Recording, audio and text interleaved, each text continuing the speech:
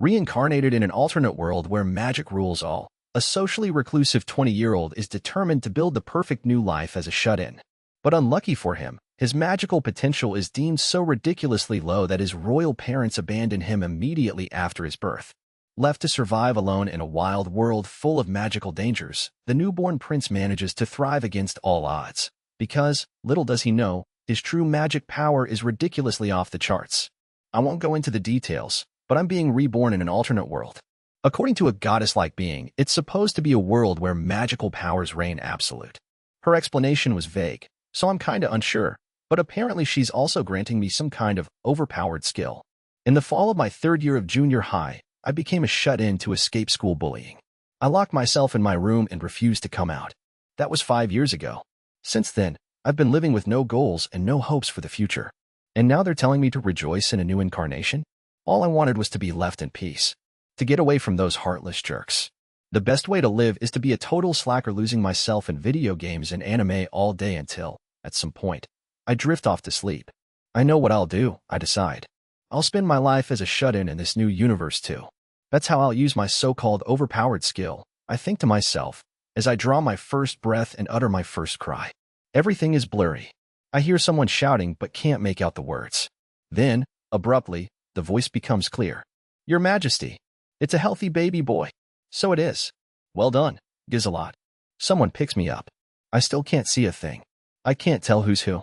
I strain to focus my eyes. Then, suddenly, my vision clears. Before me is a dapper, elegant older man. Blonde with high cheekbones, he looks like a heartthrob Hollywood actor. He's dressed up all fancy, like a king in some fantasy world anime. Mr. Handsome takes me in his arms and starts to walk around. What say you, Gizelot? He resembles us both, a beautiful boy. His hair and eyes are the same color as yours, but see here. He bears the royal insignia on the left side of his chest. He's my son, no doubt about it. Gently, he holds me up to a woman of astonishing beauty. She has black hair, dark eyes, and alabaster skin. She looks young. Her face is so perfect, it's almost disturbing. Well, wouldn't you know it? The handsome older king has a stunning young bride. Why, of course he's your son. Would you accuse me of infidelity, my lord? They're both smiling, but do I detect an undercurrent of tension? In any case, I seem to have been reborn as some kind of prince. Hopefully I'm, like, their 8th son. Then nobody will complain if I spend my life as a shut-in. I muse as the king carries me into a different room. It looks like we're entering an eerie chamber. The windows are shrouded by heavy curtains, and the shadows flicker in the glow of candelabras placed in every corner. The floor of the great room is inscribed with an enormous magic circle. In its center sits a wooden cradle. I have awaited your arrival, your majesty. The preparations are complete. An old man cloaked in black robes sneers ominously. Creepy. Very well. Proceed, the king commands. He passes me to the old man in the robes, who then places me in the cradle. The robed old man takes out a crystal ball the size of his palm. After mumbling what sounds like a spell, he suddenly bulges his eyes wide open. Again, creepy. The crystal ball emits a flash of light so intense it hurts my eyes. The ball begins to shake so violently that it almost falls out of the old man's hand. A sudden gust of wind swirls through the room even though we're indoors. What's happening? The man who is my father stammers, panicking. Eventually, the strange phenomena subside. HRMM. What have we here? The old man exclaims. Yes? What is the prince's max mana level? My father demands. They seem to be measuring my magic ability. From what the goddess-like being has told me, everyone in this world is born with magical abilities, and those abilities are determined at birth. Your max mana level is the highest level of magic you'll ever achieve in your lifetime. No matter how hard you work, there's no way to surpass it. This child is my son, and the son of Gizelot, the Flash Princess. I wouldn't be surprised if his level is 40, or even 50, considering the phenomena we just witnessed. My father is extremely excited. I've been told that the highest mana level in history was 77, an easy number to remember. That person was revered as a great sage. In general, a score of over 30 is impressive. A high mana level can even elevate your social class from peasant to nobility. However, Heir 2. What did you just say? The prince's maximum mana level seems to be a 2. Oh. On top of that, there is no element indicated. In other words, he will only be able to practice barrier magic. Again, from what the goddess-like being explained to me, people in this world are born with elements. In addition to the 4 basic elements of fire, water, earth, and wind, there's also light and darkness. If you have one or more of these elements, you can use that type of magic. You can't use magic from elements you have no affinity with. The only exception is barrier magic, but she didn't go into much detail about that. The crystal ball reads February 2nd. Nothing more. Oh, but his current mana level is already a 2. He's attained his max mana level at birth. What a precocious prince. Dripping with cold sweat, the old man tries desperately to look on the bright side. Idiot. The king roars in fury. There's nothing unusual about being born with a mana level of 2. A 2?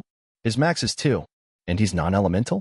You're telling me that the child of my seed, of Gizelot's womb, is an imbecile? The old man stumbles backwards, losing his footing and landing on his butt. But wait. Mija's crystal must be malfunctioning, the king argues. Yes, that must be it. Daddy's getting desperate. But I agree. Devices do malfunction. That's a thing. The goddess-like being wasn't specific about the overpowered skill she granted me. But even if it had nothing to do with my max mana level, a 2 just doesn't seem right. I mean, a 2? But your majesty, when I prepared for the ritual just moments ago, I tested the crystal ball on myself and everything seemed to be in order. Bring me another crystal ball immediately. The old man scurries out of the room on all fours. Soon, he returns with several other men dressed in robes. One of them is carrying a crystal ball the size of a basketball. They perform the ritual again. The result is the same. I can see my pop's eyes go dull. Mine are too, probably. My son, Prince Reinhardt, died in childbirth. Huh? A stillbirth. Isn't that right? My father glares at each of the men in turn. The look in his eye is terrifying. For reals? I was just reincarnated and now they're going to kill me? What about my overpowered skill? Didn't she say she gave me one? I guess not. Okay, then. Less than an hour after being reincarnated, my dream of living a new life as a superpowered shut-in has been shattered. I have no words to express my distress but with bahs and goos. Odd, though, isn't it? Mutters one of the men in robes. Why does it say 02 and not just 2? In some sort of celestial world. The goddess Y being who is responsible for the boy's reincarnation is chatting with her other goddess Y colleagues. This doesn't seem to be going well. Did you really grant him an overpowered skill? Yeah, but I forgot to give him an element, admits the goddess Y person bashfully. Isn't that bad? I'm sure he'll be fine. I kinda randomly gave him a super high max mana level. The spacey goddess did indeed kinda randomly give the boy a very high max mana level and current mana level. His mana level isn't 2. The reason the crystal ball couldn't accurately indicate his mana level is that it only displays 2 digits. His real mana level is 1002/1002. Yep, way too random. I am sneaked off to another room. There await 5 older men. One of them is my father in this world. From what I gather, his name is King Jilcordius. The other men appear to be high-ranking henchmen, but they might as well be NPCs. My decision is made. If my kingdom were to find out that my son is an utter imbecile, I'll be a laughingstock. But your majesty, if we were to forge the boy's death as a stillbirth, who among us could possibly do away with his life? It would be out of our place to. I suppose it would be problematic for a liege to execute a member of the royal family. What a bizarre sight, to lie there and watch a debate over my own execution. There was one man who begged for my life to be spared, but he got thrown out of the room just a moment ago. My father is scummy enough, but my mother goes as far as to say, to have this useless garbage for a son would be a shameful blemish in our royal records. My past life was full of jerks, but who would have thought I'd be subjected to the cruelty of man in my reincarnated life too? Humans truly are the worst. They must be rotten to the core. Still, I'm not about to sit around and patiently wait for my death or lie around. In this case, I have no emotional attachment to this world I was just born in, but I'm still afraid of death. Even if I'm peon tier weak, there must be some way for me to thrive and enjoy my life as a shut-in. In my past life, I was as fragile as glass. As fragile as paper, even. But for some reason, perhaps due to my reincarnation, I'm a lot more daring now. I'm determined to survive. So I begin to brainstorm, self-preservation my aim. I stare up at the ceiling as I ponder. To use magic, I will need mana. The amount of magic any individual can wield is determined by their current mana level. That seems to be what the grown-ups are alluding to as they discuss my circumstance. Putting the pieces together, along with some guesswork, here's what I surmise. The amount of magic a person can use is equal to their current mana level squared. For example, a mana level of 2 gives you 4 times the mana of a mana level of 1. So, hypothetically, a guy with a mana level of 1000 could use 1,000,000 times the magic of someone with a mana level of 1. Incredible. but a 4-digit mana level would be ridiculous. Based on what they measured, I'm a total peon with a mana level of 2. What's more, I can only use barrier magic because I have no elements. Miss Goddess Y, whatever you are so unreliable. Granted with bonus powers, my ass. Do your job. But whining isn't going to get me anywhere. Now that I have a better grasp on the situation, I can try a new approach. The first thing I need to do is figure out what this barrier magic is. This is going to take a while. When I think of a barrier, I picture a finite space enclosed by invisible walls. Something that you'd summon with amulets and charms. And inside that space, magical things can happen, like accessing great powers, causing an explosion, or detecting an invader. Right now, the only chance I have at survival is figuring out how to use this magic. Guess I'll give it a spin. Just then, I am rudely interrupted. A mana level of 2, you say? I doubt the boy could even conjure up a single fireball. For starters, he possesses no elements, so he can't use anything but barrier magic. Barriers make a decent assist, at best. But without any element to accompany it, it is, frankly, useless. Great. Just when I was starting to feel motivated. I'd like to give them a piece of my mind, but alas, I am but a wee baby. The most I can do is lie on my back and babble, gaga goo. Yes, and a barrier requires a fair amount of mana. The prince probably wouldn't even be able to summon a small-scale one. A transparent cube floats before my eyes. I figured I'd try making one on a whim, but that was kinda really easy, you guys. The king and his lieges don't notice. It seems to be invisible to others. I can see it faintly. Even if the prince could make a small barrier, he would only be able to maintain it for a few minutes, given his mana level. I stare intently at the transparent cube. It shows no sign of disappearing. Is this even using up mana?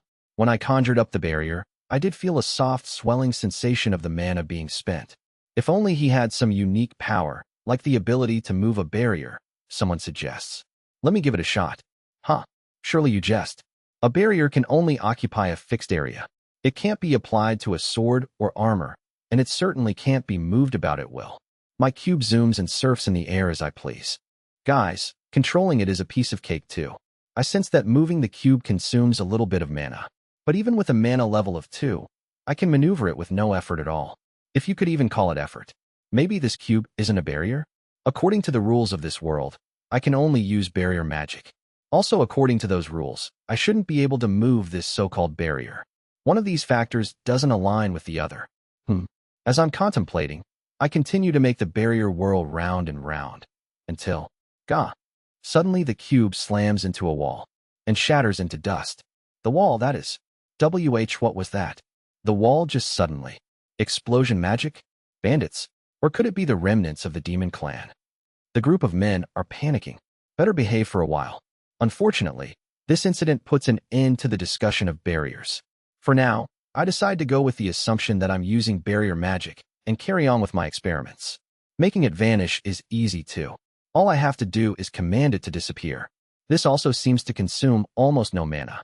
The cube could shape-shift as small as the eye of a needle, or as large as this entire room.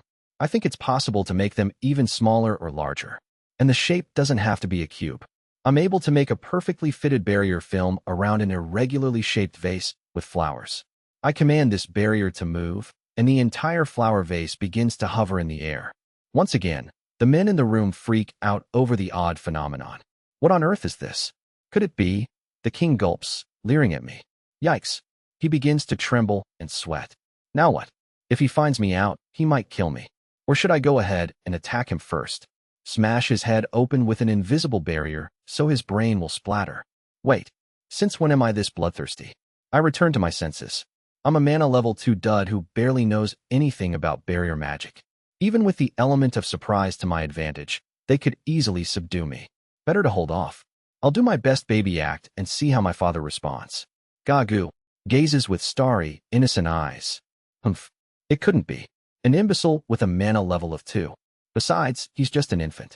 It must have been some sort of error with the giant barrier that protects the castle, he mutters, and begins barking orders at his ministers.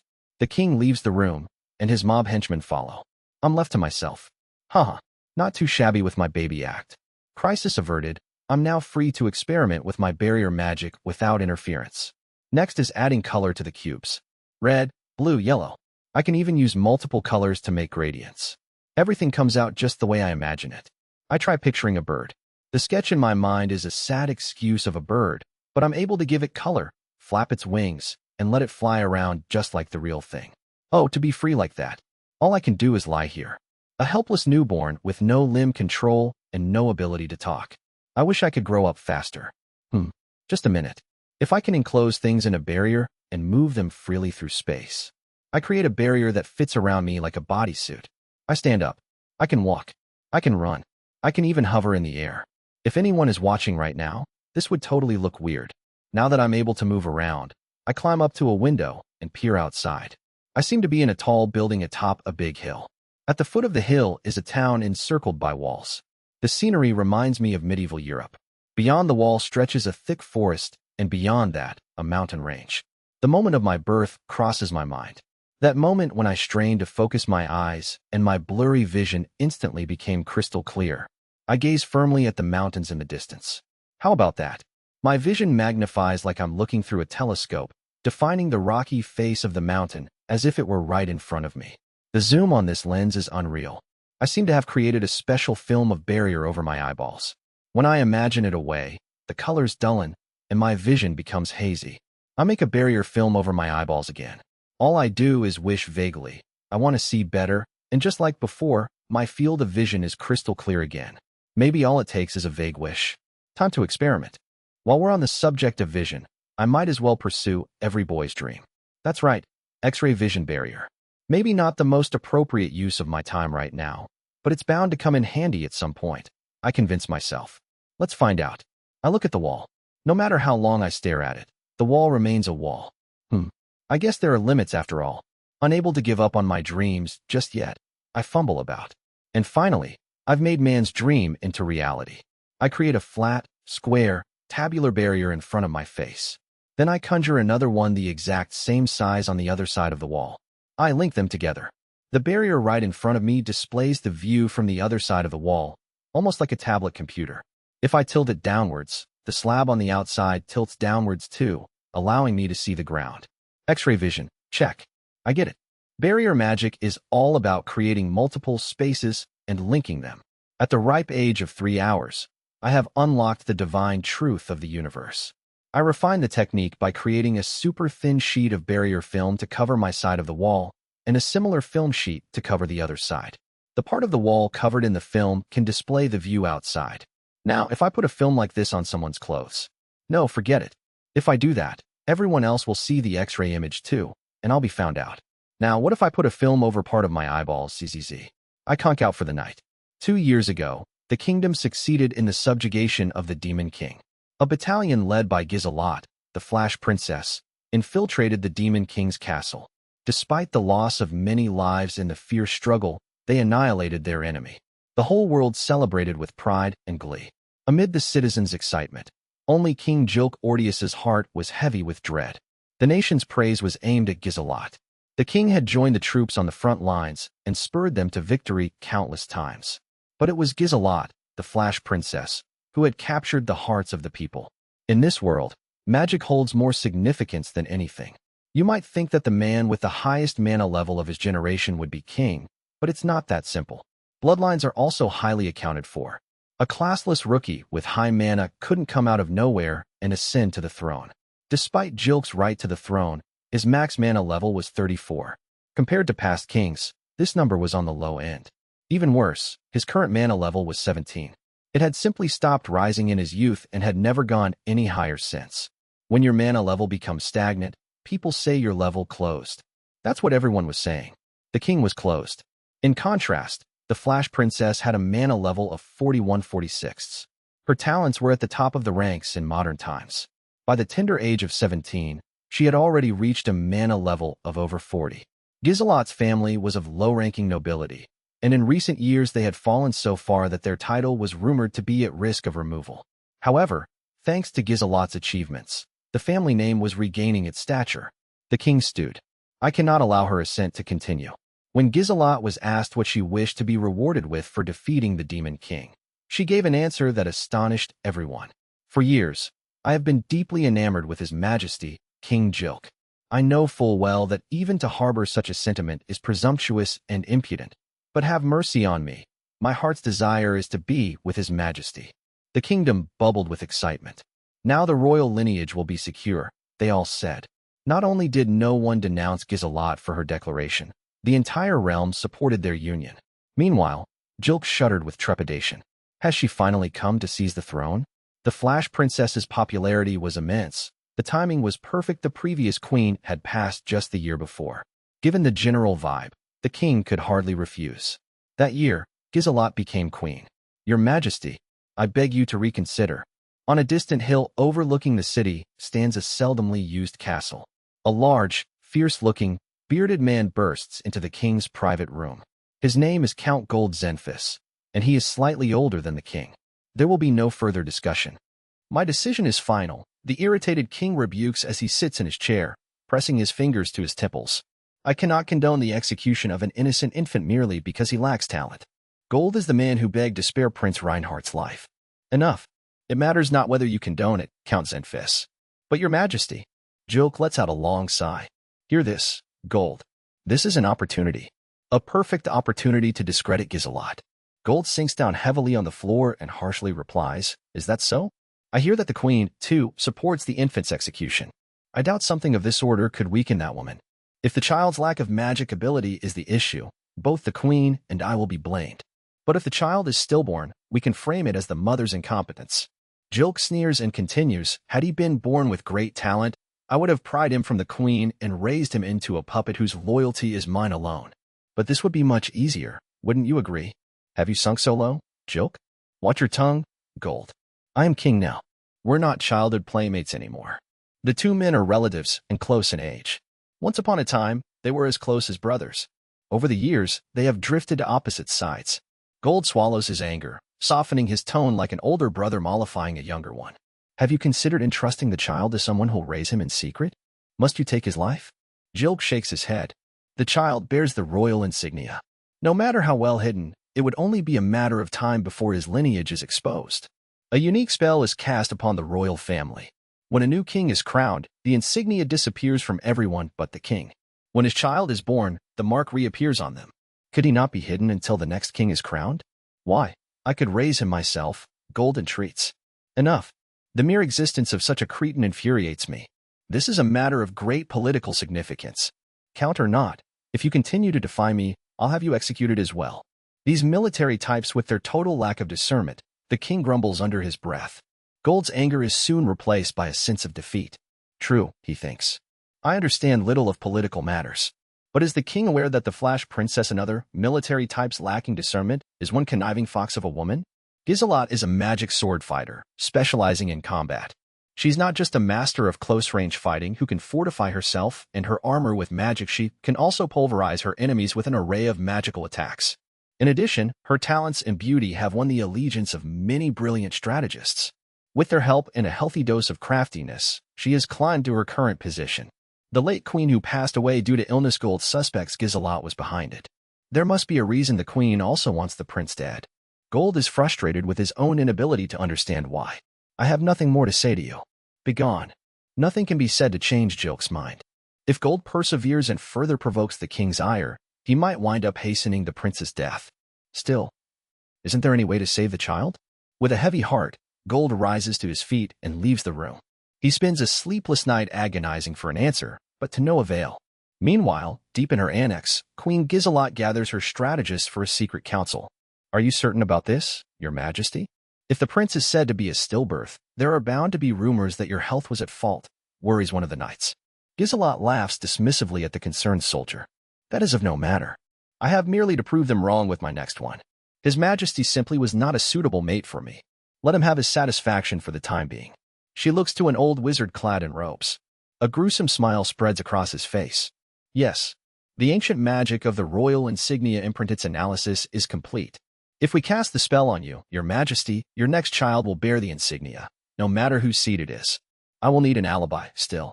The thought of having to deal with the king any further is a bit distressing." In Gizelot's eyes, the royal family is already circling the drain. Over the generations, their max mana levels have been in steady decline. She has no high regard for them other than the fact that they are the royal family. "I'll have to pick my next consort carefully. Maybe one of you could be the lucky man." She flashes them a bewitching smile, and the eyes of all the male advisors light up. Gizelot titters with pleasure at the sight of them swooning. As for the prince whose life is in peril, phew, what a relief. He hovers in the air with a look of saintly relief on his face, as if he'd just taken a huge dump. And that he had. He used barrier magic to contain the urge to go to the bathroom, wrestling with the discomfort until late at night. Diapers haven't been invented, and even if they had, he wasn't about to soil himself. With great restraint, he managed to wait for everyone to go to bed so he could bolt to the bathroom. He snuggles back into his bed and thinks. Sneaking away at night would be an option, but the idea of becoming a fugitive doesn't appeal. If they're determined to kill me, I'll just have to turn the tables on them. He still hasn't discovered any battle skills, so that would be step one. And to do that, zzz. He decides he might as well get a good night's rest. What a strange order. A soldier in light armor is grumbling as he carries me. At this moment, I realize I am swaddled from the neck down in a white blanket and have been placed in a basket. Maybe this baby is the child of a criminal, the other soldier speculates. Only I know the answer to that, of course. I wonder what they'd do if they learned I was a prince. I can say with utmost confidence they'd sell me off. Well, orders are orders. No hard feelings, kid. They must not have a prick of conscience in their minds. As soon as the two soldiers arrive at a clearing in the thick forest, they carelessly plunk the basket on the ground. This area is hellhound territory. Let's get out of here. Right. Without even glancing back, the soldiers take off and leave me. So that's it, huh? I've been abandoned. My father, the king, was unwilling to do the dirty deed himself, nor could he permit any of his henchmen to kill a prince. At last, he came to the cold-hearted decision to abandon a newborn in the woods. Hardly anyone took my side. Well, one did. That guy with the fierce-looking face seemed oddly eager to spare me. Does he have some kind of ulterior motive? At the end of the day, I don't trust people. I just can't. In my previous life and in this one, people have always been rotten to the core. Probably everyone. Even me. But it's no use wallowing in self-pity. I have no intention of being eaten by some wild animal. I'm determined to live. At least I wasn't flat-out murdered. I still have time to think of ways to fake my death before some animal comes along. Lying on my back in the clearing in the woods, I can see a patch of blue sky cutting through the foliage and white clouds wafting by. It seems I was born in the royal palace of the kingdom's capital, but I'm somewhere far away now. For starters, I should get up, just as I'm cloaking my baby skin in a barrier. Why does this forest have a fin? I hear shouting from a distance.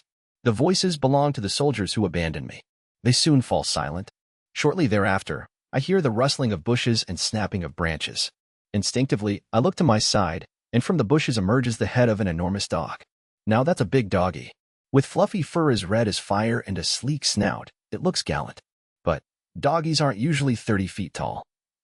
Are they? Alternate world logic, of course. This must be some kind of demon beast. Is this the hellhound the soldiers were talking about? But something tells me it's not. The unidentified giant doggy stares down at me from a distance.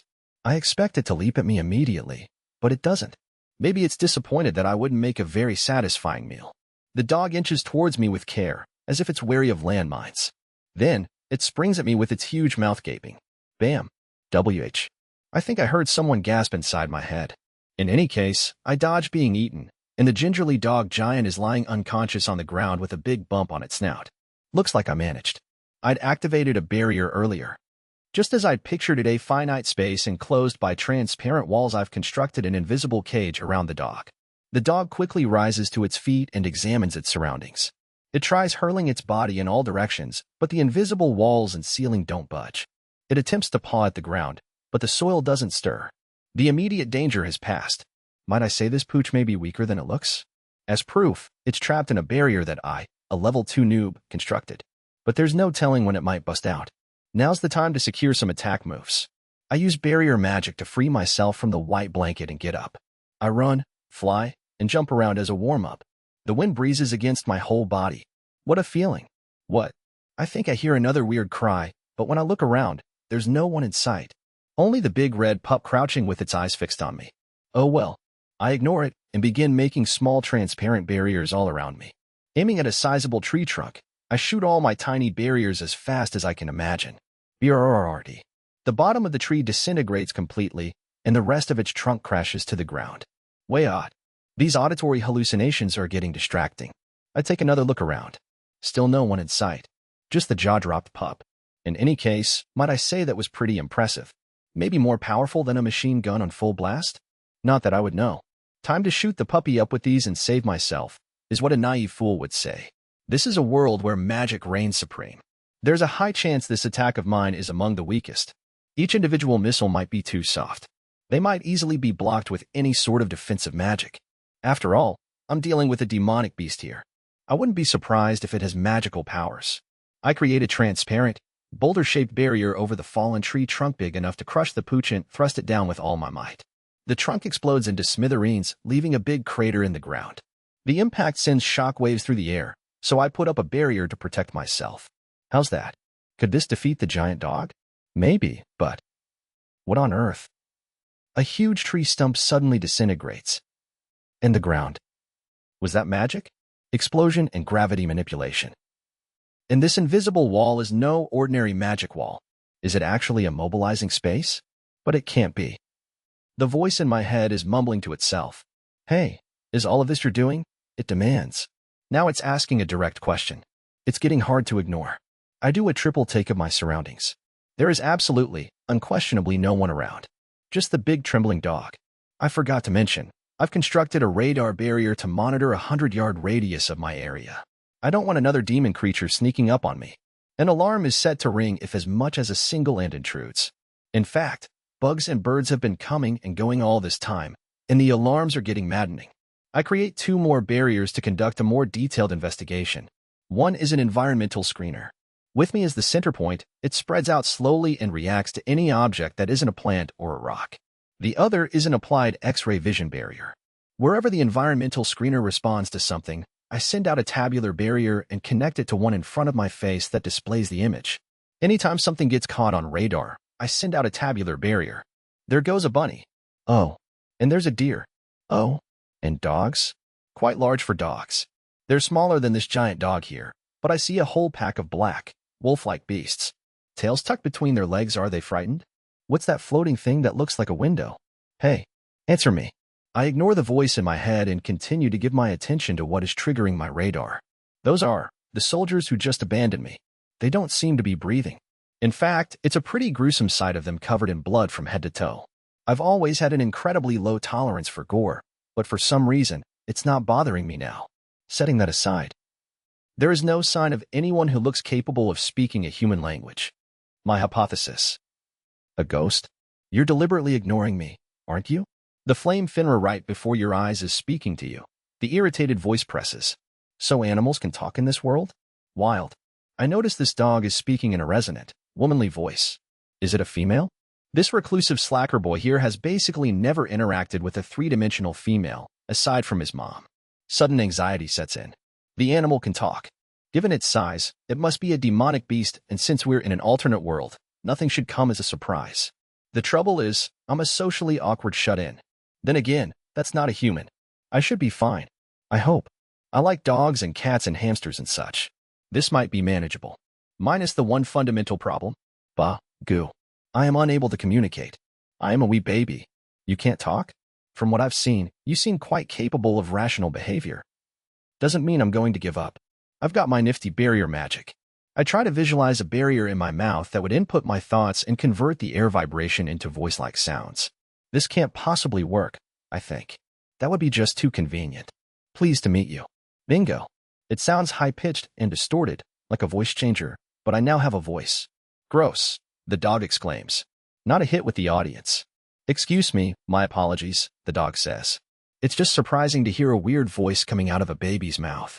Then again, I just saw you running around and flying in the air. At this point, your voice shouldn't be such a shock. The red-furred Finra bows its head. Now, if you're capable of conversation, answer me this. What? I mean, who are you? You look like a newborn human, but an introduction seems appropriate. My name is Reinhardt or something? Too long. New name. My name is Haruto. I was born a prince of this country, but was abandoned at birth due to my laughably low mana level. I abbreviate my name to make it sound Japanese. The Red Rover's eyes widen. A prince, you say? Son of the Flash Princess Gizelot and Ordeus? You do bear the royal insignia on your chest.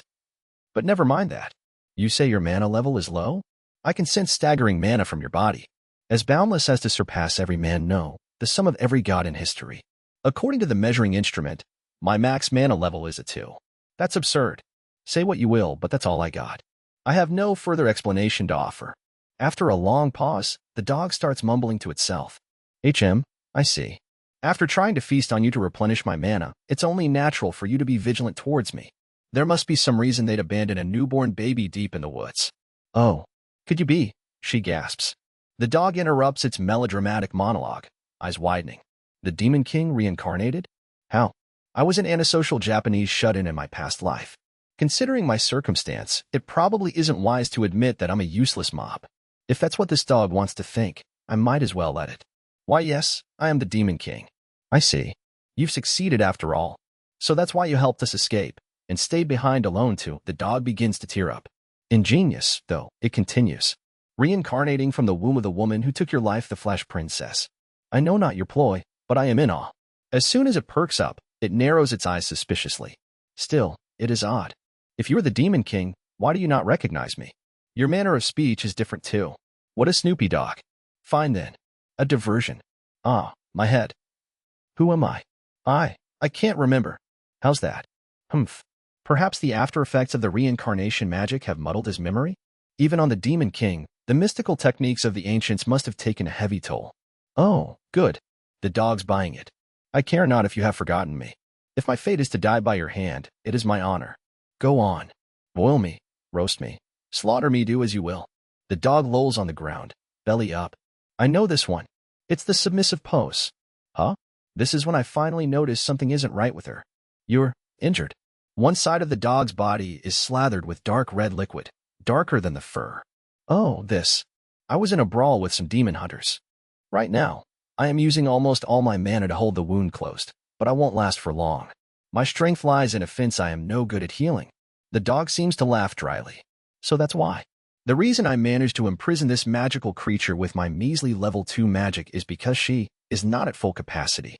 I peer at the dog's side. The gash is hidden by fur, but it sounds like it's a serious wound. I wish I could heal it. I wasn't treated kindly by humans in my previous life either, but I did find animals comforting, especially furry ones. But the moment I heal it, it could bust through the barrier and attack me. It's a demon, and demons are evil, right? But this one seems nice, based on our conversation. I don't know. I just don't know.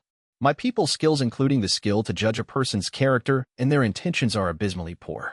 And this is a dog, for Christ's sake. Not a damn clue. But I do like fluffy creatures. After a moment of wrestling with myself, I decide to negotiate. If I heal that wound, will you let me go? Let you go? Yeah. No. I mean. Anyway, would you? It would be nice if you could promise to keep your distance from me. As Demon King, you do have healing powers. Unfortunately, I can only use barrier magic. With no medical knowledge, could I really come up with something so convenient like a healing barrier? A healing pot or something? If what I'm healing is a physical wound, maybe there is a way to work with it. The dog, still lying belly up, is contemplating. First and foremost, you're a human now. Do you trust a demon like me to keep my promise? Are demons generally liars? Some are malicious. Like the ones who betrayed you, or the Demon King, rather. But I am a proud flame finner. I would sooner die than break a promise. After seeing the dog make this declaration in a submissive pose, I start to think that maybe it can be trusted. What's this? My wound has closed. The first thing I do is take a closer look at the wound under its fur with a scanning barrier. It's pretty deep all the way down to the organs. I'm amazed this dog's still alive. Then I prepare multiple barriers to connect the severed parts, pull them tightly together, and seal it shut. But all this does is hold the wound together with a bunch of barriers. Next, I stick tape-like barriers to the outside of the severed muscles and organs, and erase the first barriers. I do this with each individual capillary too. Performing all these intricate operations simultaneously is pretty mentally exhausting. But I don't feel my mana decreasing much. It's weird, though I do feel it being consumed. Anyway, I bet there's still a better way. But this'll do for now. I make a mental note to investigate it later, in case I need it for my own injuries. Come to think of it, there's something I've been wondering about. I asked the dumbfounded dog, "What's your name?" "Never mind that. What did you just do?" She snaps. "I mean, my apologies. Given what you just did for me, I should express my gratitude first." "Thank you. Now, permit me to ask. What did you just do?" Healed you." The fact that you said it with a question mark makes me very nervous, but my wound does seem to have closed. Although this feels different from healing magic. It feels like a hassle to go into detail, so I repeat my question instead. What's your name? You really want to know, don't you? My name, huh? You ask so impetuously. You seem to have forgotten this too, but the name of each demon incarnate has special significance. You, in your human form, have no right to know. Okay. Flay it is. Wah. The dog freezes, still belly up. You don't like it? It said so itself that it's a flame finner. It would be weird to call it a dog. I figured I'd shorten its clan name. No. Flay, it giggles. It has a nice ring to it, sir. Glad it seems pleased. But why the sudden formality? Flay rolls over, lies on its belly, and utters the following. Despite capturing me, you've chosen to save my life. What's more, you have bestowed upon me a new name. A contract has been sealed. Eh? What do you mean, contract? Flay bows deeply and continues. My master, I shall devote my whole being to serve you. Even if you have no memory, you are my sworn ally and master. I failed to fulfill my allegiance to you once, but I pledge, this time, to follow through. What are you, a samurai? I since have gotten myself into something more bothersome than what I bargained for. But more importantly, right now, I'm plunging into a severely dangerous state. I'm hungry. Pardon. I need a titty. As a wee baby, I can only have breast milk. Since my birth 2 days earlier, I haven't had anything to eat. I did go to the bathroom that one time. The feeling of hunger is bearable, but obtaining nutrition is rapidly becoming a priority. The forest is plentiful with food, but I am a wee baby. Even if I blend up meat and vegetables into a gloppy soup, I could probably manage that with a barrier. I don't know if my body will be able to digest it. Breast milk, or something similar in liquid form, is my best bet, right? On the other hand, to ask for breast milk from an animal of unconfirmed gender with no way of knowing if it's currently nursing is likely a futile request. I know this master-servant relationship is just something I fell into, but I'm a crap boss for making such unreasonable demands to my subordinate. Titty. You want breast milk? Yes, I can manage that. For reals. My distorted, high-pitched voice gets even higher. I'm genuinely shocked. My wound is. Yes, it seems to be fine. For you, sir, I will do this, Flay says, as she closes her eyes. Suddenly, her gigantic form glows with light. The light swells so brightly, it dazzles my eyes. Her body begins to shrink before me and take on human form. Bright red hair, the same color as the dog's furry body, tumbles down to her waist. Atop her head are perky little doggy ears. From her but flows her fluffy red tail. A voluptuous chest. A slim waistline. Long, slender arms and legs. Well-proportioned and beautiful in every way. A stark naked, gorgeous girl is standing before me. Phew. All is in order. Transformation into human form is complete. The melodious voice that echoed in my head is now audible through my ears. But never mind that. Put on some clothes. I shout, just as I remember that I'm naked as well. An animal wouldn't be an issue, but this is a human being, not to mention a young woman. I may be a baby, but I have some decorum. I cross my legs and arms to hide my crotch and chest. It's only natural to conceal my privates, of course, but in my past life, I was embarrassed by the fact that there were several long hairs growing from each of my nipples. My reaction is a relic from that memory. In this life, the hair on my head is peach fuzz, and from the neck down I'm as smooth as an egg. Please forgive me for sullying your eyes. However, this body is based on the characteristics of my original form, so I'm afraid I cannot alter it. It will take some time before I can return to my original form. I am terribly sorry. No, that's not what I mean. It's just that I don't know where to look, so here, I create a barrier based on her silhouette and give it color. It's the first thing that came to mind, but basically, it's a women's rider suit. That's surprisingly more erotic. The fact that I made it black makes her look like a sexy female raider. Apologies again. I am terribly sorry. You have been so kind as to present me with a garment, and I am not pulling it off. No, that's not the problem. Never mind. It's hard to explain.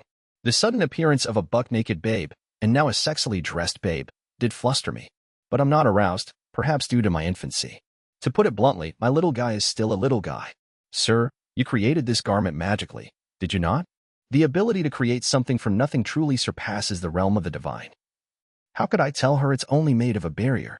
What would Flay think if she learned I'm non-elemental and only possess barrier magic? Why, you useless noob. How dare you trick me? She'd probably berate me and devour me whole, head first. Yep, I better keep my mouth shut. But I want to know more about what barrier magic is. Time to fact-check what I overheard from the king's henchmen at the castle. May I ask you a question, Miss Flay? Oh, my master. There is no need for you to address me with such deference. We should make our master-servant relationship clear. From now on, I will call you Sir Haruto. Please just call me Flay, and order me to do as you wish. She takes a knee and bows her head submissively. That could get to my head, you know? I'm practicing my barrier magic, but I still don't really know what it is. Barrier magic? Sir Haruto, why would you bother with something so basic when you already command such high-level magic? Why not focus on greater heights, since fire magic is my specialty? No. Barrier magic, please. Right now, I'm not looking to learn anything else. Ah, very well. Ahem. For some reason, Flay sits on the ground Japanese style and begins to explain. Barrier magic is a means of establishing your territory. By creating a barrier, you form an environment that is advantageous to your offense/defense moves, or one that is disadvantageous to the enemy. You don't need an element to use it, right? You wish to use barrier magic without the confines of an element? I see. Flay begins to explain, using herself as an example. She specializes in offensive fire magic. If she uses it within a fire-designated barrier, it amplifies the power of fire magic. On the other hand, within a water-designated barrier, her fire magic loses power. Interesting. That sounds useful. But it's probably pointless info for me, since I'm non-elemental. Actually, it is not very versatile. Really? It's really just supplementary. Another major disadvantage is that once a barrier is established, it is anchored in place and cannot be moved. Huh? I can move them fine. Just to show off, I create a colorful barrier and send it flying around. Flay stares, stunned. It is indeed moving. On its own, with nothing inside. I beg your pardon, but is that even a barrier? I make 20 more of them and play around for funsies. Sir Haruto, please don't overdo it. When you create multiple barriers, the amount of mana it takes just to maintain them increases dramatically. The toll on the brain is tremendous, but it doesn't consume any mana to maintain them, I reply. Once again, Flay looks dumbfounded. It does consume a little bit to move them around, but it doesn't feel like a heavy toll. I'll admit that sticking together a bunch of individual cells was tiresome. Like I said before, barriers cannot be moved around. Flay murmurs. She seems disappointed in me. Are those really barriers? But creation magic is a lost art. To put it bluntly, Sir Haruto, your barrier magic defies common sense. Of course, barrier magic can be used regardless of elements. And because it's so basic, no one ever gives it much consideration, but... Judging by her short-circuit reaction, I suspect my barrier magic is an oddity. Which means no matter how many questions I pepper Flay with, she won't have the answers. Changing the subject. By the way, can I get that tita now? I want to fill my stomach while I can. Oh, yes. Of course. Air. How do I remove this garment? There should be a tab up at the neck. Just pull that down. This? Very well. Beg pardon. Flay pulls the zipper all the way down to her belly button and wiggles out of the suit. Is that really necessary? Why are you buck naked again? Just your chest. Just your chest is enough. I am aware this totally sounds like sexual harassment. Surely you jest, Sir Haruto. We cannot perform the act with only my chest exposed. The act? Flay sits upright, fully nude, and with a big smug grin on her face, utters the most absurd proposition. The act of procreation, of course. I am not well versed in human mechanisms, but the mother's body must be impregnated to discharge breast milk, correct? Please, go ahead and sow your seed in me. Oh, I get it.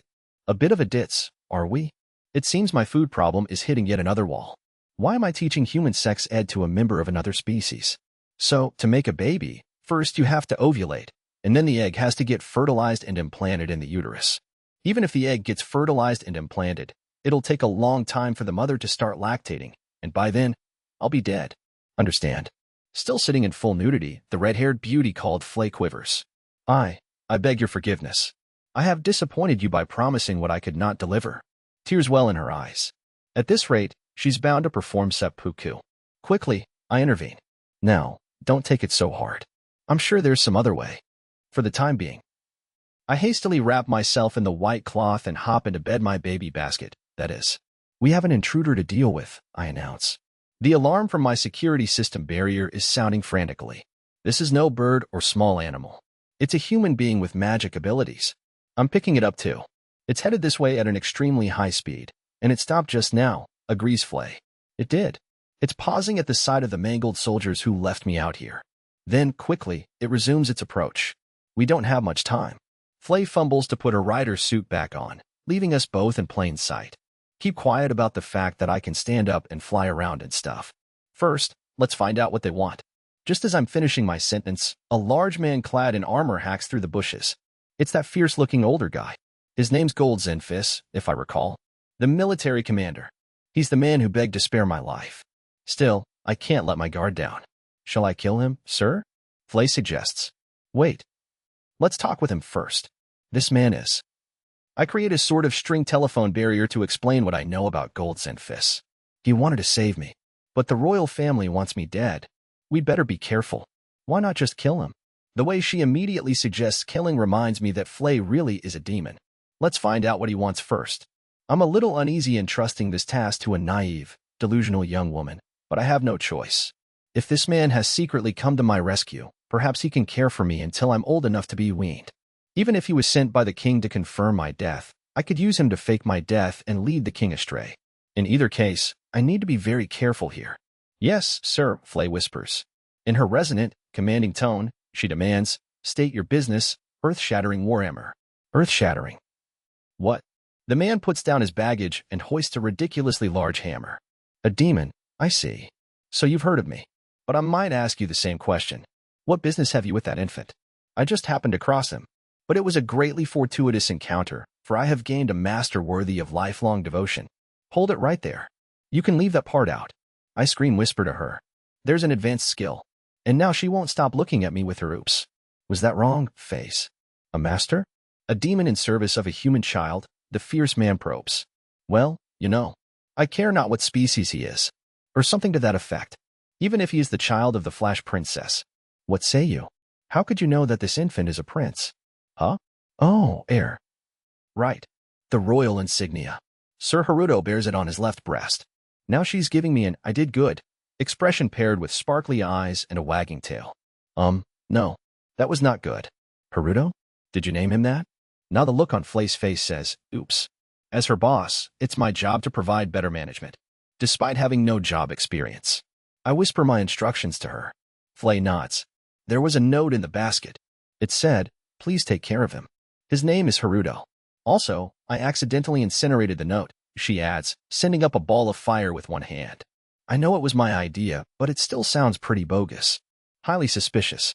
Even if the soldiers disobeyed their orders out of mercy for the child, it is peculiar that his name sounds like a portion of the prince's real name. Or could it have been Princess Marianne? No. It couldn't be. She's only 2. Although, she is advanced for her age. What's this? The bearded man is starting to waver. Now's our chance to seize control of the situation. Enough of your questions. Now you answer mine. What business has the earth-shattering warhammer this deep in the woods? I have come for the infant. And I refuse. You hush now, I tell her gently. I know not what a demon like you could want with that child. I have no intention of harming him. I wish only to save a life imperiled by human machinations, says the large man. Flay remains quiet, as per my instructions. But this is the time to ask why, so I instruct her to do so. In defiance of the king? To what end? My wife was once with child, but the child lived not to draw its first breath. This infant here may lack in magical abilities, but still, he has been blessed with life. A life to be filled with joy. I act on behalf of my own selfishness. I don't trust people. I just can't. But what is it about this guy? Something tells me I can trust him. Still, in my past life, every time I had faith in someone and put myself out there, I've been betrayed. A rush of coldness paralyzes my emotions. In my previous life, all I did was cower in fear and hide away in darkness. Ah, damn.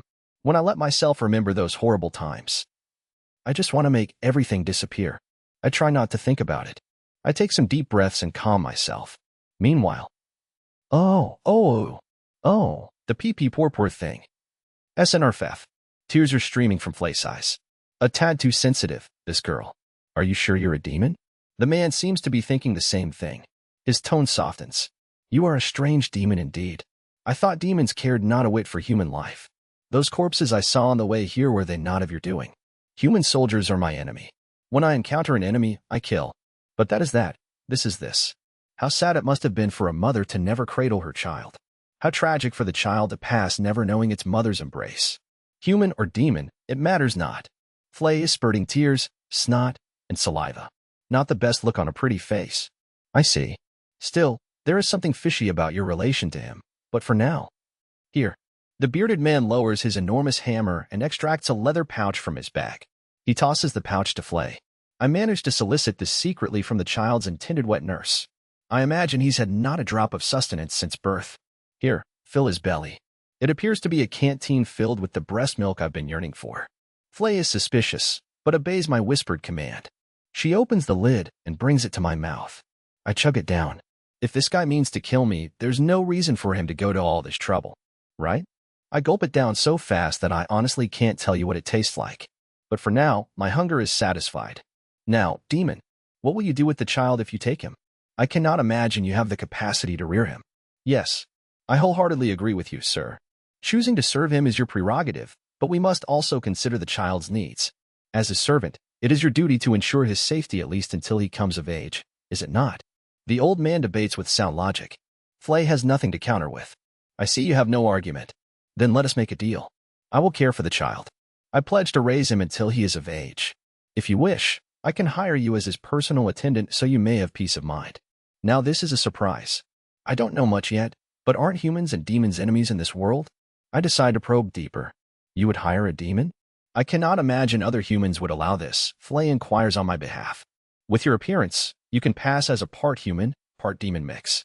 In fact, are you not? I am a pure-blooded flame finner. I make her respond with the straight truth. Now what's his move? My word. You must be a mighty one, then. No wonder the hellhounds have kept their distance. Back to topic. Nobody will know that you are a pure-blooded demon if I keep my mouth shut and you play along. What say you? I know not why you would trust me. Thus, I cannot trust you. I do not trust you either. One false move, and I'll crush your skull with this hammer. Ha! Bold words, human. If I deem you as a threat to my master, I will bite off your head and show no mercy. For now, I will not probe why you serve this infant. Do we have a deal? That information seems like it should be crucial, but does that mean he cares more about keeping me alive? I don't know, but... Very well. I entrust Sir Haruto to your care, and I will accompany him for protection. The bearded man nods slightly and mounts his hammer onto his back. He opens his bag and extracts a white cloth. After tearing the cloth up, he cuts his own arm with his knife, then wipes the blood with the cloth. I need you to destroy the prince's basket, he instructs.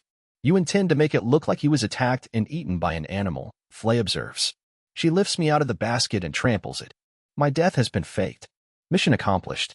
And I've, probably, secured the means to survive my babyhood. Phew, I'm exhausted. Thanks to Flay acting as the middleman, my severely socially awkward but managed to pull through. I'm going to call that a job well done. And thus, with Gold Zenfis as my guardian, I survived the first 9 years of my life. Bonus interlude. My observation log of a dog-eared maid 1. This is my logbook on a half-savage, half-airhead, dog-eared maid. Honestly, I was worried whether a she-demon with a tendency to draw wildly off-base conclusions could hack it in human society. I am secretly keeping this journal to record my observations. What say you of this garment? Flay appears before me, proudly puffing out her chest. She looks like a classic maid, sporting the traditional long skirt. I'm slurping milk from the breast of my young wet nurse. It's kind of embarrassing, but necessary if I want to live. When breakfast is over and the wet nurse has left, I tell Flay, I like it. It suits you. I still can't talk, so I speak through my weird voice simulator. If it pleases you, Sir Haruto, it pleases me. Now that I'm in my new battle armor, I may swiftly defend this castle from peril. Just who exactly are you going to war with? I shall fight stubborn dirt and dust in hard-to-reach places, of course. Okay, so at least she understands her job. Gold Zenfis has employed her as my personal servant. However, Flay, who poses as a part demon, frightens everyone around whenever she wanders the castle. After all, until just recently, demons and humans were at war. For that reason, Gold staves off suspicion by claiming, she has scant powers, so I hired her as a maid. To make the story more convincing, he has her performing maid's work just in case. Try not to cause trouble, okay? Fear not, Sir Haruto. Until you have grown, I will bear whatever insults are directed at me. Gosh, I feel kind of bad. With that, Flay briskly leaves the room. I'm still pretty worried, so I secretly observe her. Die scum and filth. With tremendous strength, Flay attacks the floor with a wet mop. Scrub, scrub, scrub. She splinters the floorboards. Humph. What a puny floor. No sign of remorse. Next, she sets to work cleaning the stone wall with the other maids, scrubbing it with a brush. This seems to be going well at first, but Miss Flay? The bristles of your brush are getting shorter and shorter. Her aggressive scrubbing quickly wears the bristles down to nothing. Humph. I am not a master of subtlety in human form, she concludes. Human form or not, she's never a master of subtlety, I think to myself. Hiya. Take that. Grind that sullies the stone wall. Flay reveals a savage set of claws from her fingers and carves grooves into the stone. Everyone else recoils in horror. The other maids soon grow wary of Flay. Even the castle guards begin to keep her under close watch. At this rate, can she really adapt? I worry endlessly. It's break time. The maids are having tea in a back room. At first, the vibe is as somber as a wake. But the maids are determined to break the silence. Still cautious around Flay, they begin to chat hesitantly, one by one. So, begins one of the maids. My boyfriend promised we'd get married after his next battle. But when his parents objected, he totally caved. And now he's kept me waiting for 2 years. Humph. A man who can't keep his word? Sever it, his head, advises Flay. I suppose so. I guess I should sever it. Our ties. Looks like the ball is rolling. Their conversations probably aren't meshing, so I added some footnotes. I think I've got it right. Soon, the other maids start coming to Flay for advice. I think my husband's cheating on me. My mother-in-law is mean to me. The geezer next door snores so loudly. Flay's advice is always the same. Sever them. You have a point. Standing my ground and giving them an ultimatum to sever ties is clearly what I should be doing, the maids all conclude. And that is the story of how Flay became their trusted counselor. Fast forward. I managed to survive the first 9 years of my life. Not that I can take credit. I'm basically just a parasite in someone else's home. The man who took me in is Count Gold Zenfis. He's related to the king who abandoned me, which would also make him my blood relative in this world. Even so, raising me is a direct violation of the king's orders. If the king were to find out, we'd both face the death sentence. In spite of that, Zenfis chose to save me. He's a very good person. For the first 2 years of my life, Gold, my dad, and his wife, my mom, raised me in secrecy, deep in their castle. The shut-in life I always dreamed of. I was satisfied with my lifestyle, but my dad lamented that it wasn't fair to keep me hidden away like this. I accepted that it was time for me to let go of the shut-in life. Only temporarily, that is. I intended this to be a sort of preparatory period to lay the groundwork for my future cushy shut-in life. I created a thin, skin-colored barrier to hide my royal insignia. I named this move the Photoshop texture. I let my parents believe it's Flay's magic. Soon after, my dad officially adopted me. He made up a story about rescuing me from a village that had been ravaged by bandits. So begins the life of Haruto Zenfis, son of the Count, born a prince and abandoned in the woods, only to rise again to aristocracy. Not that I can take credit for any of it. I do have one hang-up. My original plan was to leave as soon as I was weaned, but I kept postponing it and letting my adoptive family take care of me. It was just that my dad and the others have been so kind to me. Before I knew it, I'd lived at the Count's home for 9 years. Spring mornings are still chilly in the Count's region, which is located north of the kingdom. But I've encapsulated my room in a barrier that keeps it nice and toasty. I can hear the soft chirping of birds. Not from outside, from a box-shaped barrier I've created to serve as an alarm clock. I erase it and sit up. As I get out of bed, I notice a figure in the room. Standing there is a dark-haired boy with very fine features, which he probably inherited from his parents. He seems totally lifeless as he stares into the void. Oh, it's just me. The boy is a perfect reproduction of me. I made him from a barrier. As part of my shut-in preparation, I'd been working on a secret experiment to create a body double in case of future public appearances. Unfortunately, good morning. No reply. He's not dead, but he doesn't respond or react. Too bad. His appearance and texture are perfect. I poke his face with my finger. It has a nice spring to it. I'd like it if he was done already, but how the heck do I make an AI? I can control his motions remotely, and I can make him talk by transmitting my speech to him. But he's still very far from natural expressions and mannerisms. 9 years. I've spent 9 years polishing my barrier skills, setting aside the question of whether they're actually barriers or not. There's a lot I can do now, and still a lot I don't know. Since my near-death experience shortly after my rebirth, things have been going pretty well. All I have to do now is figure out how to become a shut-in again. But I do have some concerns. Whoops. Look at the time. Quickly, I get dressed. For the most part, I stay in my room. After all, that's what a shut-in does. But I do have to leave it 3 times each day. This is one of those times. The others are lunch and dinner. Mealtimes, as you'd call them. In this world too, meals are thrice a day. My dad's house rule is that we all eat together as a family. Even when my dad is away doing his military work, the rest of us are to follow his rule. Reluctantly, I step out of my room. As I'm pattering down the hallway. Oh, good morning, Haruto. A beautiful woman awaits me outside the dining room, wearing a bright smile. She has long, shimmering blonde hair, and there is an air of refined gentleness in her posture. Paired with her ample bosom, she gives off a sweet, comforting aura. Good morning, Mom. Her name is Natalia Zenfis.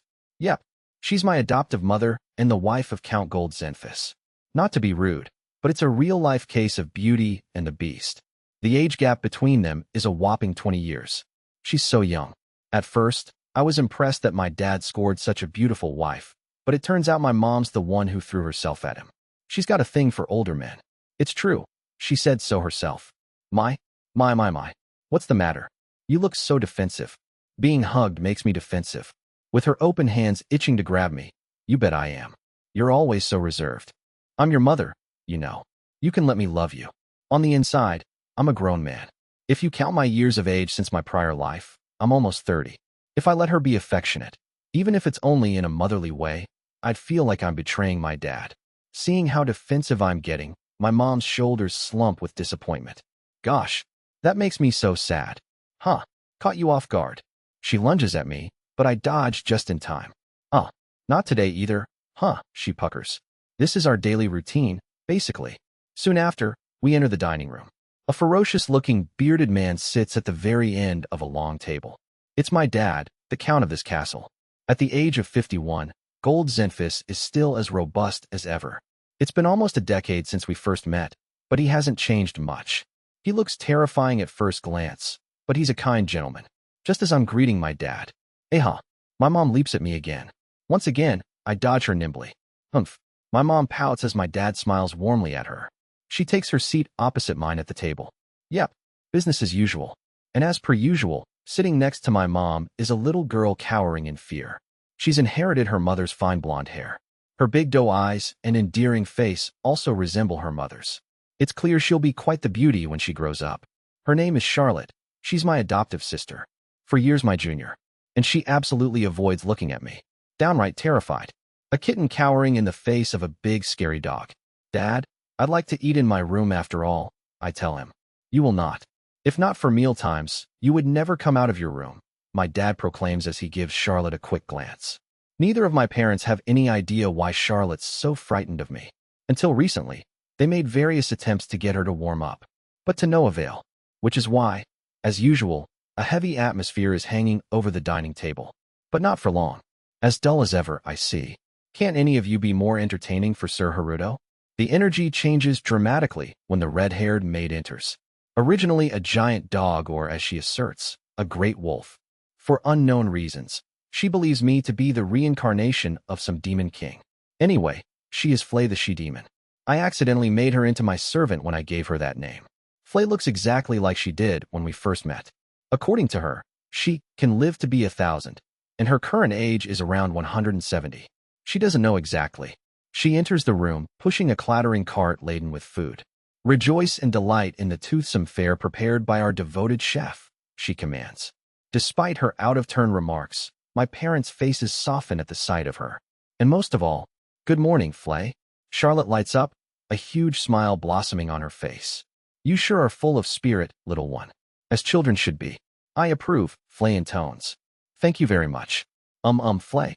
Would you please play with me again today? Charlotte begs. I decline. My duty is to serve Sir Haruto. Please play with her, Flay. I interject quickly. Very well. I have been granted permission. I may do my master the favor of playing with you. But the parent's permission is also necessary before nannying a child. Gold and Natalia, what say you? For an employee, she really has a cocky tone with her bosses. Please do, my dad replies. Yes, please, my mom affirms. Charlotte joyfully throws both hands into the air. I look on, smiling, but as soon as Charlotte's eyes meet mine, she flinches and looks away. Ouch! After I finish eating, I head back towards my room, but my mom stops me. Before she can say anything, I cut her off. It doesn't bother me. That's not true. Then again, perhaps it is.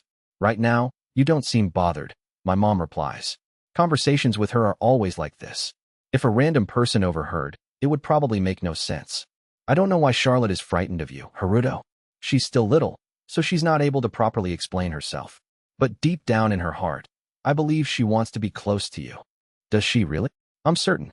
She's quite friendly with Flay, and Flay's a demon, my mom reassures me. Or maybe she just likes furry animals. In that sense, I guess we're alike. My mom furrows her brow as she comes towards me. She doesn't leap at me or tackle me this time. Instead, she simply envelopes me in a soft embrace. You won't go, will you? She entreats. The question comes out of nowhere, but I know what she means. Not for now, I tell her. With a little sigh, my mom lets me loose. I don't care what anyone says. You're my child. I love you just as much as Charlotte. Thank you, I tell her. It hurts that I can't say, me too. I guess I'm just a cold-hearted guy. I return to my room and fall back on the bed. Staring at the ceiling, I begin to ponder. I never intended to stay this long. I figured I'd leave as soon as I was weaned. My dad and mom, the people in the castle they were also kind to me. Before I knew it, 9 years went by. But maybe my time has come. The Count's heir will be either Charlotte or the man she marries. Rather than find out why my sister is afraid of me, relieving her of those fears as soon as possible seems like the best thing I can do for her. Still, though, I make a tabular barrier in front of my eyes. I can see the image from the other barrier I've connected it to. Haha. Slowpoke. You're too slow, child, Flay teases. Do you really think you'll catch me at that speed? Wait up. I will, Flay. I have not given up yet, Charlotte squeals. The red-haired maid and the little girl are playing tag. Charlotte runs like the wind, closing in on Flay. But Flay slips away, evading the girl effortlessly. Hang on. Charlotte's movements seem way too fast. That's no speed for a 5-year-old. If I play tag with her, I'm sure to lose. The people of this world have astonishing physical abilities. Sometimes, I gaze outside through my barrier to pass the time. All the soldiers move more skillfully than top-tier athletes. A 10-foot leap is nothing new in this world. The stuff of fantasy abounds. Setting that aside, I see my mom watching from the sidelines, smiling. They all seem truly happy together. If I were to leave, Flay would certainly follow me. Even if I commanded her to stay, she'd probably say, if I can no longer serve you, sir, my life is of no value, and perform seppuku or something. And if Flay leaves, Charlotte will be heartbroken. Maybe she'll resent me more than ever. What do I do? There's no easy answer. Every day at this hour, I agonize over the same questions. Well, at least for now, I only have to see her at mealtimes. What will be, will be. I continue experimenting on my barrier magic so that one day, I'll be able to realize my fantasy life as a shut-in. One sunny day, my dad calls me into his office, which is unusual for him. I enter his room. There's a set of reception furniture, a wall lined with bookshelves, and an office desk. My dad is sitting behind his desk, facing me. There you are. Come with me. With that, my dad exits the room. I don't know what's going on, but I follow. Striding swiftly, my dad leads me outside. I squint at the glaring sunlight. Much too bright for a shut-in. We're in the castle's courtyard. Charlotte is usually seen playing out here, but right now, she's nowhere to be found. Instead, I see a young soldier holding 2 swords. Only one of them is wooden. When my dad takes the swords, the young soldier leaves. From the way he cheerily says, "Good luck, young master," as he exits, I know this can't be good. Haruto, starting today, I intend to teach you swordsmanship, my dad tells me. I knew it. Don't give me that sour look. My dad's expression is just as sour. Outdoor physical exercise is basically a recluse's worst nightmare. I would like to firmly decline. Your mana level is extremely low. Thus far, we haven't publicized that you are non-elemental. Given that you are unlikely to attain status through magic, it is essential that we cultivate your abilities in another area, my dad explains. But does it have to be sword fighting? Is there something else you want to pursue? My dad offers. Well, I'd rather be a shut, cough cough. Magic researcher. Why the question mark? A researcher, huh? I was worried about you being holed up in your room doing God knows what, but it seems you've actually given this some thought. My dad looks pleased. But you will have difficulty as a researcher without magical powers of your own. Barrier magic isn't good for much without an element. What field are you majoring in? Ancient magic. My dad's eyes widen in surprise. In addition to the contemporary magic people in this world use today, there's also ancient magic, the lost magical arts of the mythical ages. There's no one who practices it, so researchers in that field are rare. I figure that if I feign an interest in this obscure, hazy field, it would both sound impressive and allow me to evade further questioning. I understand. So you see an opportunity in that field. Forgive me, my dad says. I misjudged you. I see now that you've been giving proper consideration to your future. A supportive reaction, to my surprise. Maybe now I can escape sword fight training. Still, there's no reason not to try out your talent for the sword. Let us find out. Come at me. My dad tosses me the real sword and brandishes the wooden one himself. Looks like I'm not getting out of this. But even a wooden sword is a blunt weapon. I don't like pain. I have no choice. I shield myself with a barrier. I know he'll go easy on me, but I'm still up against a veteran soldier known as the earth-shattering Warhammer. There's no way I could score a single point against him. I make the barrier as impervious as I can. Now all I have to do is pilot it so as to cover for my pathetic physical abilities. I basically make a puppet of myself. An exoskeleton power suit, if you will. Whenever you're ready, my dad says. We stand face to face, 30 feet apart. I bolt into him and swing my sword down with all my might. Wah! My dad dodges with ease. As you'd expect, my sword misses its target and hits the ground. Wham! Clang! The ground gouges and my sword breaks. Shoot! I forgot to protect the sword with a barrier. It's a training sword, so hopefully my dad won't be mad. Timidly, I look up at him. What did you just do? He demands. Huh? What did I just do? I attacked him like he told me to. He's upset that I broke his sword, isn't he? After staring at me for a moment, he commands. I will stop short, but I still want you to dodge. His eyes gleam as he leaps at me in a single bound. Terrified, I fly into the air. I sweep over my dad's head and land silently. Whirling around, I clench my broken sword. For some reason, my dad is gaping at me in astonishment. Is something wrong? I ask. Did you just fly? You did instruct me to dodge. You read my attack? He inquires. No, I just knew you were going to come at me. So the moment you moved, I jumped out of the way. I explain. So you did read my movement. Why does he look so intense? Did I screw up somehow? Haruto, so you can use magic? It's not a question. More like he's reconfirming. Come to think of it, everyone is under the assumption that I have little to no magic abilities. But if I tell him it's barrier magic, I don't know if he'll believe me. From what I understand, my barrier magic is different than normal. I freeze, unable to answer. Your movements are beyond those of a child. Beyond those of a master swordsman, in fact. Except for those who use self-enhancing magic, he says. Oh, is that how it works? So the crazy athletic soldiers in this world are enhancing themselves with magic? Does that mean Charlotte is too? Moreover, you could only have evaded my attack with flight magic. Equivalent to rank B. A highly sophisticated magic, requiring a mana level of at least 30. Flying felt pretty easy to me. But come to think of it, I've never seen anyone else flying around. You are non-elemental. There is little potential for self-enhancement with just barrier magic.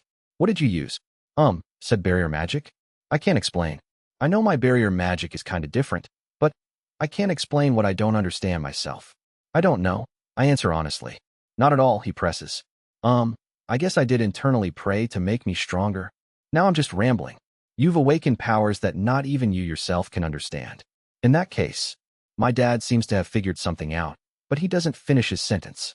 Come on, that intense stare is only making me nervous. Very well. I suppose you must have that kind of talent. What kind? Now, let us continue our training, he says. What? There's more. Your physical technique is that of an amateur. With improvement, you could be a first-class swordsman. Once again, I openly grimace at his suggestion. Why, without a doubt you will surpass me in no time, my dad proclaims. I find that hard to believe. After all, this guy was on the unit that defeated the Demon King. But my dad's all about it. He enthusiastically keeps me hostage until sundown. Later that evening, Gold is handling paperwork at his desk. Sitting on the sofa is his wife, Natalia. When Gold sighs, she breaks the silence. You've been busy lately. There have been a lot of bandit attacks, he explains. That again, Natalia says. Yet just last week you subdued an attack. Unless we annihilate them completely, the bandits will quickly find new members and regain their strength. It seems they are formed by degenerate Imperial soldiers. The bandits who escaped from us are quickly recruiting others of their kind. The Count's territory shares a border with the Empire up north. After the Demon King's defeat, the Empire rapidly grew in power, becoming the most potent threat to the kingdom.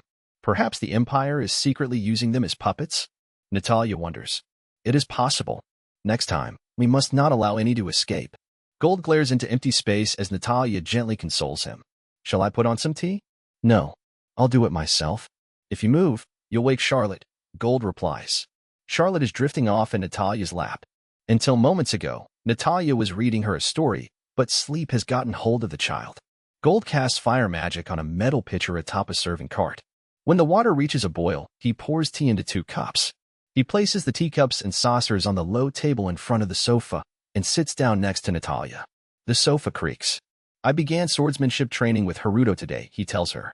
My, how cheeky of you to keep it from me all this time. How did it go? Natalia gazes down at the wavering liquid in low light. The next words out of her husband's mouth paralyze her. He may be a returned demon. Darling, how could you?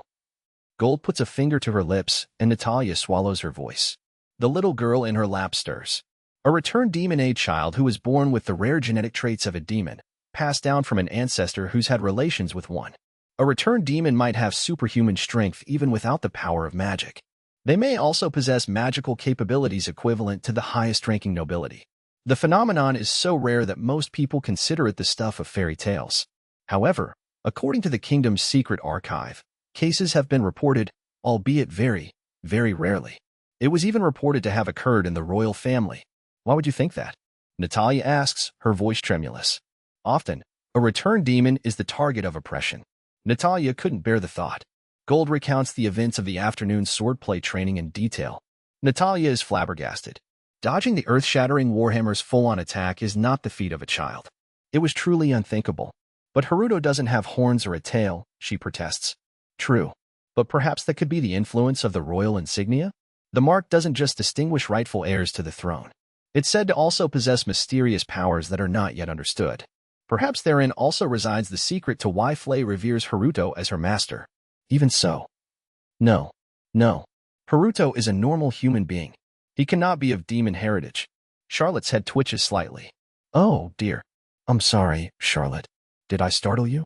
Charlotte rubs her eyes. Her breath grows long and deep once again.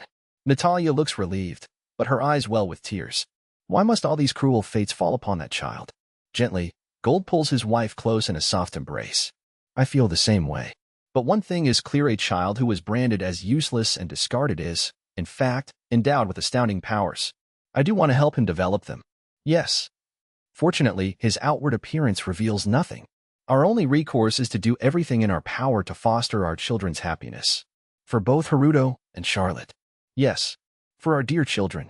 Comforted, Natalia relaxes in her husband's arms. She didn't mean to pretend sleep. She didn't mean to eavesdrop. In fact, the child overhears very little of her parents' conversation. The only 2 words that settle in her ears are Haruto and demon. A demon. In the small world the child inhabits, the word signifies only the beloved, fluffy-tailed older girl who always plays with her. It doesn't connect. It's implausible. Brother Haruto couldn't possibly be a demon. At the same time, another thought surfaces. But he's not human either. Charlotte Zinfis is a child prodigy. Her talents surpass even those of the Flash Princess, savior of the kingdom. Despite her young age or because of it, in fact her latent powers heighten her instincts. In terms of power, Charlotte sees that Flay is number 1. Her father, Gold, is number 2. Compared to them, what her older brother possesses is immeasurably horrifying. Too young to interpret her magic ability, the child is only able to sense an instinctive fear. Today, like yesterday, I have swordplay training. Have I begun to get the hang of it over the past few days? Why, you win, young master. While my dad is away, I spar with a young soldier. Unable to parry my attack, he falls on his butt and surrenders. Incredible! Your skills have improved by another order of magnitude, just as they did yesterday. You think so? You've already mastered the contents of the swordplay manual that I lent you the other day. I am genuinely astounded. It's true that I read the book he lent me cover to cover. Yet I can hardly claim to have mastered the skills. After all, I'm only using my imagination to control myself like a puppet. I'm not physically moving my body. I'm simply operating the barrier enveloping it. I could never learn those moves physically. It's more like controlling a video game character with my mind. Under the same circumstances, anyone could probably do it. If such a video game exists, I'd love to play it. I'm afraid I'm no match for you at this point. Forgive me. The soldier looks shot down. I wish I could offer him some words of encouragement, but I don't know what to say. I barely know him. My communication skills haven't leveled up at all in these 9 years. I shall dedicate myself to doing everything I can to come close to your level, young master. He pledges with renewed determination. No help was needed to recover his good cheer. Still though, it's a mystery, he muses. Is your mana level really only a 2, young master? Yes, it's true. I'm not lying. It always struck me as odd too. Maybe the problem was the crystal ball only displayed 2 digits? What if my level was actually over 100? Or 200, even? My wishful thinking motivated me to analyze the mechanics of the mana-measuring crystal ball, so I created my own with barrier magic. The result: 002/002. Same as before. It couldn't be 4 digits, right? Not when the top score is 77 in the whole history of humankind. It was hard enough to make a 3-digit crystal ball. At this point, I don't have the focus to make a 4-digit one. I'm better off using my time to research barrier magic. Thus, my mana level of 2 is official, paired with the fact that I am, in fact, non-elemental. Still, it's a mystery. With a mana level this low, I should have pretty limited mana. But at this point, I can make as many barriers as I want, hundreds of millions. And I can feel the amount of mana they consume proportionate to their size and function, but I've never experienced a feeling of running out. In conclusion, I must be super efficient at managing my barrier magic. It probably comes from being non-elemental. Is this the bonus power the goddess Y being gave me? I don't know for sure, but it's possible. My mana level is pretty low too, so I want to learn to use it efficiently and get stronger, the soldier tells me. Forgive me. It was rude of me to say too. His mana level is low too? Let's see. I affix a special lens-shaped barrier over my eyeballs. My DIY new and improved version of Mija's crystal. It's 716. Pretty high compared to mine. It's on par with most of the foot soldiers in this world. 2 digits would get you an officer's title. For commoners, like the maids at the castle, an adult with a mana level of 3 or 4 is average. I became a soldier because I look up to gold. Oh, is it story time? Gold has been my hero since childhood. I fantasized about fighting alongside the earth-shattering Warhammer. I have zero interest in his tail, but I don't mind blowing off swordplay practice. But reality is tough. I've yet to experience my first battle. Oh, but I am planning on signing up to join the next Bandit Conquest, the soldier continues. Bandit Conquest? As if I would ever. Can this guy really hack it, anyway? Lately, it feels more like I'm the one training him in our drills. Even if I do get to go, I'll probably just be a porter, way in the back, he muses. That would still have its risks. Be careful, okay? I will. I promise to come back alive. That better not be an omen. Oh no. There I go, yammering on and on. Shall we resume training? He suggests. Rats. He noticed. I try to hide my reluctance as we go back to swinging our swords. Several days later. My dad is away today. He left yesterday to wage war on the bandits. The young soldier who always trains with me went too, so I'm chilling out in my room. Just past noon, cries break out in the castle. I do something I rarely do. I leave my room and step outside, through the castle's front entrance. How wretched, Flay grunts as she joins me on my way out. It's utter chaos. Gather quickly, all who practice healing magic. Another, over here. The most critically wounded first. Almost every soldier is wounded to some degree. Those who can't walk are piled onto horse-drawn carts. Some are already gone. How pathetic. What's wrong with gold? Letting mere bandits get the better of his men. Flay. Silence. Flay shuts her mouth, just as I've ordered. I leave her behind and walk into the bloody mess. I approach one of the carts. Why, young master? The young soldier who's been training me is lying there. Forgive me. I am ashamed for you to see me thus. Don't try to talk, I tell him. My promise. I swore to return alive, and now. He doesn't seem to hear.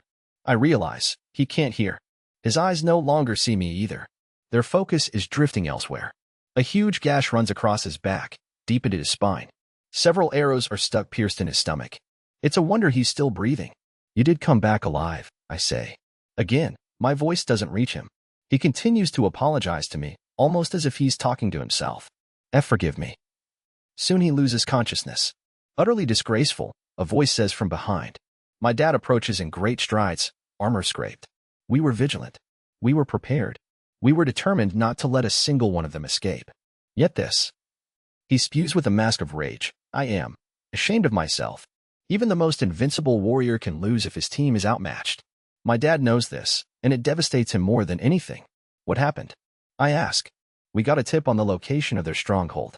But by the time we arrived, it had been abandoned. Before we could turn around, they took us by surprise from the rear. Yes. They were too. For mere bandits. The Empire must have. I was the one who'd asked, but midway through, I lose track. It takes a lot of focus to do this. 2. Haruto. Huh? Yes, Dad. I feel slightly dizzy. A child of your age should not be exposed to such horror.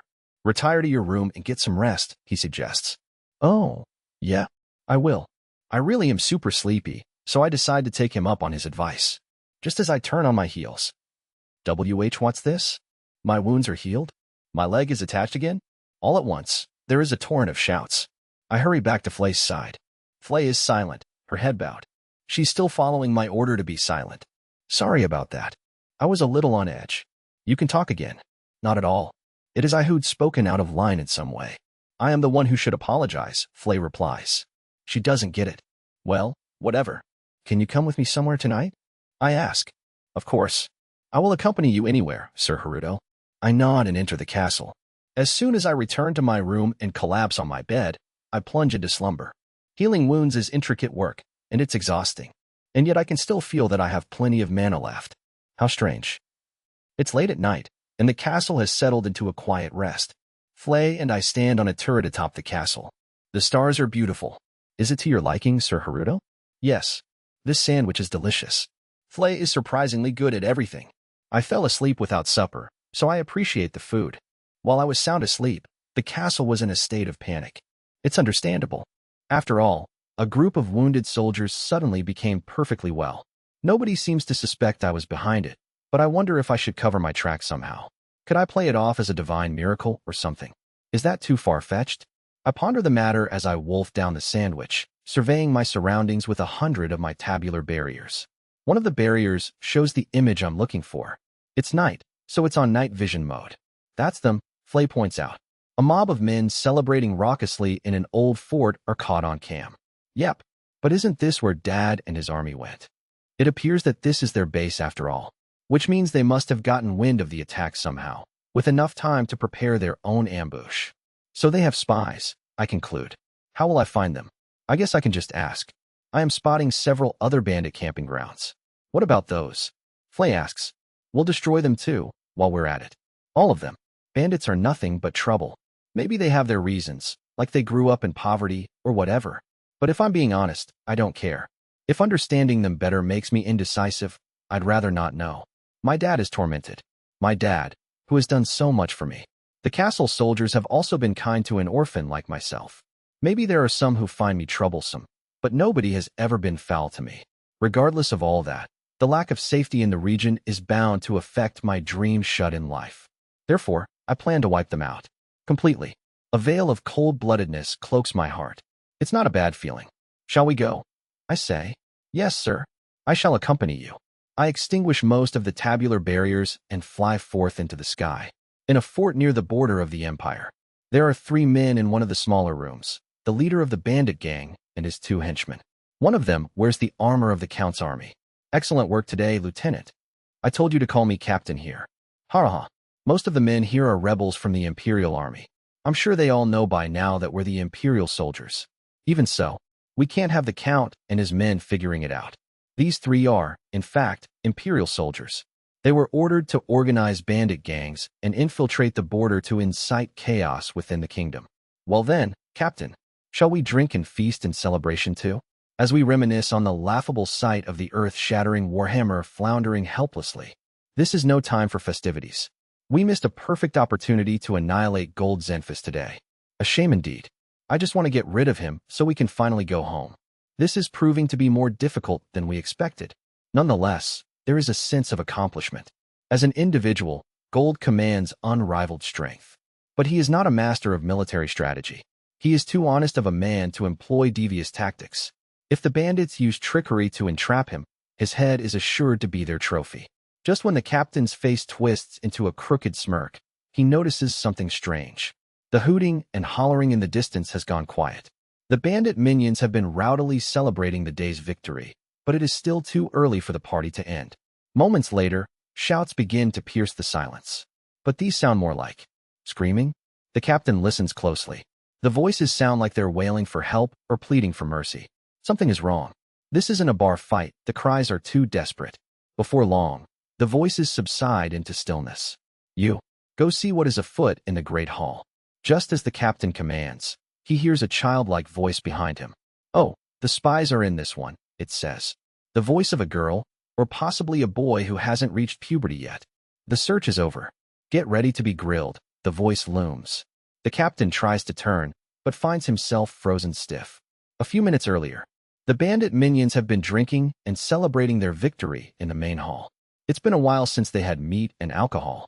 Now, if only there were women, one of them hollers. That's when he sees her. What an awful stench. It makes me want to vomit. A young, fiery-haired maid stands in the doorway. An unusual sight for a place like this. What's this? Who called for a maid? Who cares?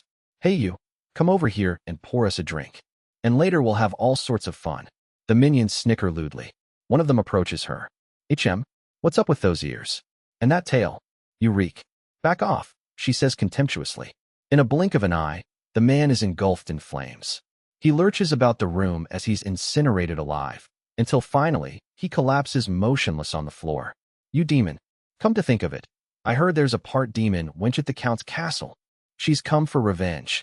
Suddenly sober, the bandits draw their weapons and assume a battle stance. Revenge? Huh, I owe no one revenge. I've come to punish.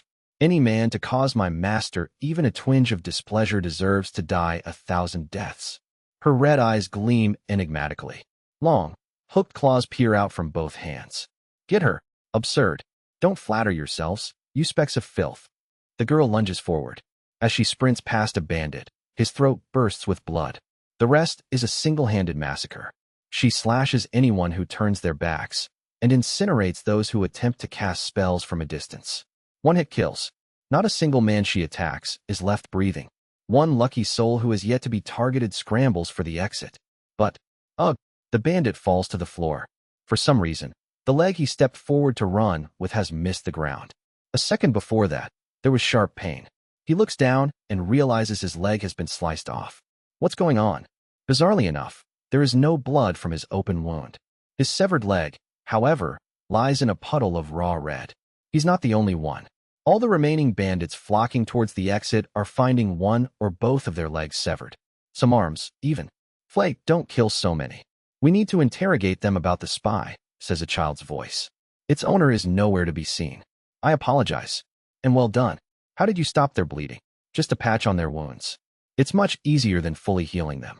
At the sight of the maid girl conversing casually with an invisible collaborator, the remaining men stare in horrified silence. Even as the conversation progresses, the legs keep dropping from anyone who tries to stand. The silence does not last long. Eek! Help! I'll tell you anything. Anything I know. Cries of terror and rage explode from the great hall as it plunges into pandemonium. That's all of them. There should be 3 more in another room. I'll go check. You interrogate these ones, Flay. Yes, sir. Then the red-haired maiden inquires in a soft voice. What shall I do with them afterwards? The voice whispers in her ear so that only she can catch the answer. You may burn them. Burn everything so no evidence remains. Yes, sir. Flay responds without a trace of emotion. She approaches one of the bandits on the floor. Answer my questions honestly. And don't stutter. I am neither as kind nor as patient as my master. She raises a claw to his throat. The captain and his 2 cohorts find themselves unable to move. Paralyzed by fear? Frozen in surprise? No, it's neither. What have you done? Why can't I move? It's as if they're buried in the ground from the neck down. They can't flinch a muscle.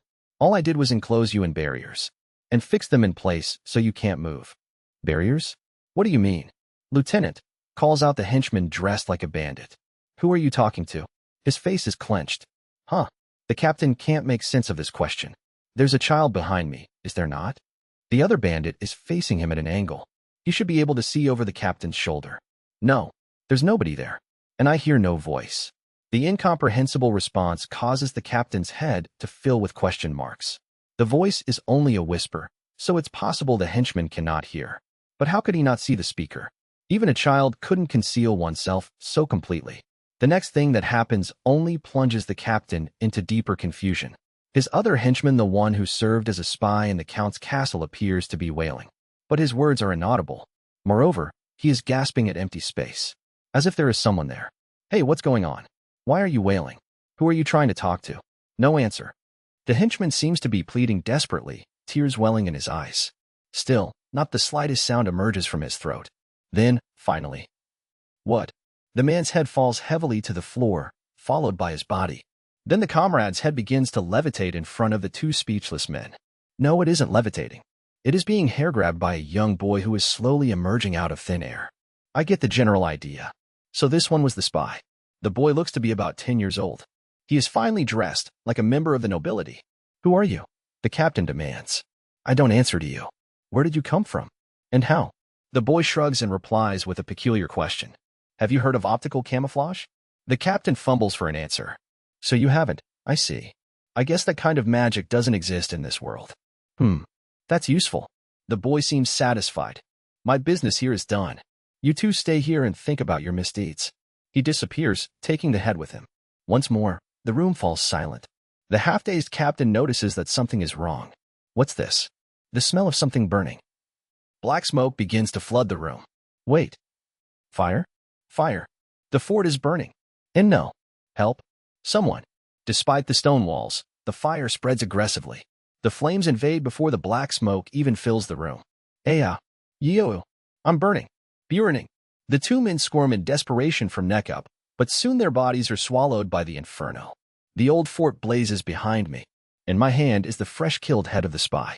If a bystander saw me right now, I'd probably look like the bad guy. Well done, Sir Haruto. You too, Flay. I couldn't have done it without her. After all, this is my first battle ever. I do have my quirky barrier magic, but I had doubts of holding my own against combat-verse bandits. But with Flay drawing their attention, I managed to conceal myself and ambush them left and right. Devious? Police. My mana level is insanely low. The only way I'd stand a chance would be to sneak attack. What is that? Flay glances at the head I'm holding. I bring it up closer. Now that I'm looking at it eye to eye, it's pretty disgusting. The spy himself. You know what? I recognize his face. Apparently, there are 3 more still in the castle. They're the ones who've been leaking information to the bandits. They also claim to be members of the Imperial Army.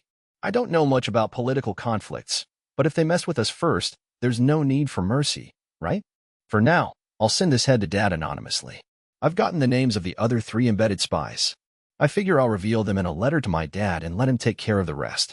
Better to avoid unexplained murders or disappearances in our army. On to the next. I summon 3 tabular barriers in front of me. Each displays a gang of bandits. I can't tell if these guys are Imperial soldiers or not. Let's finish them off tonight. In order to ensure my future peaceful shut-in life, I'll work hard, just for tonight. What a hassle. Gold is in his office, receiving the incident report from a unit commander. Gold's beloved daughter sits on his lap. Just moments ago, they were playing together. He tried to hand her off to Natalia or Flay, but to no avail. She clings to him and refuses to leave. We checked the locations in the letter, sir, reports the stern-faced commander who investigated the incident. At each one, we found a bandit camp, completely annihilated. All burned to the ground? Gold reiterates. Yes.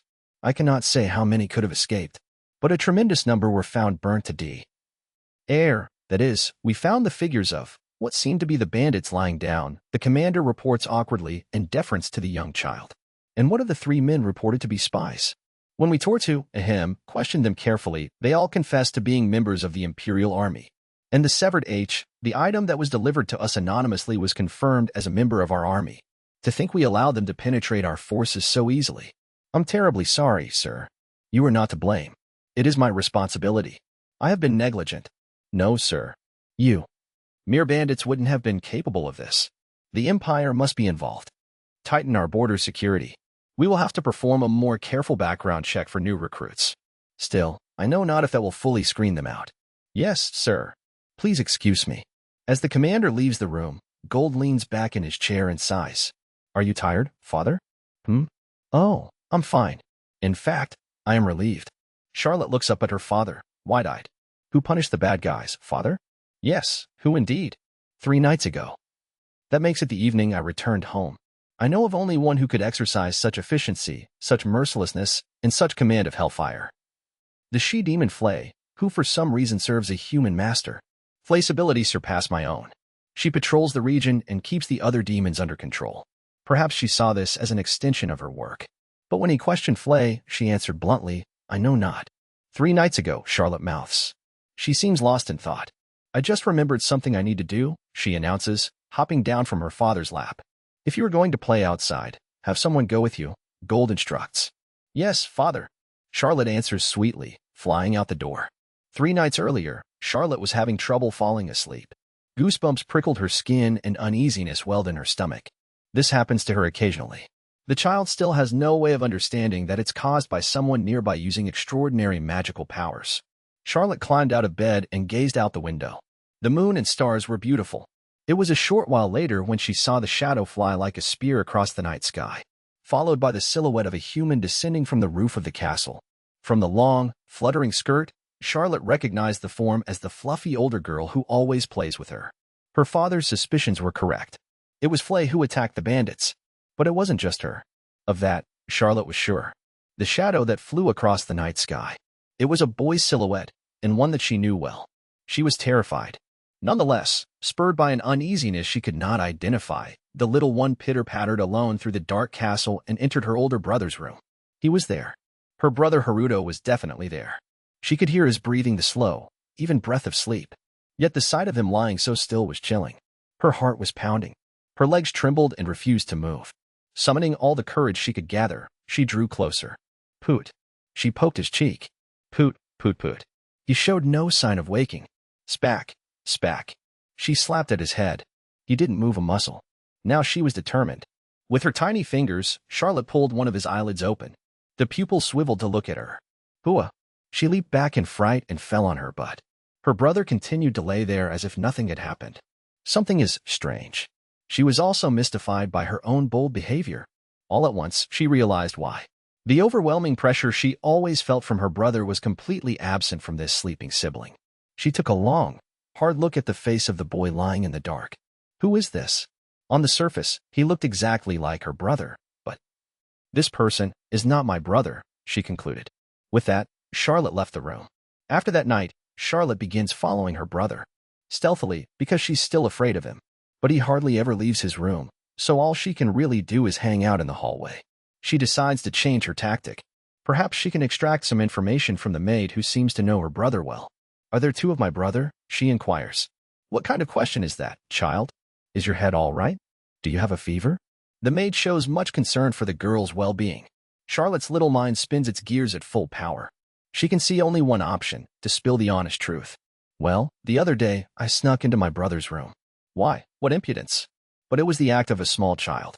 I will be tolerant. The maid scolds and quickly forgives. Brother Haruto was with you that night, was he not? Charlotte asks. You are persistent, aren't you? But, since you saw us, I suppose there is no use in hiding it. If you promise not to tell a soul, I will tell you the truth. Charlotte nods her head earnestly. Sir Haruto was with me that night, but I was the actor. Sir Haruto merely observed, confirms Flay. Why did you lie to father? Charlotte asks. I judged it would be best. Do not ask why. Sometimes, adults must do these things. Is it okay for adults to lie? In some cases. Did my brother command you to lie? You are quite astute. But I deny it. Then, why were there two of my brother? Charlotte pressed. That again? Enough. No more questions. But two Sir Harutos, you say? At this point in time, Flay doesn't know yet that Haruto made a duplicate of himself with barrier magic. So the red-haired maid goes to ask him directly. Don't worry about it, Haruto tells her. When the maid passes on this reply to Charlotte, the child grows more curious than ever. Bother not with trifling matters, or you will never grow big, the maid advises. Charlotte eyes the maid's generous bosom. Interesting, she thinks. But the child has no intention of abandoning her investigation. I'm being watched. By whom? That part one no. But I don't know why, and that gives me the creeps. Fortunately, Flay has some useful information. Thus, Charlotte seems to believe there are two of you, Sir Haruto. Why were there two of you? Don't worry about it, I tell her. Very well. I will tell her that. I meant you, but Flay has already left the room. So, she saw me leave in the middle of the night. And she figured out immediately that my doppelganger was a fake. I see. Well, that's understandable since the only function it's capable of is pretending to sleep. But why the sudden curiosity? I doubt her interest in me is for any positive reason. What now? Even during sword fighting practice with my dad. Now, to what do we owe this change of attitude? My father asks cheerily. Beats me. I shrug. Charlotte is hiding behind a tree, observing us. Well, I believe it's a turn for the better, my dad says. I guess. As we spar, the sharp metallic clangs of the swords mingle with our conversation. Curious of her intentions, I create a barrier to spy on Charlotte spying on me. Wah! Incredible! His skills exceed those of father. Charlotte says, awestruck. Not true. Dad's just going easy on me, I think. The cunning little agent turns her attention to Flay, the person closest to me. Basically, Sir Haruto is extraordinary, Flay tells her. I know that. Can you be more specific? Well, Sir Haruto's abilities cannot be measured by normal standards. At the very least, he is more powerful than I. Far, far more powerful. Can you not? Charlotte shudders in bewilderment. Do you know Brother Haruto's true identity, Flay? Of course, but I cannot reveal it. Like I said, can you please not? Is he testing me? The little girl asks. Do not flatter yourself, child. Sir Haruto has greater quandaries than to take heed of the likes of you. I do not understand what that means. As such, Charlotte's curiosity continues to grow, and now I have to deal with being followed all the time. Until one day, I finally have a chance to be free from my little stalker.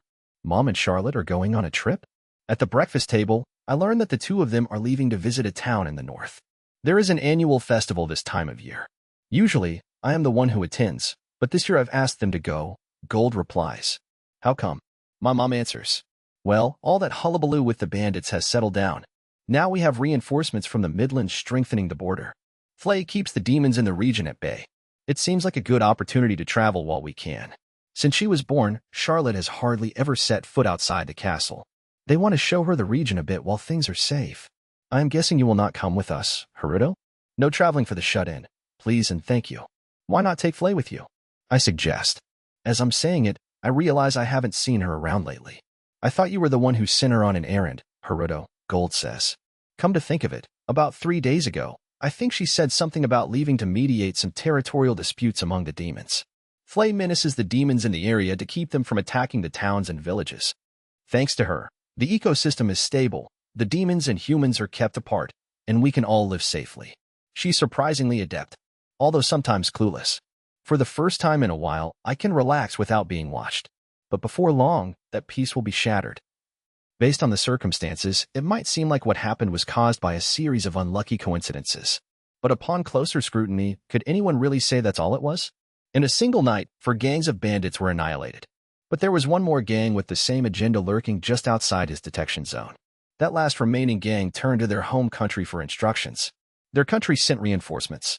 Not long after those reinforcements' arrival, a festival was just beginning in a nearby town, the festival the wife and daughter of the count were planning to attend. In terms of timing and geography, it seems like a coincidence. But there is one key factor that proves it was by design. An escape route had been built into the region's supposedly reinforced border security. And thus, the perfect scenario to ambush the count's wife and daughter had been arranged. What happened to the defensive troops? How many casualties would the town suffer? The woman is the youngest daughter of a count herself, and her mana level is far higher than that of an ordinary soldier. But with a young child in tow, all she can do is flee from the Imperial soldiers. Natalia races through the forest, her daughter in her arms. How much time has passed? Her remaining mana is low, and she has only the moonlight to guide her path. The enemies almost cornered her, but there's only one reason she was able to evade them. This way, mother. That only reason being Charlotte's directions. Natalia can feel the girl quivering, but at the same time, the child's eyes shine with determination and confidence. This is more than just strong intuition, Natalia thinks. She is intrigued, but right now, finding a means of escape is more important. The mother tears through the woods, obeying the small child's instructions. Just then, get them. They must not escape. Just as Natalia hears the enemy in pursuit, the forest clears and they find themselves before a ravine. The cliff is too steep and too dark to see how far below the river is. The gap is too great to leap across. Below us, mother. Without a moment's hesitation, Natalia jumps. It isn't as far down as she'd feared, and she uses the last dregs of her mana to soften their landing. That way, they say there's a hiding place. The child's words affirm Natalia's hunch. Someone is directing this child. She doesn't know how, nor why only Charlotte can hear them. Whoever it is, they seem to be using an uncommon magical tool. Why don't they show themselves? They don't want me to know who they are, Natalia realizes. That could be part of it. But also, perhaps they're still too far away. It's too soon to get optimistic. She hurries along the bank of the stream. There it is. She spots a small cave and ducks in. She clicks her tongue in disappointment. It's too bright inside. There must be an overgrowth of luminescent moss. She shrinks into one of the cave's nooks to catch her breath. It's all right, Charlotte. I promise I'll protect you. Still gasping for breath, Natalia hugs the child tightly. The cave is too plainly in sight to hide them. If they stay here, it'll only be a matter of time before they're found out. Not to mention the brightness. Pressing themselves into this nook can only do so much. Natalia reaches a decision. They're nearby, aren't they? I don't know who it is, but they must be an ally of justice, she reassures the child. An ally of justice? Natalia smiles warmly as she nods. A person who battles evil. Mommy will go find them. You stay here, and do not move. Do not make a peep. Wait here until it is time. She gives the frightened child her brightest smile and runs out of the cave. Should she conceal the entrance somehow? Uncertain, Natalia looks back. She is dumbstruck. The cave entrance is gone. The wall of the cliff just extends. How? She approaches the wall and reaches out. Her forearm vanishes. The entrance is there, but the void is covered by a projection of a cliff wall. Illusion magic. But who could be performing such a high-level trick? Is it the same person who had directed Charlotte? If so, they must be nearby. Yet they choose not to reveal themselves. Perhaps this person does not wield battle magic? She decides to return to the cave. If they can hide there for a few days, a rescue party from the castle is sure to arrive. But her decision is just an instant too late. There she is. Her pursuers have sighted her. Just the mother. She must have hidden the child nearby. Find her. 5 men surround Natalia. The others spread out. It's all right. They haven't spotted the cave. In which case, there is only one option. Eh? The wench has drawn a dagger. Does she really think she can resist us? Natalia points the dagger's tip to her own throat. If they take her hostage, it will mean trouble for her husband. It is clear these are no ordinary bandits. They must be soldiers of the Imperial Army. She cannot allow an enemy nation to use her as leverage. Most of all, she must protect her child. She has no intention of talking, but she is the only person who knows where the cave is. Forgive me, Gold, Charlotte, Haruto. Just as she draws a breath to plunge the dagger into her throat. Cutting. Huh? The dagger disintegrates. A sharp pain pierces her hip. Numbness floods her body whole, and she falls unconscious. God shit. Damn it. I'm so pissed. Catching Natalia in one arm, the boy growls quietly in frustration. I didn't make it. I got here as fast as I could, but I ended up having to use a stun gun on my mom. I suck. I'm so pissed at myself. His palm gives off sparks of purple electricity. The flabbergasted soldiers soon return to their senses after what just happened. Who are you? Where did you come from? Demands one of them. Shut the hell up, orders the boy. Gek. HRK. The 5 men find themselves unable to breathe. Not out of surprise or fear. They simply can't breathe. As if they've been plunged into water. All while their bodies are paralyzed, as if frozen in stone. Just letting you know, part of this is just me taking out my anger on you. But I have no reason to take mercy on scum who attacked a defenseless mother and child, don't you think? The boy glares at one of the men. Feeling out of air? Fine. I'll give you plenty. Air quickly pressurizes into one soldier's body through every orifice. It shoots in with such force that there's nowhere for it to escape, and it quickly fills his lungs, stomach, and intestines. Blam! The man's body explodes. One by one, the 4 others begin inflating grotesquely. They too explode, sending guts flying in every direction. Without lifting an eyebrow, the boy holds Natalia and enters the cave through its camouflage barrier. Charlotte hears footsteps approaching. She hides in the nook, her trembling hands pressed to her mouth. Do not move. Do not make a peep. She desperately follows her mother's instructions. When the footsteps finally stop, the strange voice she was hearing deep in her head echoes across the cave. Charlotte, your mother is safe. She just fainted. You keep hiding in here a little bit longer. It's an odd voice, as if it's made of layers of multiple voices. She can't tell who it belongs to, or if it's male or female. It was frightening, wasn't it? You're probably still scared. Just hang in there a little longer. Flay should be here soon. Yes. She's scared, all right. It's the same feeling she experiences every day at the castle. But. Charlotte leaps forward. She isn't disobeying her mother. Her mother is back, and she's brought him with her. She finds her mother lying on the ground, with nobody else in sight. But someone is there. She can't see his figure, but he is certainly there, right next to her mother. Brother Haruto. How'd you know? Now in his usual, familiar voice, her brother Haruto materializes into view. He's scratching his cheek awkwardly. The terrifying energy her brother exudes. Before, the child had no way of understanding that she was sensing the overwhelming magical power he holds within. But now she understands. It has a name. Today, she learned that name. He's the one who defeated the bad guys and saved Mother. He has powers greater than Father's, far beyond even Flay's. Brother Haruto, you're an ally of justice. The moment she says it, she feels lighter. A warm, Sunny feeling wells up inside. There is nothing to fear. Yes. I knew it, exclaimed Charlotte. No, I meant that as a question. Yeah, sure. I'm an ally of justice. But it's a secret, okay? Why? Because allies of justice have to hide their identities. They do. You don't get it, huh? Well, just believe me, okay? Charlotte nods enthusiastically. Keep all of what just happened a secret, okay? Me giving you directions, the fact that I showed up here, and all the rest of it too. I see. That's why Flay was keeping it a secret too. Huh? Oh, yeah. Haruto fumbles to answer. I understand. I am just a child, but I will lie to mother and father. My heart aches to ask that of you. But, yeah, I've got to go outside and clean up the rest of those guys. Clean up? Haruto pauses for a moment and grins. Yes. Annihilate them clean. My dad calls me into his office. What's up? Is he onto me? He's got me anxious, but all he's making me do so far is sit on the sofa and listen to the soldiers' report. Both Countess Natalia and Lady Charlotte are in good health. Miss Flay has reached them and will escort them back to the castle. And the casualties? Countess Natalia recognized that she was the enemy's target and acted swiftly, so there were very few casualties in the town. There were quite a few deaths among the defensive troops. Only the soldier pauses for a moment. Once again, the injuries of the wounded healed instantly. Interesting. It is safe to conclude that the mysterious actor who rescued Natalia and Charlotte was also behind the strange phenomena the other day. All those affected maintain that this was no ordinary healing magic. Setting aside the unexplained magic, I wish to reward this admirable person. But it seems this distinguished figure has no intention of coming forward. Who could they be? I, too, am grateful and heartened by their support. But to be honest, it is, well, the soldier trails off. My dad finishes his sentence. It's also unsettling. This sorcerer wields great power. Yet they lurk in the region, hiding their identity. Yes, at the very least, if we knew their objective, adds the soldier. Charlotte called him an ally of justice. The two men fall silent. Unexpectedly, my dad turns to me. Haruto, what do you think? Huh?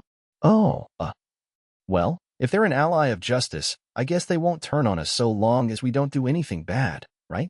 Might I say that was a flawless child's opinion? And the verdict is? Yes. I don't know what their criterion for justice is, but we shall continue to devote ourselves to upstanding governance. My dad responds. Cool. He doesn't seem to suspect me.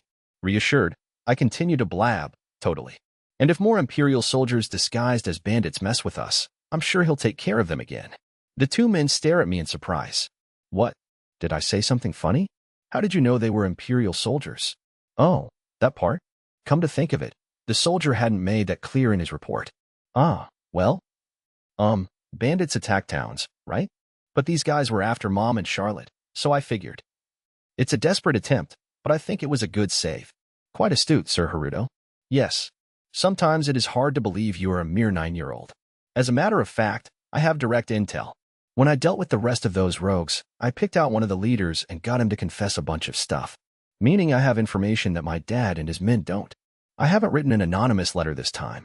I can't reveal what I know directly, but I want them to figure it out somehow. This'll be a real test of my communication skills. What a sec. Something's fishy here. There was a whole bunch of bad guys this time too, right? I thought we beefed up border security. So, how on earth did they get in? Well spoken, I'd say. Like a true kiddo on the outside, grown up on the inside. Perhaps the gang was made up of elements already in the region before the security increase? No, not that way. That is a possibility, but there may have been an oversight in our security management that needs to be refined, the Count suggests. Yes, getting hotter. Or perhaps our forces were negligent. Or exhausted. Come to think of it, the security forces in that area were troops dispatched from the kingdom. Perhaps they were worn out from the journey, or from the change in surroundings. Even hotter. Keep going. Troops from the kingdom. My dad's expression hardens. The soldiers too. They seem to have figured it out. No. Don't tell me our soldiers colluded with the enemy. That's it. I cry out without thinking. How embarrassing. From what I've heard, there were traitors among our border security troops. They colluded with the Imperial soldiers and allowed them to infiltrate our region. I didn't get their individual names, though. That she-fox. Has she no shame? Then, it's as we feared. Investigate the relevant troops without them catching on. Gold commands. The soldier nods obediently and leaves the room. What did he mean by she-fox? The two men seem to have an idea of who the mastermind behind this is. Is it one of those, the true enemy, in this case, the kingdom, was among us all along type of situations? My dad leans back in his chair and lets out a deep sigh. I don't really want to learn more, but should I ask for the sake of it? On the other hand, he seems tired. As I mull over this, I hear the pitter-patter of little feet racing down the hallway. The door slams open. I am home, Father. And I'm just fine. Indeed, the child who appears in the doorway looks quite well. They got home fast. I'm so glad you're home safe. Our father's face breaks into a doting smile. Smitten, in fact. Charlotte shrieks as soon as she sees me. Dad looks perplexed, expecting her to cower in fear like she always does. But instead, Brother Haruto. Wah. She dives at me. Dodging a child's hug would be inhumane, so I have no choice but to catch her. I missed you, Brother Haruto. She nuzzles her soft cheeks into my chest. My dad blinks in wonder at his daughter's sudden transformation. Good heavens, when did you two become so close? My mother says happily, entering the room. They won't suspect me, will they? Why the sudden change of heart? My dad questions. I have come to love Brother Haruto. A dramatic change of heart, indeed. I guess that's what happens when you save someone's life? Did something happen? Dad directs the question at Mom, but it's Charlotte who answers. No, nothing happened. There is a time and place for these things, and I am just a child, but all is well. Look, if you're going to lie, don't be suspicious, okay? Even when I let go, the little girl clings to me, so I softly pat her head. Her hair is so soft. Tee-hee-hee. This is all new to me, but it seems to make her happy, so I pet her hair more. This isn't so bad, I think to myself, as I bask in this new and wonderful feeling. Ugh, what a pack of useless fools. A cold voice echoes through a room of the detached annex, some distance away from the main palace. A piece of paper flung into the air ignites, disintegrating to ashes before it falls to the floor, passing themselves off as bandits to sow chaos in the region. What a roundabout approach. I'd set them up to pass through the borders. Why not send their best wind mages to assassinate that man? The soldier who brought the report shudders under her icy glare. It is Queen Gizelot Ordeus, Flash Princess, savior of the realm. Her beauty is unchanged, and her command and influence are as strong as ever. In recent years, her power over the nation has been rapidly increasing. Since the defeat of the Demon King 11 years earlier, the Queen has overcome the tragedy of bearing a stillborn 9 years ago and gave birth to a healthy prince the following year. The prince is sufficiently talented, although he falls short of his mother's extraordinary abilities. This achievement has only contributed to the Queen's rising popularity. Meanwhile, the influence of King Jilk Ordeus has steadily declined. He has committed no glaring mistakes, but he hasn't accomplished anything significant either. As Gizelot's popularity rises, so does the citizens' contempt for the king. But despite her rapid ascent, Gizelot's influence is not yet rock solid. There is one person in the realm who stands to threaten her rule. Count Gold Zenfis. He, too, earned a strong reputation as a member of the team that defeated the Demon King, and is popular among the people for his just leadership and his promotion of employees based on skill and not social standing. Moreover, he is related to the king. Before Jilk's crowning, the two men had a brotherly bond, and he is the only member of the declining royal family that Gizelot sees as a threat. She cannot allow that threat to persist. Due to the many failed attempts, the Empire has refused to offer further assistance, reports the soldier. That's no surprise. Gizelot has been secretly colluding with the Empire, a rival nation. She is the one who arranged for the Imperial soldiers to infiltrate the territory of Count Zenfis.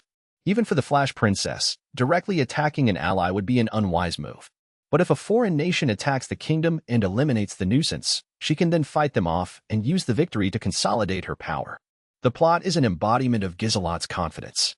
Meanwhile, the Empire is fixated on expanding its holdings and has its eyes set on the kingdom, which lies south of their territory.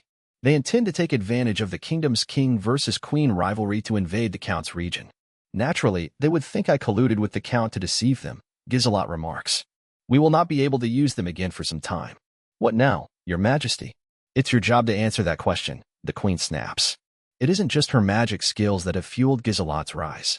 It is also the support of her brilliant strategists. We need to find his weakness and strike there. Isn't there something? Something that makes the Count vulnerable? The Queen begins to devise. Come to think of it, I have heard that Zenfis employs a demon as a servant. So? I already know that. A part demon, from what I understand. But he employs her as a maid, does he not? In which case, she must be lacking significantly in combat strength. If the Count is employing a demon as a soldier, it could be grounds to denounce him for intention to rebel. But complaining about a mere maid could easily be settled by the Count firing her. Quibbling over such a petty matter is more likely to damage her own reputation.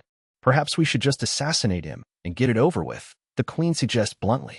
Fearing there may be candor in her words, the man replies, "But your majesty, if a rumor starts that you may be involved, it will be a scandal. And I know not of a man in the realm capable of killing Xenphus. Xenphus's defensive abilities are the strongest in the kingdom. Given his position, there is little chance of catching a moment when he's alone. Then find someone outside the kingdom. Hire some bounty hunter from the empire. The odds are still slim." Gizelot continues, "If we could take one of his children hostage, that might give us some leverage. I understand he has a son and daughter. His son is not a blood relative, but was adopted as an orphan, and his daughter is still quite young."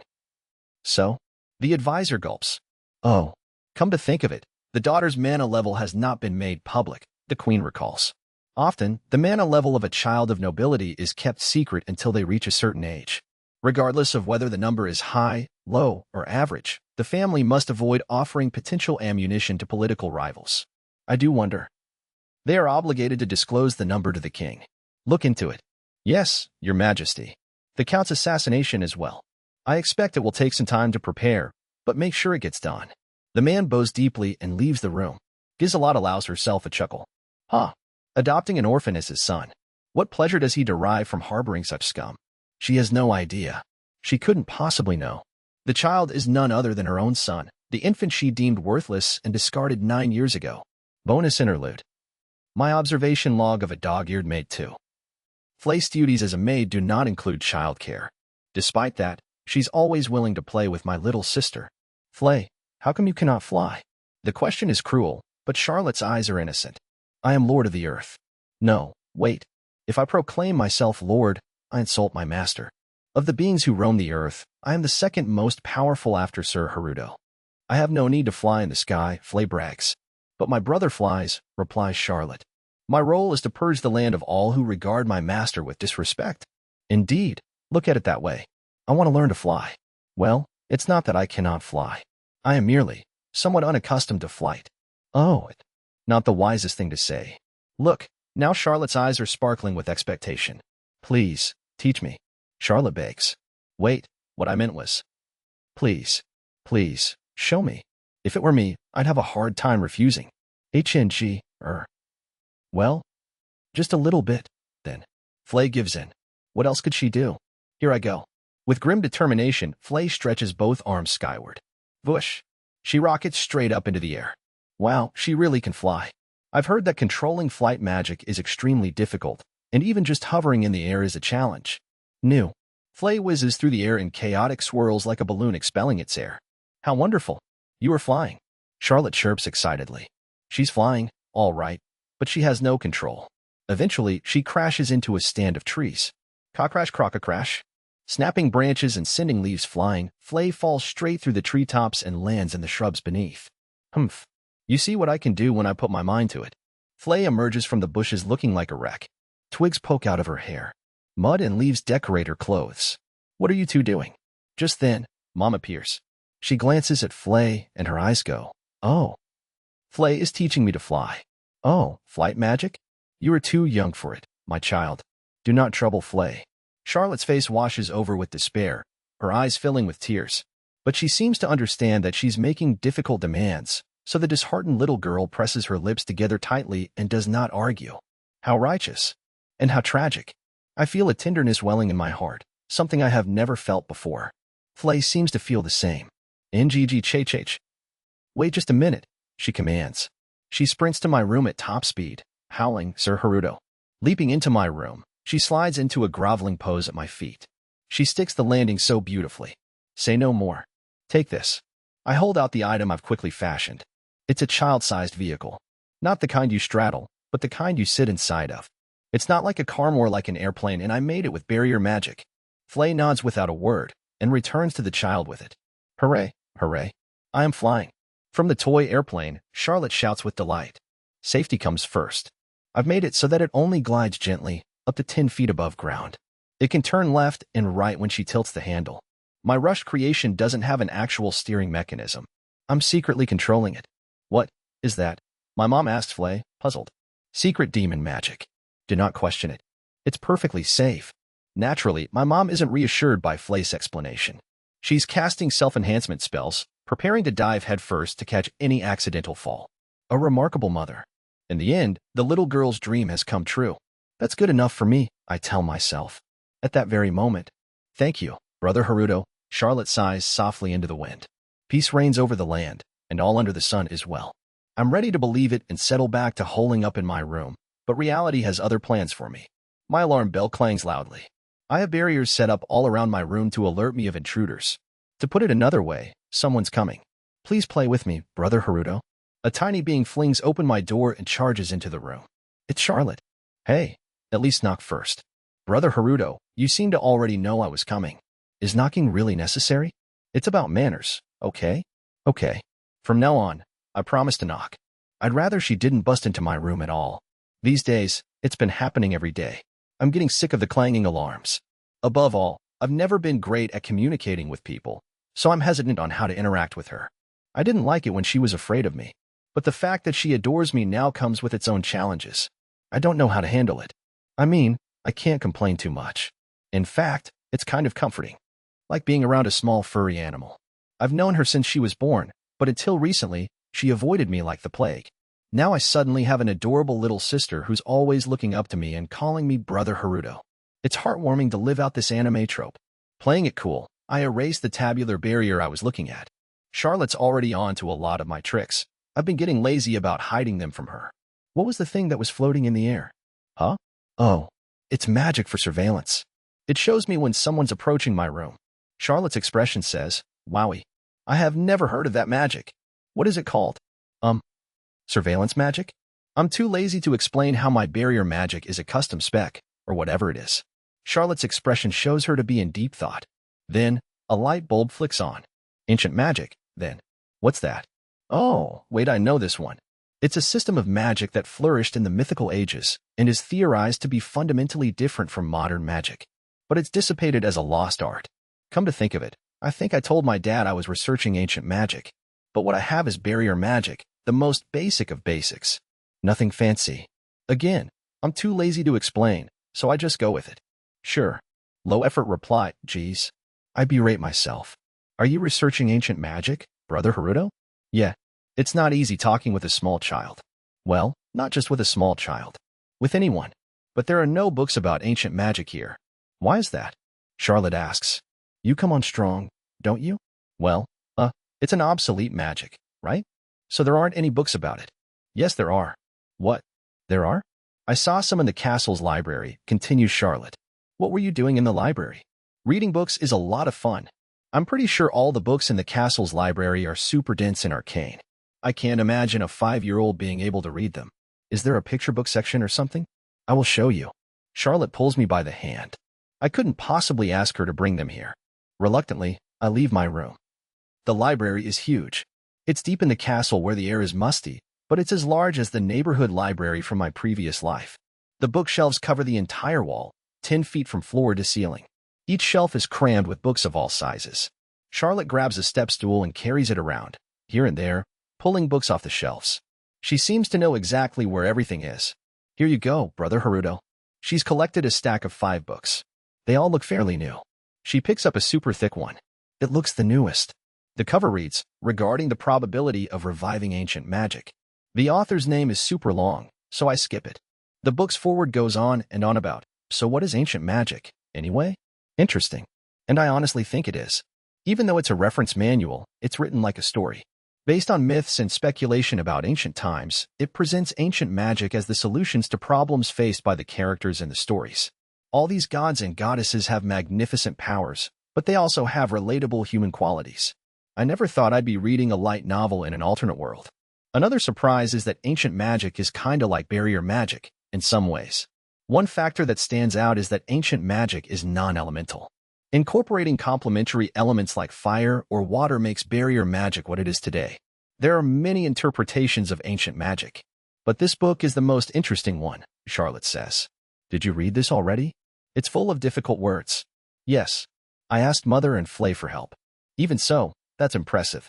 Brother Haruto, please read it to me. Charlotte snuggles up against me. But you already read it, right? A good book is a good book no matter how many times I read it. Come to think of it, little kids read the same picture books over and over. I watch my favorite anime again and again too. Anime. I miss those. They're the only thing I really miss in this alternate world. And rice. And soy sauce. Okay, so there's a few. I do as Charlotte asks and read her the book. Reading aloud is supposed to be good for memorization, and it helps me to understand. It's also way easier than the back and forth of conversation. Hey, I recognize this storyline. The turning the tables plot, in which the hero of the story uses an enemy's strategy against them, reminds me of a certain anime. What sort of story? Well, see. I start to recount my knowledge of anime and manga, going off on tangents here and there. I'm actually pretty good at spouting long monologues. Otakus are notorious for our one-sided, passionate rambling. It's one reason why nobody likes us. Wowie. And then what? What happens next? Against all expectations, Charlotte seems fascinated. I guess she and I have similar tastes.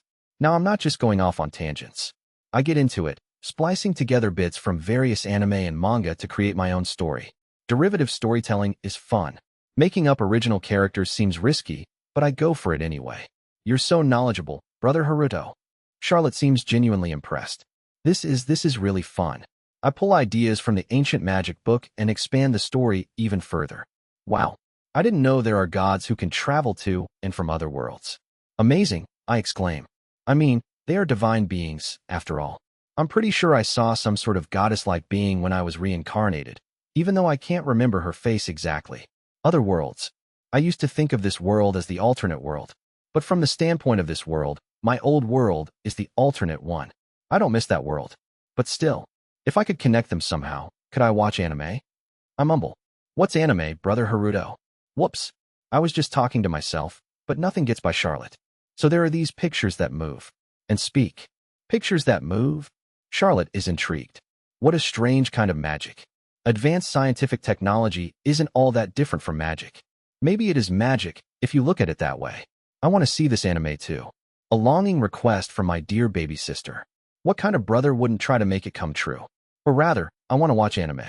Okay, leave it to your big brother. Thus begins my project to connect this world with modern-day Japan and watch anime. I'll spare you the details, but my connect to modern-day Japan and watch anime project has succeeded. Yeah, I don't know how either.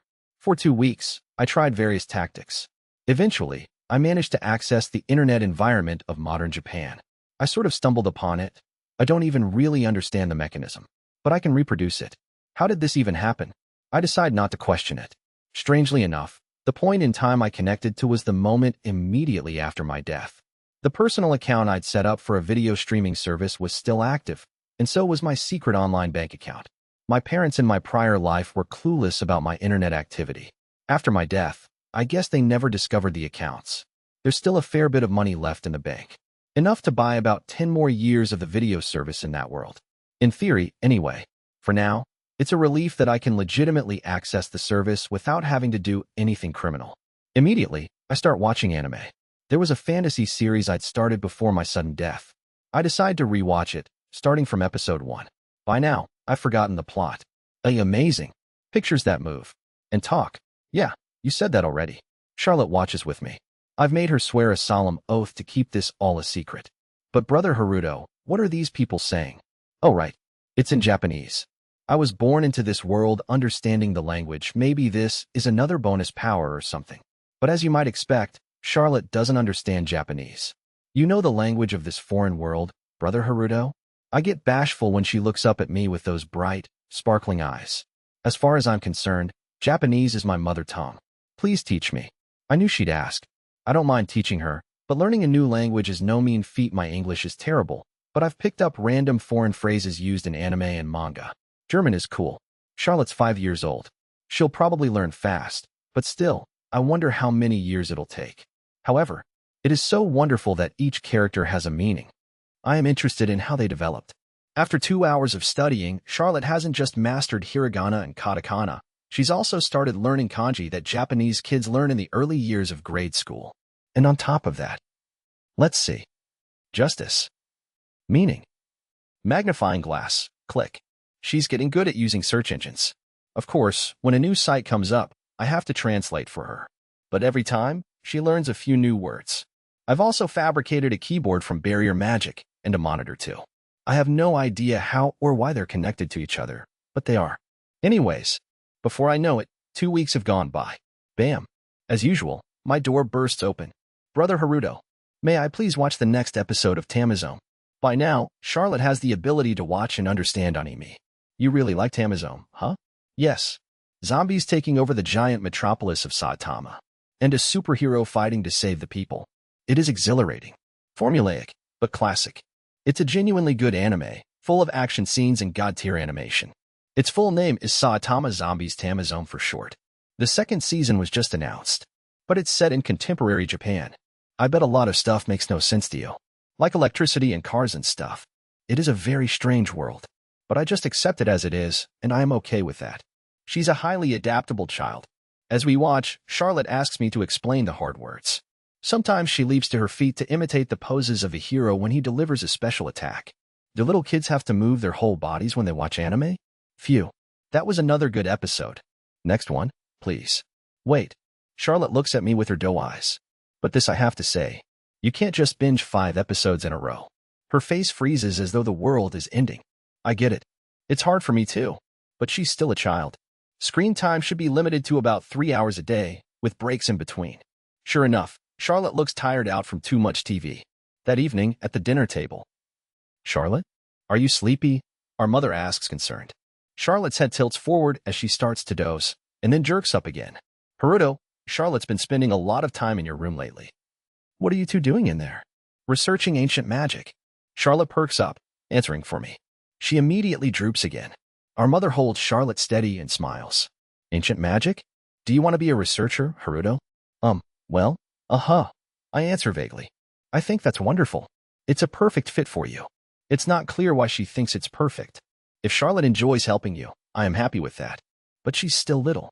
I trust you to look after her and make sure she doesn't overdo herself. Yeah, I know. After all, in addition to learning a new language, Charlotte's also learning a lot about modern technology by watching anime. Information overload could explode her brain. My mom pumps a fist and whispers softly, yes. What was that about? That evening, I prohibit Charlotte from watching more anime. I decide to share her pain and go to bed early myself. My alarm bell clangs loudly. Charlotte sneaks into my bed and snuggles up to me. She falls fast asleep, breathing quietly. Now she's infiltrated my bed. My alarm sounds again. Who could it be this time? I create a tabular barrier to show who's outside my room. Tee-hee-hee. Look at Charlotte. She's really taken to Haruto. It's my mom, peeking into my room.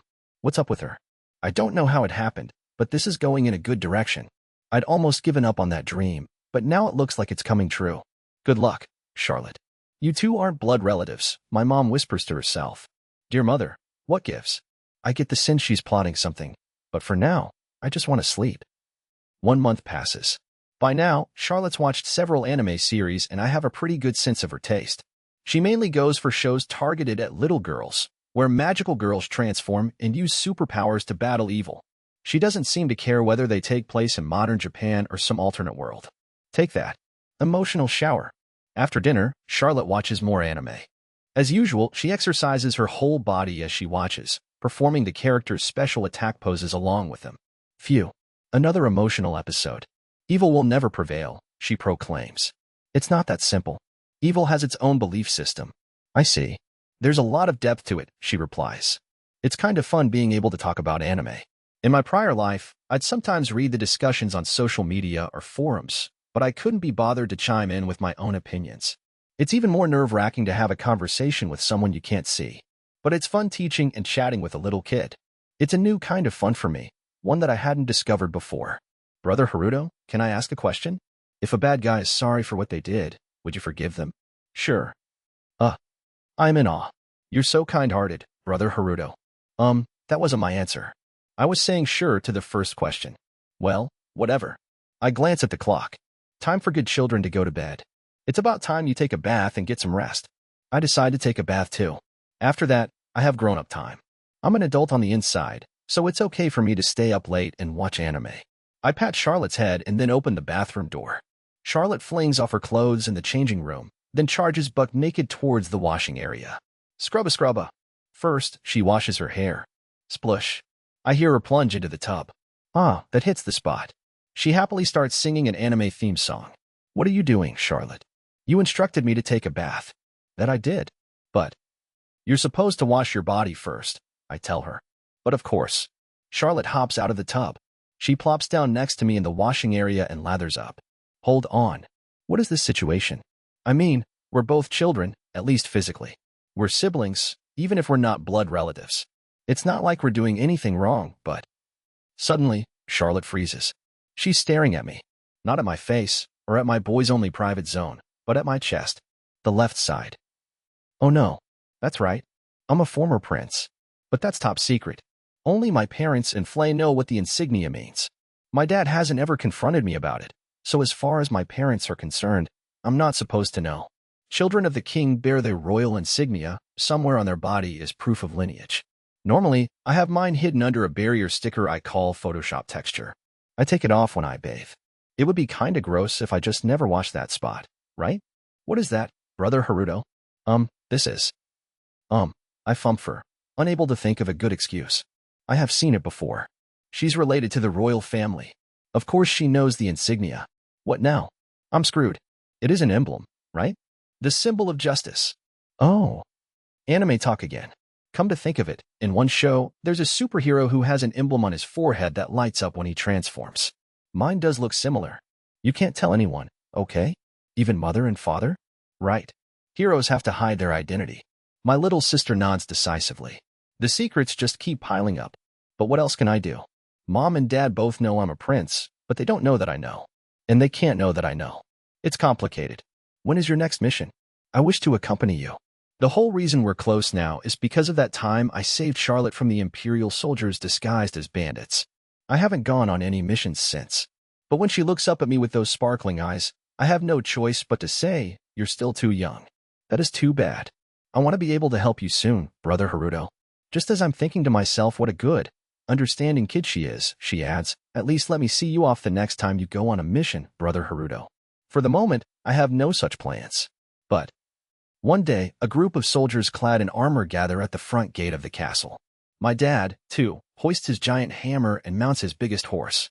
Natalia and Haruto, I entrust our home to your care. Yes, my darling. Be safe, now, Natalia says. Charlotte and I see our dad off, waving goodbye as he heads south with his troops. Once again, bandit gangs have been setting up bases and causing conflict throughout the region. There hasn't been any more trouble with the Empire since last time. Flay's been doing a good job of keeping the demons in the region under control. But power struggles within the kingdom have left its citizens in poverty, and many have resorted to banditry. When honest folk get driven out of the kingdom and other lands, many of them seek refuge in the relatively stable region of Count Zinphas's fief, which means all the more burden for us. My dad is heading out to fight off a gang of bandits who attacked a village last week. I head back towards my room. For some reason, Charlotte and Flay follow. I'm getting a bad vibe. Time for your next mission, Brother Haruto. I knew it. There's no need for Sir Haruto to sully his hands dealing with the likes of bandits. But if he wanted to, he could defeat those ruffians as easily as brushing off dust. A cakewalk. The nonsense that comes out of this girl's mouth. She should have stopped at the first half. Now look at Charlotte, getting all glow-eye and bubbly with excitement. Fine then. Besides, I don't want my dad and his men getting injured or anything. All right, off I go. Aren't you going to transform? Ha. I almost forgot. Transform into what? I rack my brain searching for Charlotte's taste in superhero wardrobe. One thing's for sure, it's not the magical girl in a frilly pink outfit. Nope, definitely not it. Lately, she's been hyped about watching a near-future sci-fi battle series. The hero's metallic form entrances her. She's always shouting, so cool. Okay, I'll go with that. Form. I strike a superhero pose and cover my body with a barrier I fashion, an adult man-sized body with long arms and legs. My child's body easily fits inside. It's kind of hard to move, but I'm sure I'll get used to it. A black metallic bodysuit. Head concealed by a futuristic-looking streamlined helmet. One of my eyes blazes red. So cool. You look awesome. Oh good. I check myself in the mirror.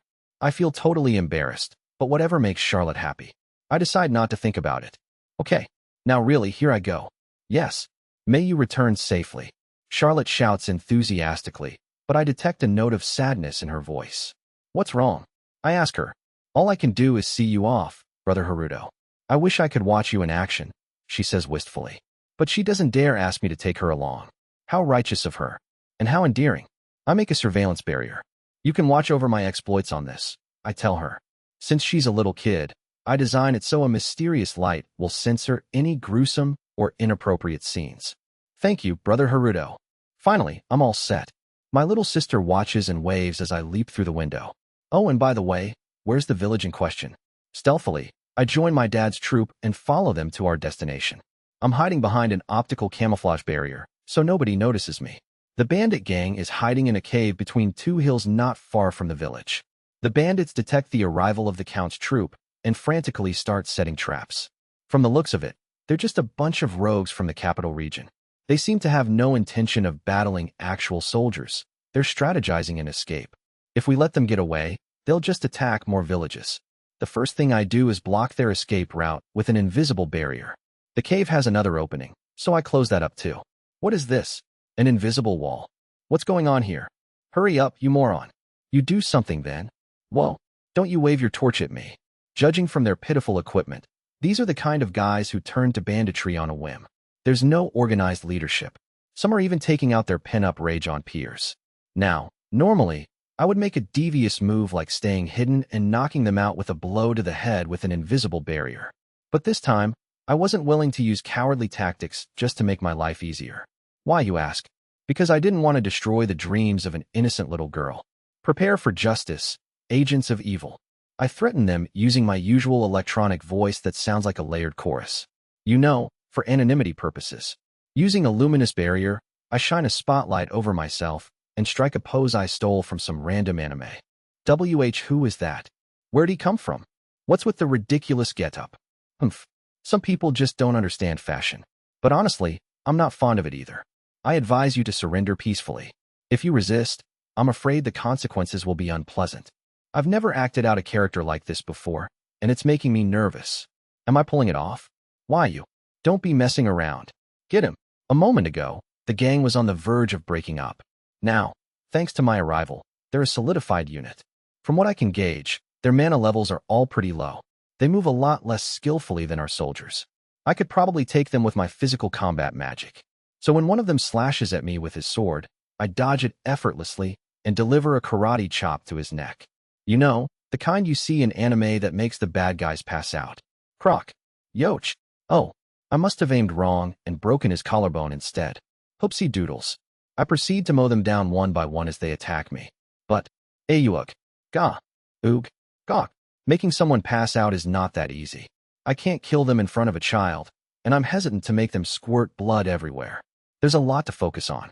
By now, they've lost the will to fight and are scrambling to escape. I chase them around, striking their joints hard to put them out of commission. I end up snapping some of their arms and legs backwards, but my mysterious band of light should be censoring all of that for my young viewer.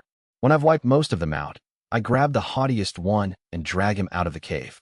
Once outside, a row of soldiers greets us with astonishment. My dad's troop had just arrived. Side note, I destroyed the bandits' traps beforehand. Who are you? Roars one of the soldiers, brandishing his spear. The other soldiers point their weapons at me too. Wait, shouts my dad, dismounting his horse. He approaches me, eyeing the guy I dragged out of the cave. You don't look like one of the bandits. Have you been fighting them inside? Yes. My voice should be unrecognizable, but I'm still nervous. There goes my character. I'm glad they didn't immediately take me for an enemy, but there's still a chance they'll see me as a threat if I play my cards wrong. What's the status inside the cave? He demands. I've defeated them all, I reply. I don't think any of them escaped. I also didn't kill any. My dad turns around and signals his men with a glance. About 10 of them disappear into the cave, lighting their torches. We wait about 10 minutes. With each passing minute, the silence grows heavier, as does my urge to flee. Finally, a few of them return. One of them whispers something in my dad's ear. His face changes to an expression of surprise. Then he turns to me with a stern look. I am called Gold Zenfis. I am entrusted by His Royal Majesty to preside over this region. As the land's ruler, I first wish to express my gratitude to you. He bows his head in a gesture of vulnerability, his face still grave. May I ask your name? He inquires. What should I do? I haven't come up with one. I decide to give him an honest answer. I don't have a name yet. I drop the bandit I was carrying and strike a pose. The awkward silence is unbearable. Was it also you who destroyed the 4 bandit camps and rescued my wife and child? That may have happened, I answer vaguely. I don't want him to feel indebted to me. I see. That was a tremendous deed. For this, too, I am grateful. My dad's expression finally softens. But in no time, his forehead furrows in puzzlement. I see you wish to conceal your identity. Would you at least be so kind as to reveal your motive? My motive? Motive? I can't exactly tell him. I'm only doing this to make Charlotte happy. I rack my brain in full throttle and blurt out an answer to his question. Justice. Yes, that's it. Justice. I'm the harbinger of justice. I protect justice, speak justice, and deliver justice. Yeesh. I've said the word justice so much, it starts to sound trippy. I'm afraid I might slip up if I stick around, so I shout, Hiya, and fly up into the air. Farewell. I call out, beating a swift retreat. I fly back to the castle and in through the window of my room. Brother Haruto, you were so amazing. It's already midnight, but Charlotte was waiting for me. She's so excited, she's reenacting all of my moves. I'm glad you're happy, but your big brother is tired. My body and mana are fine, but mentally, I'm exhausted. When is your next mission? Wait, you want more? She looks at me with her sleepy, yet sparkly eyes. I don't have it in me to disappoint her. I call it a night for now. In the days to come, I deliver justice in my black costume a few more times. Eventually, people begin to call me by a name. The Black Knight. Straightforward and simple. There are several roads that connect the Empire and the Kingdom. The two countries are rivals now, but they were once allies during the war against the Demon King. Checkpoints stand along the borders. Traffic between the two countries is extremely limited, but not non-existent. At the checkpoint closest to the Count's castle, 3 travelers appear. One is a swordswoman, carrying 2 rapiers on her belt. Another is a slim man clad in robes. The third is a giant. When the guard asks them for their identities and travel purpose, the trio declare that they are bounty hunters who made a living hunting demons in the Empire. Their intent is to offer their services to the Count. The short-haired female warrior announces, most of the demons have been culled, right? Rather than clinging to a career with no future, we figured we'd be better off finding some proper work. But why not become vassals of the Empire, the land you're familiar with, inquires the guard. Nah, no way. Only the upper class get anywhere in the Empire. But we hear that the Count here values skill over status. Even the lower class like us have a chance at getting promoted. It is true that Master Zenfis rewards those who work hard, regardless of social class. But you have labored quite a long time in the Empire. That could be an issue. The guard continues to look at each of the bounty hunters in turn. 2 of you appear to have a mana level of around 25. I cannot allow fighters of your abilities to simply cross the border. We've had some trouble with the Empire recently, so we're on high alert. We're bounty hunters. We're loyal to any master who pays us right. Well, true as that may be, and reliable as it is, in its own way. But rules are rules. I cannot let you pass. Come on, now, please, the female warrior wheedles, pressing her body against the guards. Under all the armor, her breasts are quite voluptuous. Rules are rules, the guard repeats firmly. The female warrior's energy turns cold and menacing, but a hand clasps onto her shoulder. Please excuse my companion's impudence. The man in robes breaks in. Now, rules are rules, but there must be some way. He seems like the classic wizard type, the kind who plays support or casts long-range magic. We fully intend to comply with the proper procedures. If you have concerns, perhaps you could send some soldiers to monitor us. That is possible, but we are short-handed. You will have to wait here for several days. The man in robes nods. As the 3 travelers are made to wait in an interrogation room, the security officer consults with his superior. Gah, what a hassle. Quit whining. If we cross the border following protocol, it'll be easier for us later on. Yeah, I guess using force to bust through would be a hassle too. Especially when one of us sticks out like a sore thumb. The swordswoman glares at the giant, who stands as still as a tree. He's not only tall, but wide as well. His armor is simple, and he carries no weapon. We're not really gonna offer ourselves in service, are we? And wait around months for the perfect moment? If so, I'll pass. All we need to do is infiltrate the Count's realm. Then we'll ditch the soldiers, and the 2 of us will cause a stir to lure away the Count's guards. Lastly, the giant will assassinate the Count. That's their plan. The 3 travelers are assassins from the Empire. Their target is Gold Zenfis. It is unclear who hired them, but if they succeed, they will be promised protection by a certain family of the aristocracy. We'll make good money. I guess it's worth putting up with a bit of hassle, the woman admits. Exactly, smirks the man in robes. Finally, the guard returns, along with his commanding officer. 5 days later, the assassins succeed in crossing the border. The Black Knight is the harbinger of justice. which is why I'm flying through the sky with an elderly granny on my back. In one hand, I'm carrying a big sack. Good gracious. I never expected to fly in the air at this age, she marvels. I fly carefully, trying not to speed. So you're the famous Mr. Black Knight, eh? I'll have a good story to tell OL Gramps when I see him in heaven. How did it come to this? The answer is plain and simple. When I sent out some surveillance barriers for a quick investigation, I happened to spy an old woman hobbling along under the weight of a huge bundle. Charlotte saw her too. She looked up at me, tears welling in her big eyes. Per elderly lady. No big deal. It's on my way. I drop off the granny at her granddaughter's home and fly off, with an armful of yams they gave me in thanks. I'm on my way to the main road that runs from the northern border into the castle town. There's a group of 3 travelers about, and they've raised suspicion. Why do they seem suspicious, you ask? Bloop bloop bloop. Sudden flashback scene. Dad's office had been semi-taken over as a playroom for Charlotte. My sister had dragged me in there to read her the ancient magic book. That's when a soldier came in with news for our dad. My dad's brow furrowed as he listened to the report. Bounty hunters seeking to offer their services, you say? 2 of them are well known. They're skilled fighters, but the rumors are not in their favor. What sort of rumors? Well, they've been mostly involved in demon hunting, but recently they were also hired as mercenaries to put down a rebellion. They were known for using inhumane tactics, such as the merciless slaughter of non-combatants, the soldier explained. And they want to cross the border to become my servants? It seems plain enough that they must have some other agenda. Yes. It's so blatant, it's suspicious. They must anticipate that we'll be on guard to monitor them closely. My dad crossed his arms. In that case, the 3rd member, the man no one's heard of, must hold the key. His stature is immense, sir, even greater than yours. While the trio was held at the border, he reportedly uttered not a single word. Did they measure him with Mija's crystal? His current mana level is 18. Powerful enough to match a troop commander, but much lower than that of the other 2, the soldier said. A mana level of 18 poses no call for alarm.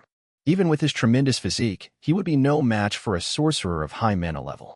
The other 2 were said to have mana levels of around 25, but even a small troop led by my dad would have no trouble defeating them. I took vicarious pride in that. My dad glanced my way and mumbled something under his breath. I sharpened my hearing to the max, augmented with a barrier, and listened. There is certainly a good chance they are after my life. But they may only be after information.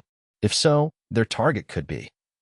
He finished the rest of his sentence lividly, but very, very softly. I overheard it, and I wasn't about to ignore it. Following that, my dad immediately declared, we must be ever vigilant. We cannot allow them to enter the castle zone. We'll stop them just before they arrive and question them again regarding their aim. I shall go too. The soldier's face hardened. Charlotte was growing fidgety in my lap, so I gently stroked her hair. Don't worry. Leave it to me, I said to her. Yes, Brother Haruto. Charlotte turned to look at me and beamed. I smiled back at her, remembering what my dad whispered. Charlotte, I don't know their reason, and I don't care. If they so much as come near my little sister, I will have to make an appearance. That's for certain. End of flashback. So I got a little sidetracked, but hey, at least we'll have a steamed yam party when I get home. There they are. The suspicious threesome.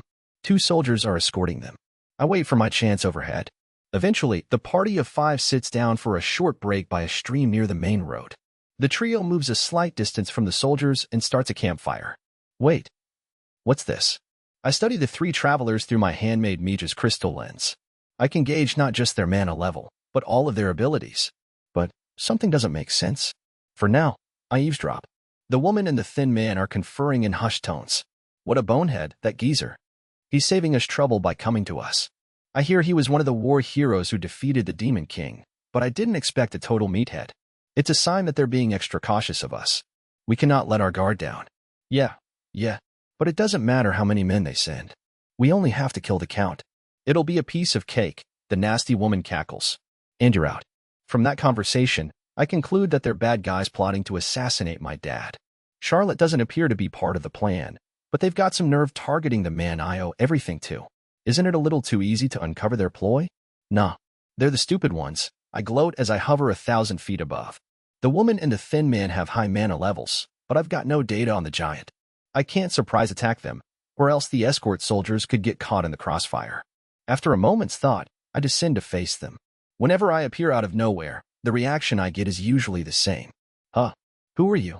The woman demands, drawing one of her 2 rapiers. The man in robes dips smoothly behind her. He's chanting softly.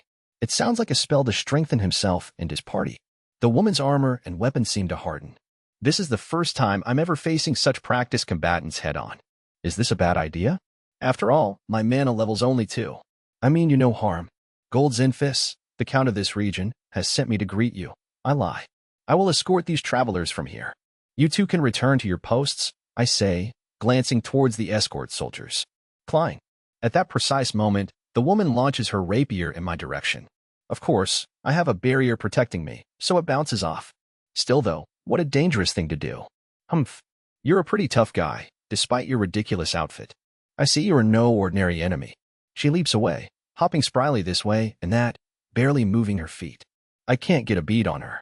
I want to use an immobilizing barrier to seize her, but it's tricky when the target is moving around quickly. It'd be great to capture her alive so I can do some questioning.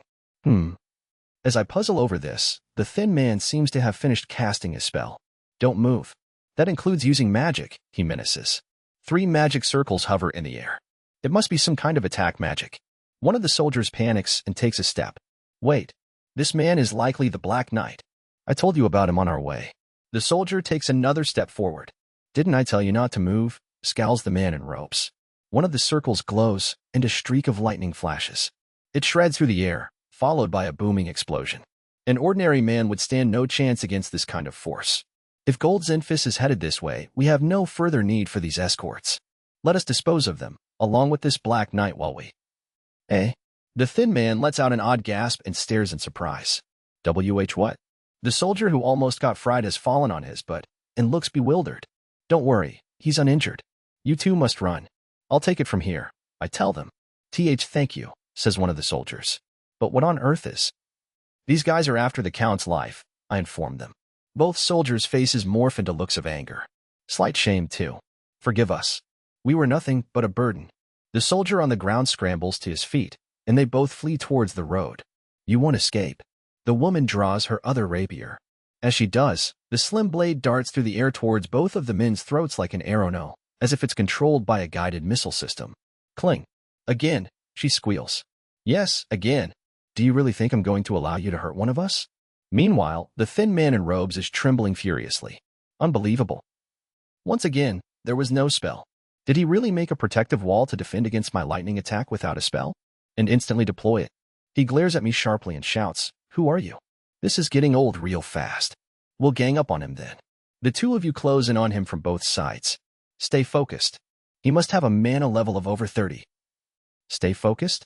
Speak for yourself. The confused man gets swooped into the air, and then hits the ground, face first. Wahaha. What are you doing? You moron, the woman shrieks. Hey, lady. That was uncalled for. I thought these guys were your friends. Just as I think that to myself. I'm not sticking around to fight this freak. He's your problem now. See ya, yelps the robed man. He takes off, ditching them. Glark, and runs face first into an invisible barrier I made. What a dork. Damn it. Well, don't just stand there. Do something. The woman screeches. Is it just me, or is she slightly smiling? The giant, meanwhile, hasn't moved a muscle. Hey, what are you, frozen? Hurry up and get him. Give him a taste of terror. The giant remains motionless. If anything, he's shaking a little. Realizing something strange is going on, the woman looks at me. What did you do to him? She asks. Huh? Oh, I just immobilized him with an invisible barrier. What? The woman looks perplexed. Was the giant guy their trump card or something? No. That couldn't be it. After all, the giant man. That's just 2 little men inside a giant suit, right? I point out. Jumping out of the guy's belly would be too weak of an ambush move, I figure. A tad surprising, at best. How did you know?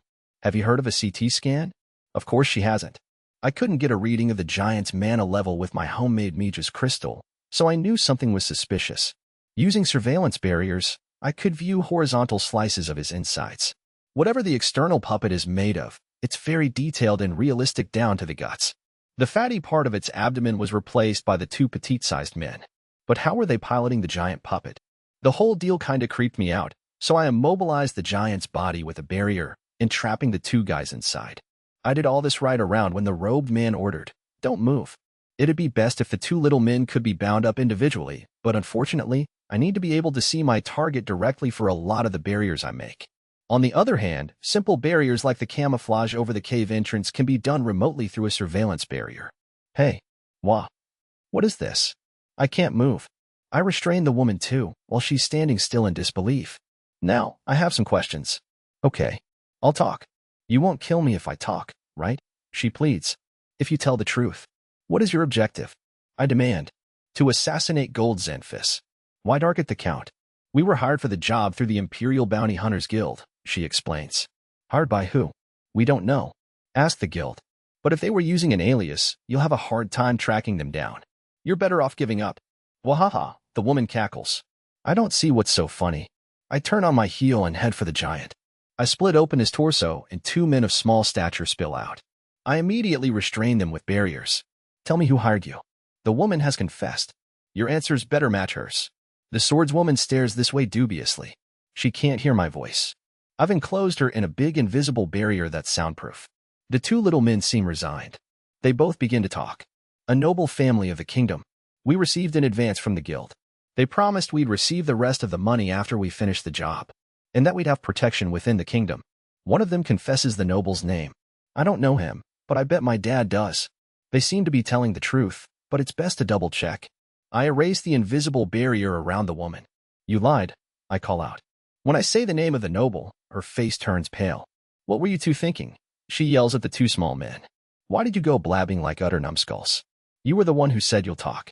You're the numbskull. They snap back. I conjure up countless little barriers in the air, making them colorful so they're easy to see. WH, what are those? W8. Please, WW8. I'm sorry. I won't lie again. Please. I fire the swarm of barriers amok. Not a shred of the woman's flesh remains. That's what she gets for lying. Still, I did get the evidence I needed. The mastermind was a member of the kingdom's nobility. Does someone have a grudge against my dad? There's no use interrogating the little men any further. They were just hired guns. I doubt they'd know the motive. What is this thing, anyway? I ask, pointing at the giant body with its torso gaping. We're puppeteers. I ask what they mean by that. The 2 men take turns talking. Human-shaped puppets based on homunculus technology. They're capable of autonomous action, starts the first. A lost technology. Now, may as well be a soulless chunk of flesh, continues the other. We control its movements with thin wires that we engineered. Enhanced magically, of course. Interesting. I had no idea such a thing was possible. Could I use this information to improve my doppelganger? Probably not. What I want is an autonomous clone who's capable of thinking and acting for himself. Then again, this giant doll is based on puppets capable of autonomous action. If that kind of technology existed in the past, maybe there's still hope. Well, setting that aside for now. Why were you hiding in a puppet? Did you plan to jump out and surprise your target? I still have my doubts that could have ever worked. That was part of it. But the main reason was to hide our presence, says one of the men. Hide? A gargantuan body like that? What do you mean? Our original plan was to defeat the guards once we entered the castle town. Then the 2 of us would get out of the puppet. We'd stage the puppet to look like a dead body. Then the 2 of us, who no one suspects even the existence of, would execute the murder. Even if someone figured out that the giant was a puppet, they'd be likely to assume there was only one operator. It was a clever plan, but all for naught. So while the woman and thin man were fighting the Count, you 2 planned to sneak up from behind. Huh? Devious. I wish I could use it for future reference, but I'm a loner, so I can't. Sad. Well, that's one way to go, one of them replies. But we were planning a different approach this time, adds the other, while those 2 raised a commotion, leaving the castle vulnerable. The 2 of us would infiltrate its defenseless walls. I cock my head sidewise. The 2 men grin nastily and speak in unison. And we would take his son or daughter hostage. Thwack, thwack. Both of their heads fly off. Whoops. I killed them. These guys were after my dad's life. I knew they'd be capable of treacherous acts on some level. I managed to stay pretty rational for the most part, but the moment they uttered the words daughter and hostage, my blood boiled instantly. Still dressed up as the Black Knight, I go to my dad and explain the situation. He is familiar with the noble who hired the bounty hunters. It's a name that has been in decline. I have very little contact with them. I cannot imagine them going to the trouble of hiring bounty hunters from the Empire at great cost to achieve an end like this. There must be another mastermind behind this. I apologize for wiping out our lead, and offer to find out who the mastermind is from the noble. I doubt we can trace them. It's unlikely that the conspirator would reveal their intentions to some noble family. My dad suspects the true culprit intended to reveal their plan only when the plot succeeded, but I do have my suspicions on one. I inquire who, but all he would tell me is a vastly powerful enemy, one even you might struggle to contend with. Not to mention, the circumstances are complex. For now, our only option is to keep our defenses high and anticipate their next move. Sounds too passive, I can't help thinking. Well, then, it's up to me to tend to this properly. I return to my room and untransform. Welcome back, Brother Haruto. My little sister greets me with an enormous smile. I'm back. We're having a yam party tonight. I hand her one of the yams I earned. No matter how long she waits, there is no report of Gold Zinphus's assassination. Alone in her room, Gizelot grinds her teeth. Did those bounty hunters simply make off with their advance? Or perhaps Gold fought them off and concealed the news of the attempted assassination? If so, she can't send her men to investigate. They may leave tracks. One thing is clear. The plan failed, and there is no use trying the same approach twice. She hadn't placed a great deal of hope in it, but with one failure after the next, she needed some outlet for her pent-up anxiety. Isn't there a dragon or something I could hunt? I haven't had a chance to really cut loose in a while. She knows it would be inappropriate, considering her social standing, but she cannot contain her frustration. Gizelot approaches the hearth. A scabbard and an unsheathed sword hang crisscrossed above the mantelpiece. It is the divine blade of light, one of the 7 sublime weapons that defeated the Demon King. Its blade is slightly thinner than the average one-handed sword, but its strength and sharpness are the greatest in the kingdom. The grip and guard are embedded with intricate jewels, and a faint glow seeps off them from the magic within. Just as Gizelot picks up the sword, she hears a soft knock at the door. She beckons. Her personal butler bows and enters the room. He seems to bear a report for the queen. He hands an envelope to her, bows again deeply, and leaves the room. Gizelot returns the sword to its place over the hearth, sits on a sofa, and opens the seal. Oh, it's the investigation result I ordered on that girl. The magic abilities of Gold Zinphus's daughter have been kept secret. This itself is not rare, but given that the mana level and lack of element of the Count's son have been publicly announced, it does raise a flag. As she reads the document, Gizelot's expression hardens. She reads it again, then stands up and screams. What is this? She cannot believe it. She refuses to believe it. Gizelot is still the strongest sorcerer in the country, with a level of 44 to 46. But according to this report, the max mana level of Gold Zinphus's daughter is 61. The girl possesses potential far greater than that of the Flash Princess. Bonus interlude. My observation log of a dog-eared maid 3. Every now and then, Flay slips away from the castle. Aside from her maid duties, she also has a self-appointed task. She calls it building an environment in which Sir Haruto can live a peaceful life. What she actually does is wildlife rescue for demons. Demons often wander into human territory, attack their villages, and end up being hunted. Other times, they may fall victim to fellow demons in a territorial fight. Flay prevents these clashes by teaching lost demons the rules of the streets and being a mediator when conflict arises. Today, too, she's charged off into the forest in her usual maid's outfit. Nral. Snrk. On one side, a giant bear strikes a menacing pose, both arms stretched wide in the air. On the other side, an enormous wild boar snorts rapidly, its tusks gleaming. Behind both creatures hide their babies. Neither parent shows any sign of yielding. The situation is like a tinderbox ready to burst. Flay jauntily appears on the scene. Calm your balls. Kavwam. Kablock. She delivers a bitch slap to the giant bear and a roundhouse kick to the enormous boar. Not exactly the wildlife rescue you'd imagine. How dare you fight in the vicinity of Sir Haruto's residence? The audacity. Shing. She shows her claws. Ms. Bear and Ms. Boar are terrified.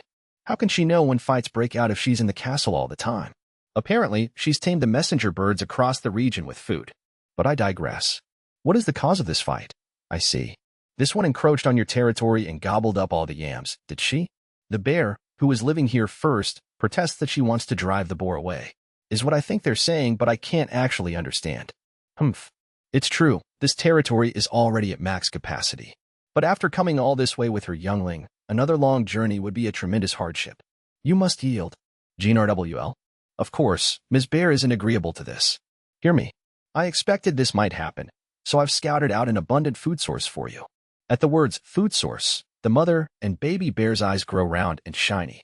But first, you there. I want you to learn the rules in this territory. If you ever violate them, be prepared for direct punishment by me. Flay explains the rules thoroughly. They're really nothing radical. Kind of like a town committee's rules for residential trash collection. After all, wildlife is all about survival of the fittest. You can't expect a predator to empathize with the circumstances of its prey. But if a predator overhunts and runs out of food, it will only hurt its own situation and eventually be forced to encroach on other demons' territories.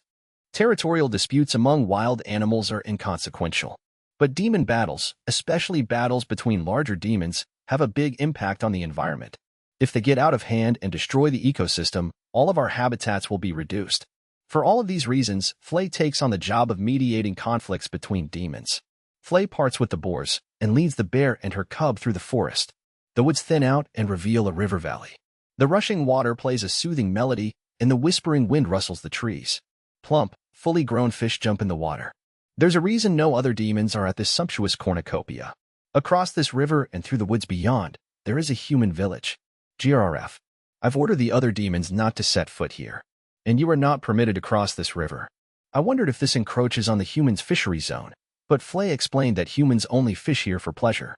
Flay has pleaded, with great sincerity, for the humans not to come near it. Despite her part demon status, Flay commands with the authority of a count, ruler of this region. I'm suspicious of how sincere her plea really was. The giant bear leaps joyously into the river. Her cub joins in and frolics. When the mother bear catches a big fish, the cub devours it on the riverbank. Sniff? HMRR, Flay gets emotional as she watches the bear family bond. But Ms. Bear is still anxious. GRWL. If a human approaches, I will have to fight them to protect my baby. At least, I assume that's what she's expressing. Flay grins. I have warned them. We have a pact. If they break it and approach, show no mercy. You may devour them. Even the bears seem put off by this. One early spring morning, just before sunrise. Wahahafa. I did it. I finally did it. I shout in my room. Just FYI, the room is fully soundproofed, as well as encased in a sensor barrier that alerts me of any intruders.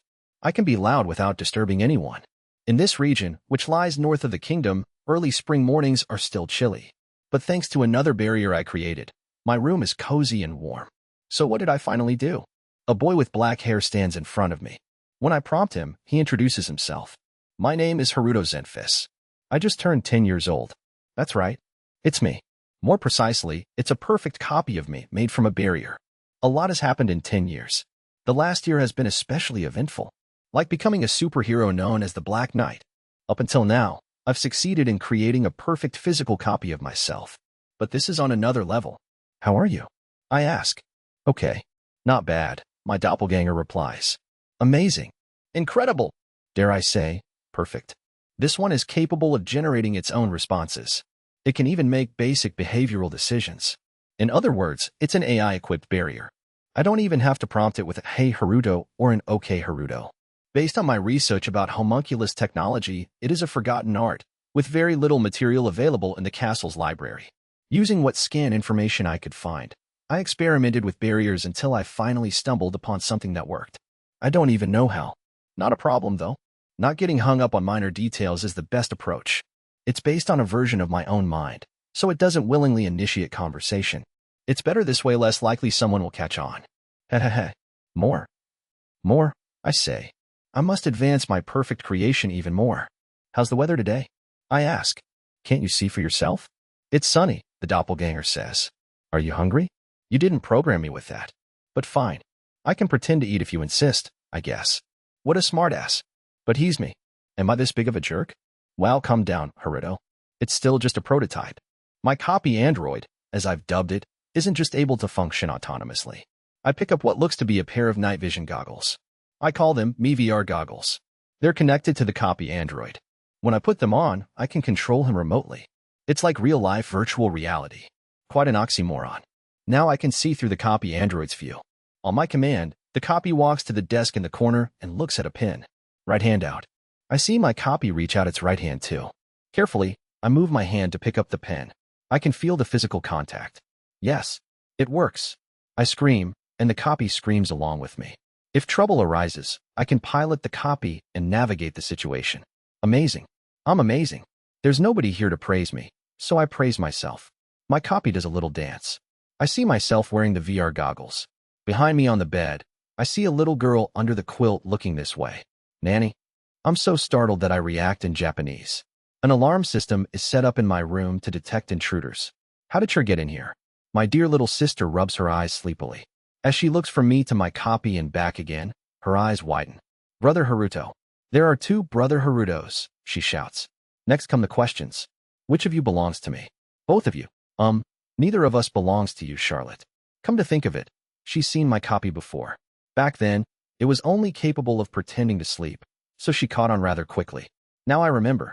Charlotte has a habit of wandering into my room half asleep in the middle of the night. It's frequent and unpredictable. It got annoying to be woken up each time by the alarm, so I removed her from the sensor alerts. My room is warm and cozy, so I can't really blame her. I take off the remote control goggles. My copy stops moving, and like a marionette that had its strings cut, it crumples to the floor. Oh no, one of my Brother Harutos has passed away. Calm down. That's not me. It's just a big doll that looks like me. It is a little different from the one I saw before. Did you make it with magic, Brother Haruto? Well, yeah. Amazing. It looks just like you. What kind of magic, Brother Haruto? That's a secret for now. It's classified research. Charlotte, aka Char, nods her head, satisfied with my answer. But why did you make it? Is it for me? She really insists on it being hers, huh? But geez, I'm not sure how to answer. Why did I create the copy android? Because I was planning to leave the castle and live on my own. Originally, I'd intended to leave as soon as I was past infancy. I kept postponing it and mooching off my family. But at this point, I have no desire to leave home. I like it here. Nonetheless, there have been some obstacles in the way as I pursued my ideal shut-in life. My dad makes me come out for swordplay training, and my mom barges in to tutor me. Char shows up often, always wanting to play. I'm still studying how to use my barrier magic. In this world, barrier magic is considered to be a very basic, supplementary magic with limited capabilities. But I'm finding it to be an inexplicable source of limitless possibilities. I can even use it to connect to present-day Japan and watch anime. In order to achieve my dream shut-in life, I'm trying to learn everything I can about barrier magic. My plan is to leave the copy android at the castle and live out in the woods so I could focus on my research. I'm silent for a moment. Suddenly, Char gasps. Are the bad guys on the move again? Excuse? Brother Haruto, you are an ally of justice. You must hide your identity. That is why you made a copy of yourself, right? Char is such a sweet, good girl. Sharp as well. She's also a small child who takes superpower battle anime literally. She believes steadfastly that if there's a superhero, there must also be a clear enemy somewhere.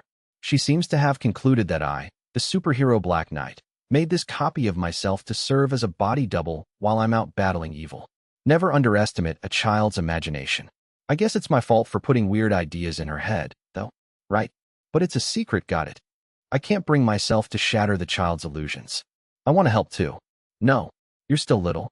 Maybe when you're bigger, okay? My heart aches as I watch her wilt. By the way, this girl has crazy potential. Her max mana level is 61. It's higher than the Flash princesses. Don't take it so hard. The bad guys are powerful. Your job right now is to prepare yourself and become strong, so you'll be ready when the time comes. I tell her this in a dramatic voice. I'm not wearing a cape, but I strike a pose like my cape's blowing in the wind anyway. Char hangs her head low in frustration.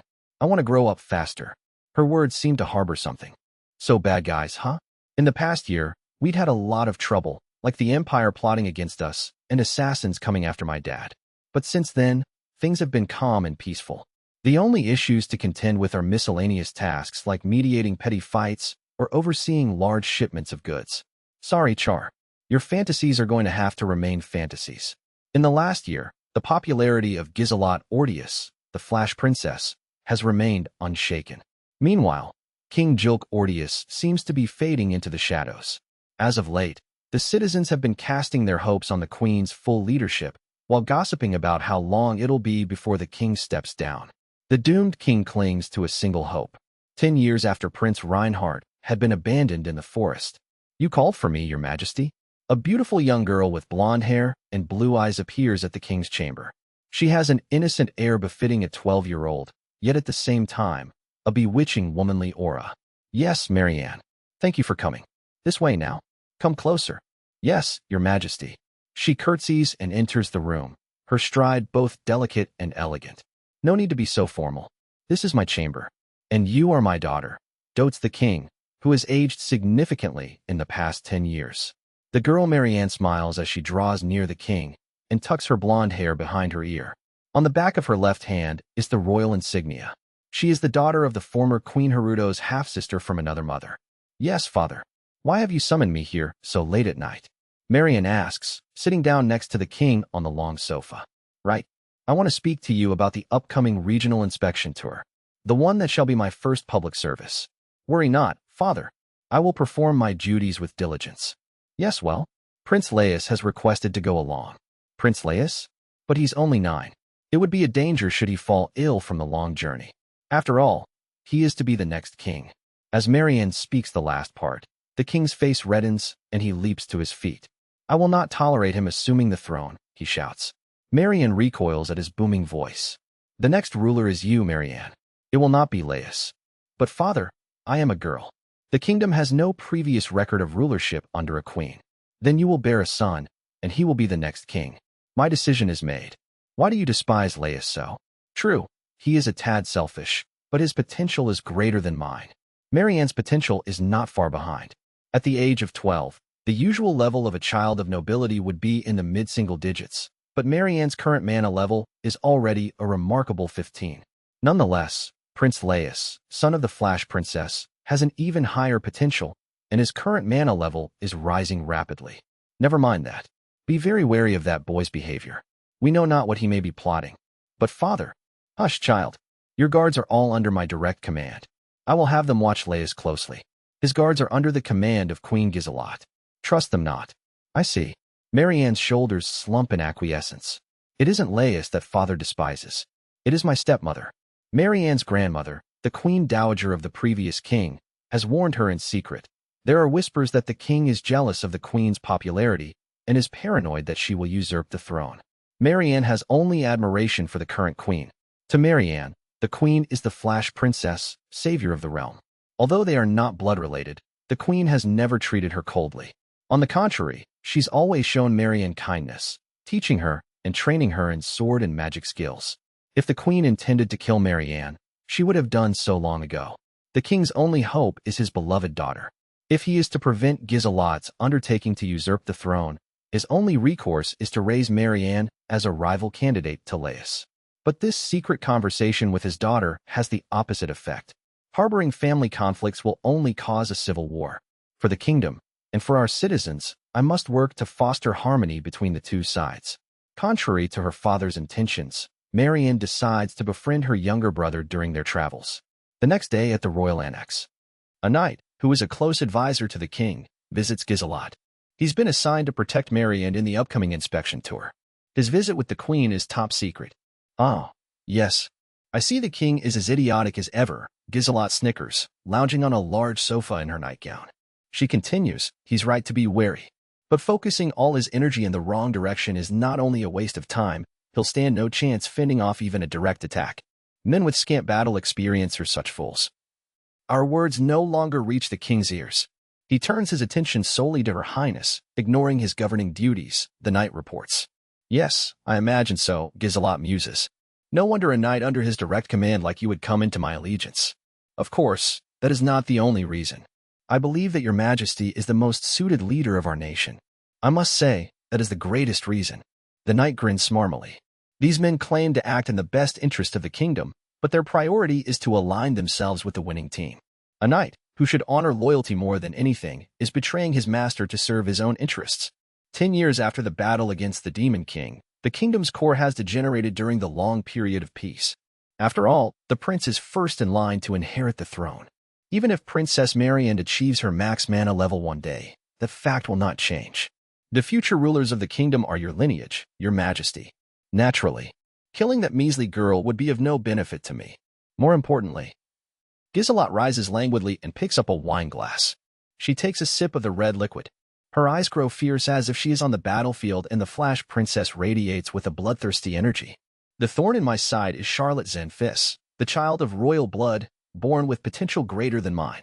I must eliminate that pesky girl as soon as possible. A shiver runs down the knight's spine. He swallows. There are no hindrances to the plan. However, we anticipate the princess's attention will turn strongly towards Prince Laius. This may necessitate a degree of care. So His Majesty's cowardice could unexpectedly turn into an obstacle?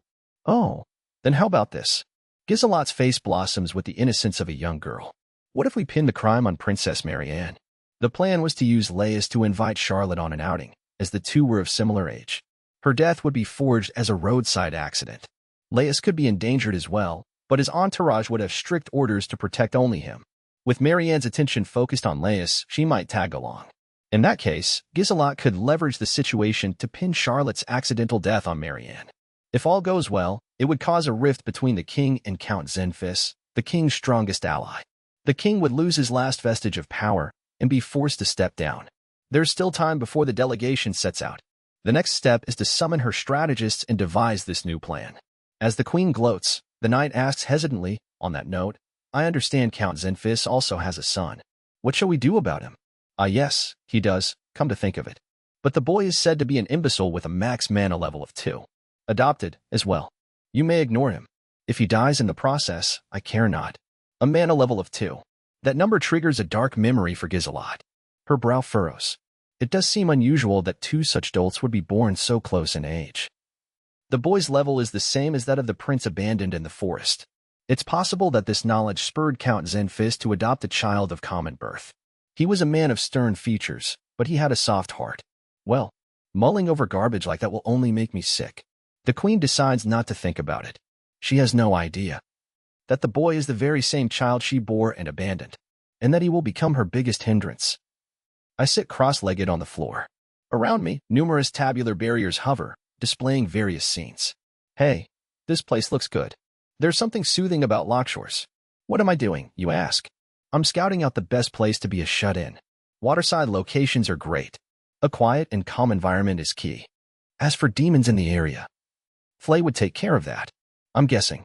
I'm trying to concentrate and weigh my choices. But, your tail. Today shall be the day I finally pet your fluffy tail. Enough, child. I serve only Sir Haruto. I serve not the likes of you. Fluffy. I tell you, my entire being is devoted to Sir. Hey, don't jump at me. Humph. I won't be caught by the likes of you. HNNG, gah. Ha. You'll never catch me. Your persistence is applaudable. But keep it up, and you'll hit a wallow. What did I tell you? Hey, Charlotte. Are you all right? Are you hurt? Did you? Ah, gotcha. Why, you sneaky little thing. To think a child could conspire to. Yeek. Ah, not so tightly. Oh. Not there. Oh. Flay moans helplessly. What are these two doing in my room? How am I supposed to concentrate with all this noise? I glance over to see the red-headed, dog-eared maid stumble to the floor. A little girl is hugging her tail, nuzzling relentlessly into the fluffy fur. Oh, Char. At the tender age of 6, she's managed to pull a fast one on Flay. Not bad. Can you guys leave already? My master. I'm so sorry. I cannot, Flay sighs weakly. I had no idea her tail was her weakness. Well, if she ever screws up, I know how to punish her now. Plus, I'll get to enjoy some of that fluff. What are you doing, Brother Haruto? I'm looking for a place to do magic research. Char has figured out a lot of things, so to some extent, she knows about my plans. Of course, she doesn't know the part about wanting to be a shut-in forever. The only people who know I'm a former prince are my parents and Flay. Technically, this information wasn't disclosed to me either. My mana level of 2 is public information, but being non-elemental is a secret between my parents and me. Having no element is extremely rare. On paper, I'm listed as Earth. I worry I'll eventually be found out. Anyway, nobody but me knows that I can only use barrier magic. Except a secret lair? So you can fight the bad guys? Char is convinced that I'm a secret superhero battling an evil organization. It's embarrassing, but as her big brother, I have to play along. Right. This is a secret too, okay? Yes. We shall not let the enemy find out. The determination on her little face is adorable and endearing. But I beg you, please grow out of your fantasies soon. I cannot wait until I can help you, Brother Haruto. It won't take long. You're much more talented than me, Char. No. Char shakes her head violently in denial. The little face rubbing against Flay's tail makes her ticklish. I could never be like you, Brother Haruto. Your ancient magic is amazing. My magic is only barrier, not ancient. It is way different from what's considered normal in this world, so I cover it up with a wild excuse by saying, I'm experimenting with ancient magic that only non-elementals can use. Flay buys it too. I should release Flay from captivity soon. Her butt sticking up and twitching now. Flay, did you come in here for something? As soon as Flay showed up, Char pounced, and I miss the opportunity to hear her business. I tell Char to let her go. Finally liberated, Flay assumes a more dignified posture. She kneels on the floor Japanese style, one of her favorite poses. Hard to believe she was rolling around and twitching just a moment ago. That insolent gold. He has the impudence to summon you, Sir Haruto. Dad? I wonder what he wants. Not another swordplay training, I hope. I hate going outside. Flay tilts her head sideways, cluelessly. She's no help. Charlotte answers instead. Today we are expecting guests. Guests? Oh, I completely forgot. Some delegation is coming from the capital on an official inspection tour, and I'm supposed to go with my dad to meet them. After all, I'm his eldest son, and Charlotte's still a little kid. I rush into formal attire and sprint out of my room. A delegation from the kingdom's capital is arriving today on an official tour. Panic that I completely forgot. I get ready as fast as I could and somehow make it just in time. Humph. What a dusty place. And smelly too. So this is what they call the backwoods. A young boy with brown hair complains as he steps down from a luxurious carriage. From the way he's dressed, he's obviously a rich kid from an aristocratic family. He's got fine features, but there's a mean look in his eyes. His attitude and his manners suck, too. My least favorite type. Laius, don't be rude. You're the one who insisted on coming along, remember? A dazzlingly beautiful blonde girl emerges. She looks slightly older than me, but seems much more mature. She's dressed in trousers, appropriate for traveling the road, but the quality of the fabric looks expensive. No doubt she is of the aristocracy too. What? I'm just being honest, the boy says. What's with this brat? I stare a bit too long, and our gazes meet. He glares at me. A huge figure steps in between us. Welcome. Thank you for coming all this way, Princess Marianne and Prince Laius. It's my dad. He's not just any noble, he's of royal blood, and he commands a region that stretches between two nations at risk of war. He's a man of great stature. Guests to whom my dad would show this level of formality can only mean one thing. It should have been clear to me when he invited me out. These two are my birth siblings. The snotty little brat, Laius, I think, glares at my dad now. Princess Marianne and Prince Laius? Did you just announce me second? I beg your pardon for my rudeness. I was told that Her Royal Highness was the leader of this delegation. So what?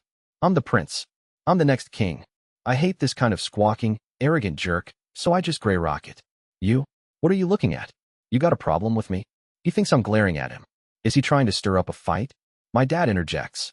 Please excuse my son's lack of decorum. I am responsible for his poor manners. My apologies on his behalf. Well. So this is the numbnuts with the mana level of 2. Laius interrupts with a sneer. The veins in my dad's brow are twitching. He's about 5 seconds from losing it. But my dad is a dignified warrior. He's not about to flip his shit over some snot-nosed kid. Unlike a certain red-haired someone. If Flay were here, she'd have attacked this turkey by now. You're lucky you're alive, kiddo. Laius, that's enough. Royal blood is no excuse for rudeness. In fact, your royal status is all the more reason to display proper manners.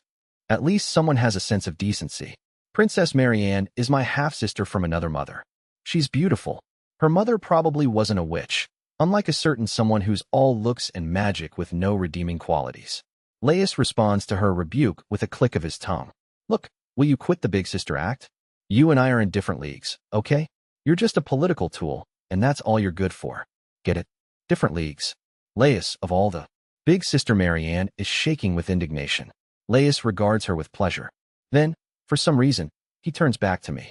He's the one who needs to learn some manners, he says as he points to me. I'll teach him a lesson myself. I need a little exercise anyway, after being cooped up in that carriage for so long. Hey, jerk. I challenge you to a duel. How does this kid's brain work, anyway? I'm honestly curious at this point. But Prince Laius, I'm afraid, the difference between your abilities is too great, my dad interjects. Don't worry, I'll go easy on him. A magic duel would be over in seconds, so we can use swords instead. He's got 0 magic ability. At least he knows some swordplay, right? Big sis Marianne continues to try to reason with him. Laius insists. Bring the weapons, he shouts, overriding his sister's protest. Looks like I'm being forced into a duel. We enter the courtyard and face off wielding wooden swords. We stand about 60 feet apart. The swords are made of wood, but they're modified with an iron core to give them the weight of an actual weapon. If you get hit with one, it's seriously gonna hurt. I hate pain, so I've never let anyone hit me. What are you chickening out? Don't worry. I hate swordplay, so I hardly ever train. Laius smirks and mumbles something. A spell. His body glows with light a few times, and the same goes for his wooden sword. He's cast a spell to increase muscular strength, improve agility, reduce his body weight, enhance his reflexes, and strengthen his weapon. I'm not knowledgeable about any kind of magic, but the analytics barrier applied to my eyeball tells me all of this.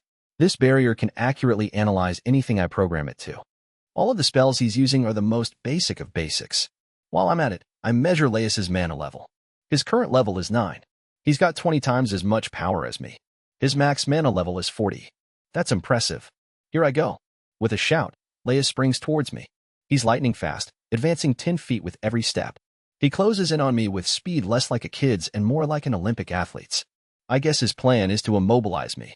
His stance is low, and he's brandishing his wooden sword close to the ground, like he's aiming for my knees. That's gonna hurt. If I do nothing, he'll probably break my legs. So instead, whiz, gonk, hike. I leap into the air, delivering a light blow to the back of his head. Laius lets out a surprised howl and lands face first on the ground. WH, WHWH, WHWHY. After a moment of stillness, Laius turns his pitiful, bloody-nosed face to me as he lays on the ground. It was just a light tap. He's not badly hurt. I told you, Prince Laius, my dad says under his breath. The difference between your abilities is too great. What just happened? Marian can't believe her eyes. Whatever it was, it definitely happened. She saw it clear as day. Laius enhanced himself and his weapon, then charged at Haruto with superhuman speed. Haruto leapt into the air to evade the attack, tapping Laius on the back of the head with the tip of his sword. That's what occurred on the surface. But there were quite a few things about the scene that made no sense. The most incredible thing of all is the difference in their abilities. Laius currently has a mana level of 9. He should have about 20 times as much power as Haruto. Mana level has a direct impact on magical abilities, how quickly you can activate magic, how strong it is, how long you can maintain it, how many things you can do at once, and so on. In theory, Haruto shouldn't stand a chance against Laius, who has a far greater mana level. Some of it could have been due to Laius's carelessness. He was definitely arrogant. But Laius had enhanced his physical strength and agility, lessened his body weight, and sharpened his reflexes. He'd fortified his weapon too, and he cast all of these spells nearly simultaneously. Laius has extraordinary talent for a 9-year-old. Clearly, he intended to crush Haruto with his superior abilities. With a mana level of 2, Haruto wouldn't even have had time to counter with defensive magic. He'd have a broken leg before even getting a chance to react. In reality, however, the opposite happened. I told you, Prince Laius. The difference between your abilities is too great. Marian hears the Count muttering beside her. Uncle Gold. What on earth? Marian is so odd, she forgets to be formal. Gold responds with the same frankness. It's no wonder you're surprised. I have no idea how he does it either. What? There's no sign that he's using magic, but he's able to perform with greater skill than someone who is magically enhancing himself. Haruto was taught swordsmanship by Gold, so he'd have an asset in the future to make up for his extraordinarily low mana level. Before long, Haruto's skill improved so much that Gold is now the only man in the castle who could rival him. No sign, indeed. When did he activate his magic? Even if he'd magically fortified himself in advance, he wouldn't last a minute with his mana level of 2. Casting multiple spells at once would be out of the question. Did he manage to activate his magic before Laius when they faced off? Impossible. He hadn't uttered a single spell. Nobody with a mana level in the single digits can cast silent spells. That requires a mana level of at least 30, though it depends on the type of magic. I don't know, Gold admits. Oh. Marian realizes that there's no point in her trying to figure it out if Haruto's own father doesn't get it after 10 years. Still, there's no explanation for the way Haruto moves, other than magic. He dodged by flying, didn't he? After that, did he hover in the air? There was no preparatory movement. Flight magic? Again, impossible. That's rank B magic. Absolutely impossible without a mana level of at least 30. Then, that wasn't magic either? Good question. He must be using magic somehow. Otherwise. Marian gazes at Haruto again. At that moment, Laius stands and hoists his sword over his head. With speed that would put any adult to shame, Laius swings his sword again and again, only to produce whiffs of air. Giga? Why? I can't hit him. Laius continues swinging, looking like he might burst into tears at any moment. Meanwhile, Haruto flutters this way and that, looking bored. He seems so unmotivated, like the whole thing is a big yawn. Oh, look, Uncle. That movement was unnatural too. He just changed direction in midair. In fact, He's been half hovering in the air all this time. He isn't even moving his feet. He seems to be skating over the ground. Yes, it does look that way, Gold replies. He definitely is. Isn't that odd? Asks Marianne. Odd it is. Doesn't it mystify you? It does mystify me. During swordplay training, I've asked him many times how he does it, but even Haruto himself does not seem to know. He's defaulted to a state of that's just how it is. Count Gold Zenfis is extremely strong, the strongest in the country when it comes to earth magic. They don't call him the earth-shattering Warhammer for nothing. His only weakness is that he doesn't sweat the details. Look, Marianne. Haruto's moving his feet. He's exhibiting fine footwork. Did he overhear us somehow? Who knows? At this distance, and at this volume, it would take extraordinary hearing to pick up their conversation. The whole thing is just bizarre. What in the world is going on? She wants to find out his secret, but doesn't know how. Arg. Laius flails desperately, taking huge, frenzied swings, all to be effortlessly evaded by Haruto. He swings so hard that he loses his balance and crashes to the ground.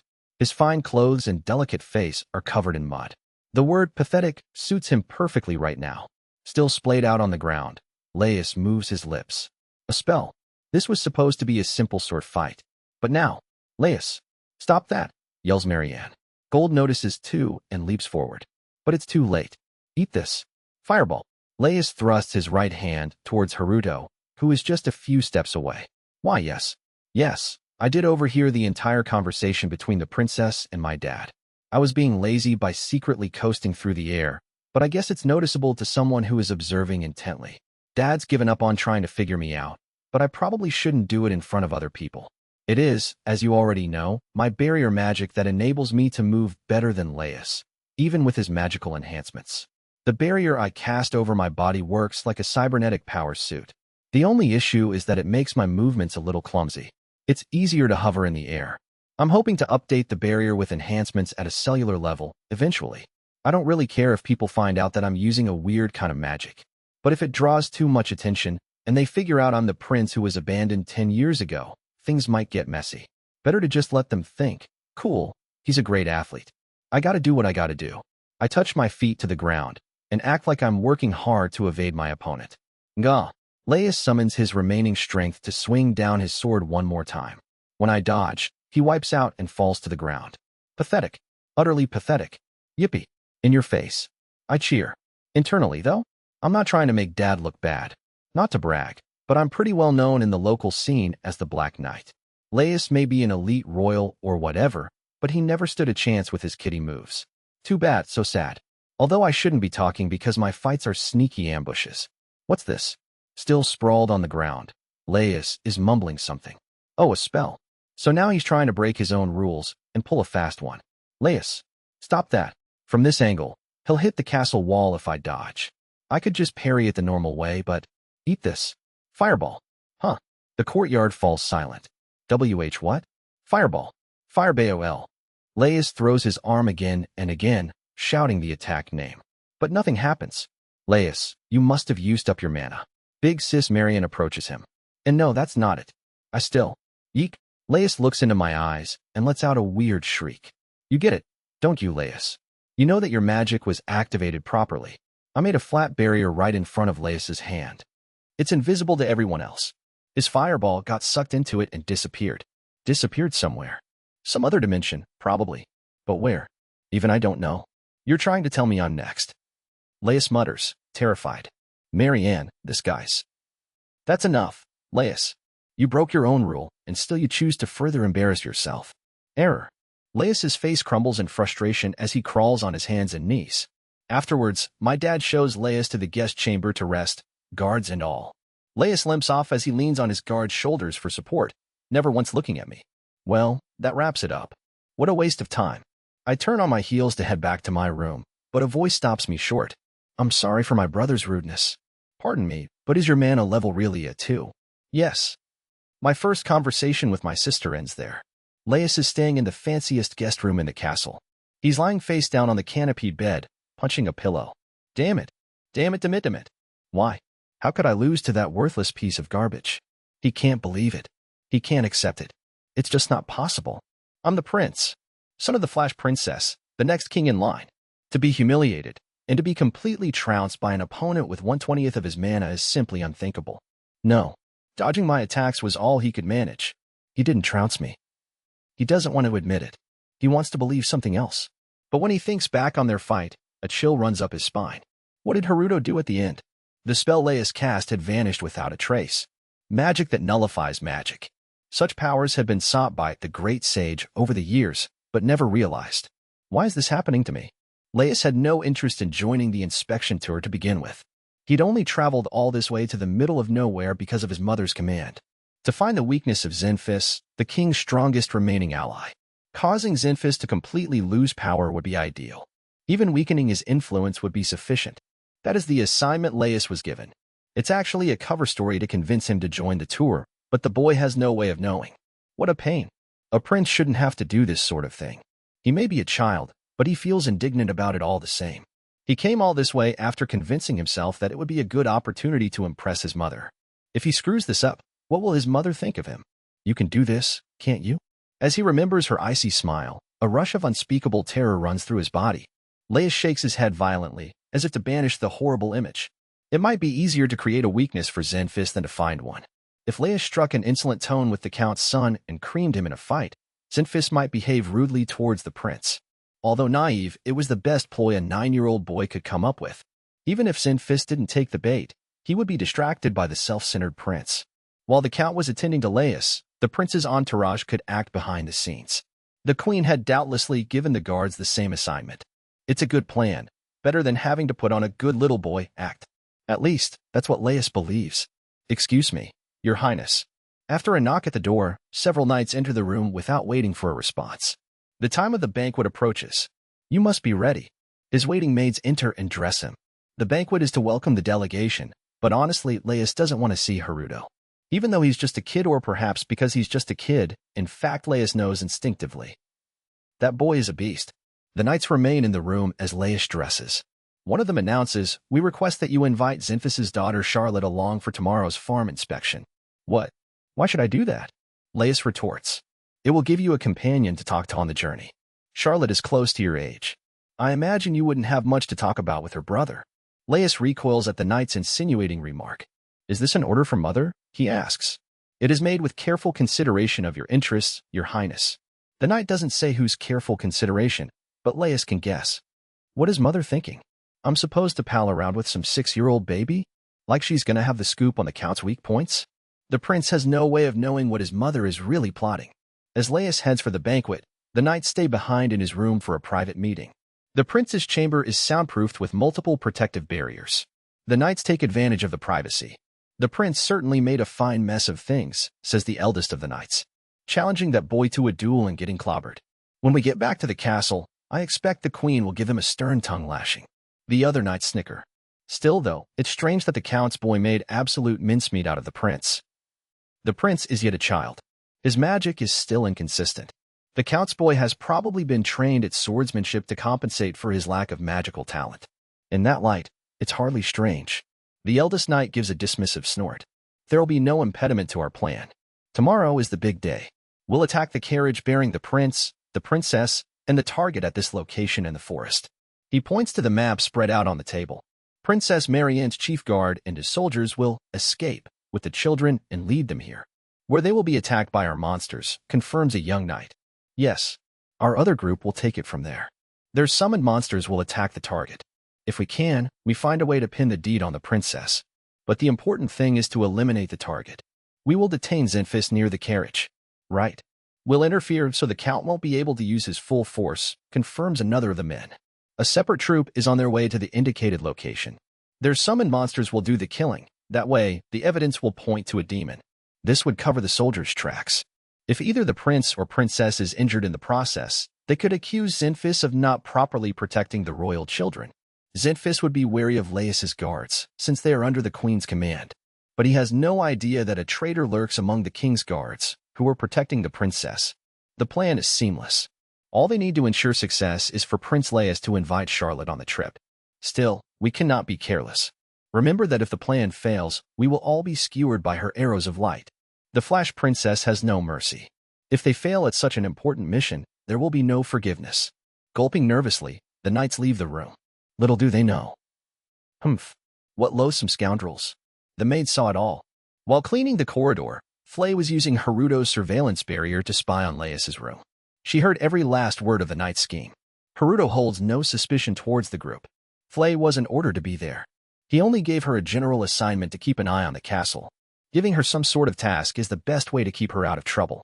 In the 10 years he's known Flay, Haruto has been able to conclude that much. But what on earth were they talking about? She overheard the entire conversation but doesn't understand their objective. Who is the target? They seem to be plotting to kill someone. But why go to all the trouble of summoning a monster? Well, I'm certain Sir Haruto already has eyes on the matter. Yes.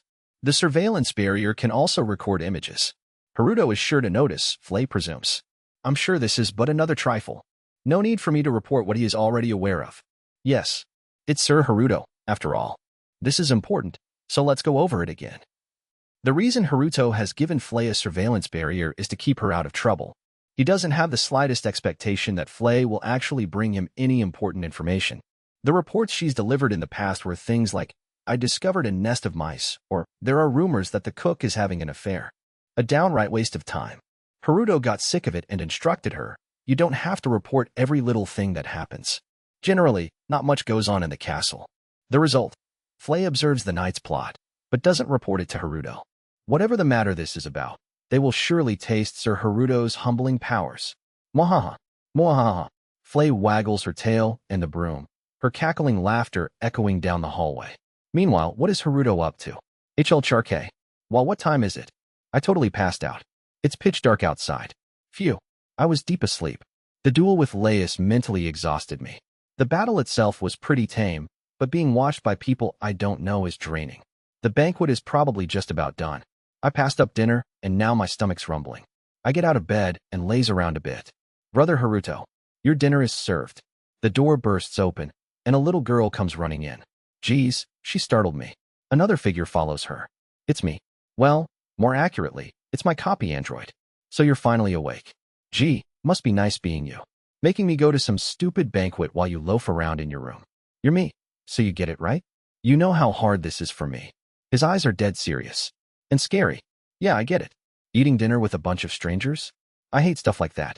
That's why I sent my copy instead. Ugh, man. I've had it, he grumbles. You make me do all the stuff you hate. What am I to you, anyway? Just some bimbo you can take advantage of? Well, I guess that's why you made me. My copy flops listlessly on the floor. Sulking, huh? He's seriously pissed at me. I touch my copy's head with my hand. His body shrinks and becomes an action figure of a hot babe. The kind with big boobs and bikini armor. This is how I usually enjoy his company. I admit I feel kinda weird about it. I dig into the banquet leftovers Char brought me. They're fancier than the usual fare. We're not hosting just anybody, after all. This is the prince and princess. While I'm eating, Char chatters on and on about the banquet. And Prince Laius invited me to go along with them tomorrow, Brother Haruto. You? How come? Is he into Loli? Then again, the kid's only 9. But based on the information I've gleaned from my copy android, its memories flow into me. When I shrink it down, the prince didn't seem to be interested in Char. If anything, he kept glaring at me the whole time. At my copy, that is. Does he really want someone to talk with? If so, it makes sense that he'd rather hang out with Charlotte than me. I don't know. I am ever so looking forward to it. Char beams. Her smile is so angelic, it's dazzling. Char is still young, and rarely has a chance to travel outside of the castle. Of the few times she did, she was attacked once, unfortunately. But if Char is going with them, the group is heading east tomorrow, crossing through a small forest to visit the farmland just beyond. It's too close to the castle for bandits. And thanks to Flay, there's no danger of demons attacking. But if my little sister is going on an outing, it's my duty as her brother to make sure she's safe. I send out some surveillance barriers to scope out tomorrow's route. If there are stray critters or anything, I'll send Flay to deal with them. Huh? Who are these guys? I whisper to myself. A bit off the main road on the way to the farmlands, I spot a suspicious ring of men huddled in the forest. They're all wearing robes with deep hoods that obscure their faces and are chanting something. At their center, a magic circle glows. That is a magic circle for summoners, right? Char's eyes are glittering. The bad guys are plotting something, right, Brother Haruto? Not necessarily. Isn't it more natural to assume that they're assigned by Dad to patrol the area before tomorrow's trip? She may be only 6, but Char's got the grandiose fantasies of a preteen. I don't want to rain on her parade with sound logic. Looks like a job for the Black Knight, I tell her. A mission. She looks super thrilled. You stay here. I'll be sure to expose the truth. I transform into my all-black suit and helmet as I grow to adult proportions. Now I'm the Black Knight, the fantastical superhero I invented for my little sister. Char, I hope you grow out of this soon. I'll expose those villains once and for all. I promise. May you reign victorious, Brother Haruto. I bolt through the darkness and make a beeline for the site. In the forest, not far from the main road, the moonlight streams through a gap in the clouds. In a small clearing, a group of robed figures chants around a summoning circle. These guys look way too sketchy. At first, I thought my dad had sent them to do some kind of security thing, but when I peek under their hoods, I don't recall ever seeing them at the castle. They're too evil-looking. I decide to quit spying on them from the shadows and talk to them instead. Excuse me. What are you doing? Naturally, they jump at the sudden appearance of a weird guy dressed head to toe in black. Plus, I'm using that weird electronic effect to disguise my voice. Who are you? I'm used to this reaction too. Oh, I'm just a passerby. No one suspicious. You can check with Gold Zenfis about me later. Everyone knows about the Black Knight. Not just my dad, but the soldiers and citizens of this region. We collaborate well together. I'm everybody's friend, but... You work for the Count? They don't seem to know about the Black Knight. Just then, bam, I hear a loud noise at my side. One of the robed men is extending his arm towards me. He struck out with a magic attack. What just happened? How did he block my magic? He cries. I've been covering myself with a defensive barrier, just in case. I didn't want some scary demon attacking me out of the blue.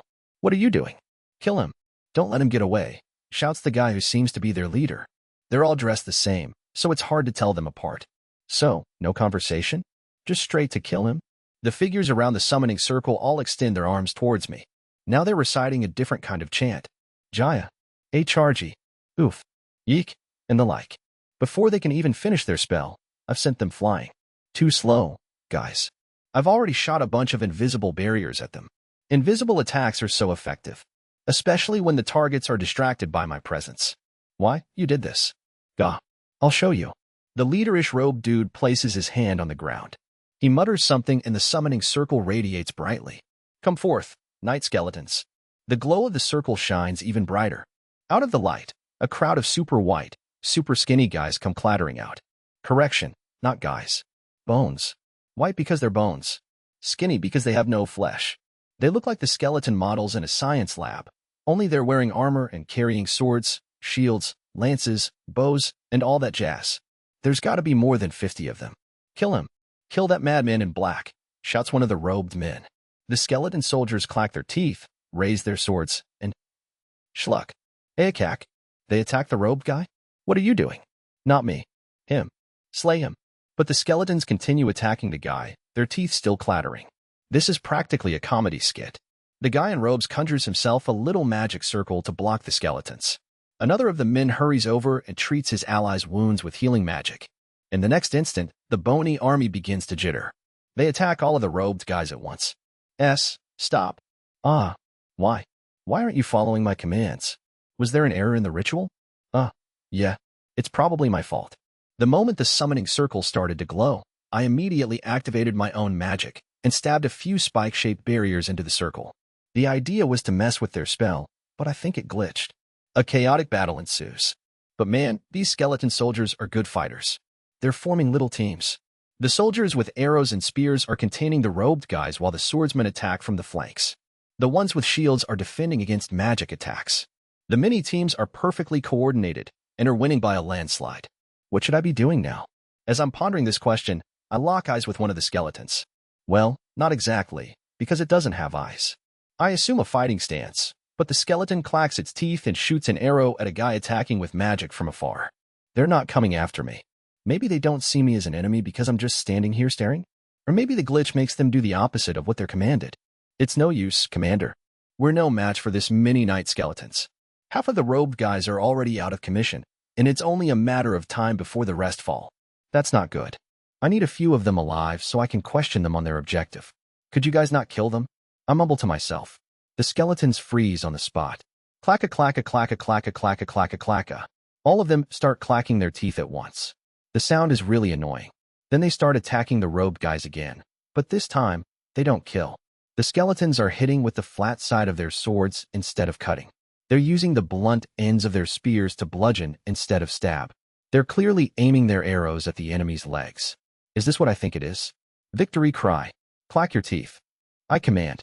Clacka clacka clacka clacka clacka clacka clacka. I know I commanded it, but what a racket. It's obvious now. The bony army is following my orders. But I never ordered them to attack the robed guys. Were the skeletons angry because the robed leader tried to make them kill me? That must be why they identified the other robed men as enemies too. They were dressed in the same attire as the leader and healing him. Makes sense. But why are they obeying me? I guess because I stabbed that summoning circle with my barriers? Yeah, nothing makes sense. Why you, Commander? Where are you going? The one they call Commander, the first robe guy who was subdued, is frantically trying to flee. He races off into the forest at top speed. The rest of his flock attempt to follow. What? An invisible wall. There's one over here too. Sorry, but I'm not letting you guys get away. I've fenced them in with barriers, including above and below. Round them up, okay? I order. The Bone Gang enthusiastically clacks their teeth and descends upon the remaining guys in robes. I leave them behind and head for the main road. A translucent barrier screen appears before my eyes, showing a map of the surrounding area. A moving red dot blinks on the map. He didn't take the road. He crossed it, and now he's heading into the woods on the other side. When the commander ran off, I secretly tagged him with a tracking barrier. There were no signs of cooking utensils or tents at the site of the magic circle, which means their base camp is elsewhere. I figured if I deliberately let the commander run off, he'd lead me there. The red dot stops moving. It looks to be in another clearing in the forest. I close the map and create a new barrier. This one is arrow-shaped, and it's linked to the commander's tracking barrier. The arrow quivers, then snap, turns and points to my right. The guy who ran away is this way. I rush to where he is. Grow Aowa. I'm greeted by a gigantic figure made of rock. Mwahaha. Behold, the gigantic golem. Its ironclad defense and mighty fist attack are leagues beyond an ordinary demon's. Now kill, shouts the commander. Thanks for the explanation, guy who chickened out and ran away. His subordinates around him seem kinda taken aback. He's summoning it now? One of them whispers. Grow up. The giant tries to pound me with his enormous fist. Looks like this guy was summoned successfully. I swiftly dodge the attack. Its impact makes a huge crater in the ground, like the aftermath of a bomb explosion. The thing's crazy strong. Good. This one obeys. Come on now, slay him. The commander is pumped. I get why he's so confident. This golem guy is incredibly powerful. Despite its unbalanced proportioned short legs and long arms, it's surprisingly nimble. I evade it with speedy footwork, but it maintains its balance and continues to snatch at me. The other robed guys are firing magic from all directions. If I don't do something, I'm bound to get hit. Gone. As the golem smashes his next punch into the ground, I slip an invisible barrier under it at the last minute. It doesn't break. The ground beneath is protected, which means I can block its attacks. Gone. It's working. While I'm at it, I deploy the same barrier on all four sides and above. It's caged in place. Screech. The golem's movements grind to a halt. Still, it continues to strain against my barriers. I can't help but start to feel sorry for it. It's not like this monster is fighting because it wants to. It's just obeying orders. Suddenly, an image flashes through my mind. A bully makes an errand boy run to the store to get him a sandwich. When the errand boy returns, instead of paying him back, the bully rewards him with a punch in the gut. The errand boy is me. Ugh, just thinking about it brings me down. My heart grows cold. I guess I can give it a shot. I make a spike-shaped invisible barrier and fire it into the glowing summoning circle. Nreaya. A painful howl rumbles through the air. You've done enough. Have a rest. I withdraw the wall barriers around the golem. If it attacks me again, I'll do what I must. I'm prepared for that. But the golem does as I say. It sits down on the ground, cross-legged and, making yourself real comfortable there. Are you? What are you doing? Go on. Destroy him. Whoops. You shouldn't have said that. As expected, the golem turns its eyes, which are surprisingly sparkly and jewel-like, to glare at the commander. It stands up, clasps both hands together, and slams them down. AV. The commander jumps frantically out of the way. The blow makes the biggest crater in the ground yet. Could you please chill? When you freak out like that, it does a lot of damage to the forest environment, I tell it. Mr. Golem stops his movement as I command. What a good kid. Why was I able to seize control over it, anyway? I definitely wished for it this time. but the first time was totally by accident. Some things are a mystery. Anyway, the strongest guy is on my team now, so it doesn't take long for me to round up the other men in robes. Let the interrogations begin. What happened? Carrie Zoff, commander of the platoon, stares at the figure dressed from head to foot in black. There they are, camped out next to a stream. Huh? Well, of course. They need water and all. The man in black is gazing into some sort of flat object that hovers before him. He seems to be enjoying himself. The guy's appearance is truly unusual. His shiny black helmet doesn't have any kind of opening to see through. One eye is giving off an eerie red glow. From the neck down, he wears a skin-tight outfit made of leather-like material. Behind him, the gigantic golem, which was supposed to be serving Zoff, is relaxing quietly. Not again. First this guy took over the night skeletons, and now the gigantic golem. The latter is especially odd, because at first, the golem was obeying Zoff. The guys at the camp haven't noticed anything yet. I'll deal with them later. Very well then. The mysterious man in black says to himself. Without even a spell, an invisible force silences Zoff's robed men, one by one. They are unable to escape, surrounded as they are by invisible walls. Their encampment was found out because one of the half-conscious men let it slip amid the chaos of the fight. But more importantly, time for some questions. Slowly, the man walks over to Zoff. What's happening? Zoff asks, his voice quavering. Just Zoff's head is sitting atop a large boulder. Why are we alive? The ground is littered with heads, and more heads. Some are twitching in fear. Others appear soulless. Another is smirking, unable to come to terms with this reality. They're all alive. Just their heads. Oh, that? One time I accidentally whacked off the head of a thief. I was just going to stop the bleeding. But while I was at it, I tried sealing up the head wound without reattaching the body. Oddly enough, the head didn't die. The guy's voice is uncanny, and it's hard to tell whether he's being gracious or flippant, and the things he says make zero sense. I panicked there for a bit. I mean, I wasn't trying to kill him. He's not worth it. Besides, he was working with a group of thieves, and I still needed to find where the rest of them were hiding out. But you know how an injury can have a silver lining? The guy was so flummoxed by his ludicrous situation, he spilled all kinds of stuff without me even asking. So you see, the guy blithely continues. I figured this is a useful way to extract information. A chill runs up Zoff's spine. He can feel his body, but from the neck down, he can't move a muscle as if his entire body was encased in something. He can breathe. He can speak. Ba-dump, ba-dump, ba-dump, he can feel his pulse racing, even though his head is disconnected from his body. Oops, sorry. I've been oversharing, huh? I'm not good at talking to strangers. If the other person's quiet, I feel like I have to fill the silence, you know? Let's see. Now. Which one are you? The man starts poking around at the bodies lying at his feet. They belong to Zoff and his robe troop. Oh, is this it? There's some kind of emblem embroidered on the breast of the robe. Very commander-esque. It is, indeed, Zoff's body. Upsa-daisy. Chargy. Don't worry. I'm just picking it up. Zoff can see that much. The reason he flinched was because he felt the sensation in his body, even from several feet away. What sort of pain will he be subjected to? Zoff is paralyzed with fear. Let's start with your name, please. Can you tell me what unit you belong to? Assume I don't know. Why are you summoning monsters? What's your objective? Zoff doesn't want to say, of course, but he's also too frozen with fear to think of a lie. If he continues to stay quiet, his death by the man in black's hand will be inevitable. It's just a matter of when. There's also no guarantee this man will let Zoff live if he tells the truth. Regardless, there'd be no way the Flash Princess would spare him after he's failed his mission so disastrously. Whether he confesses or not, his death is certain. In that case, I won't tell you anything. At his hour of death, at the very least, he prefers to die honorably. Heh. Ha ha. Behold my loyalty. Do what you will, you'll get nothing out of me, the commander taunts. This is from the guy who abandoned his comrades and ran off earlier? I will not make excuses.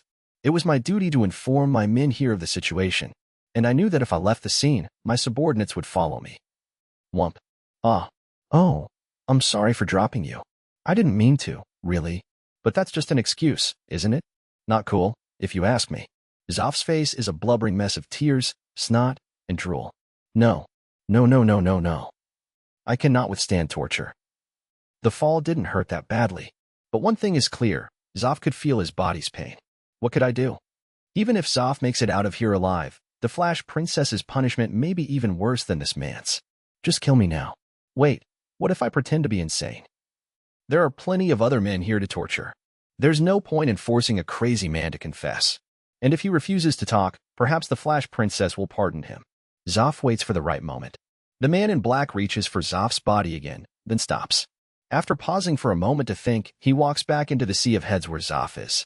But instead of Zoff's, he grabs another head and lifts it up by the hair. "Aye," shrieks the head. "What do you want? Stop. Help? I'm sorry, but there's nothing else to grab onto. It shouldn't hurt that bad with only the weight of your head." The man in black returns to the pile of lifeless bodies on the ground. "Man, I have no idea which is which." "Oh, right. If I focus on the link. There. That's the one. No, stop. Help." The man hoists the body with his free hand.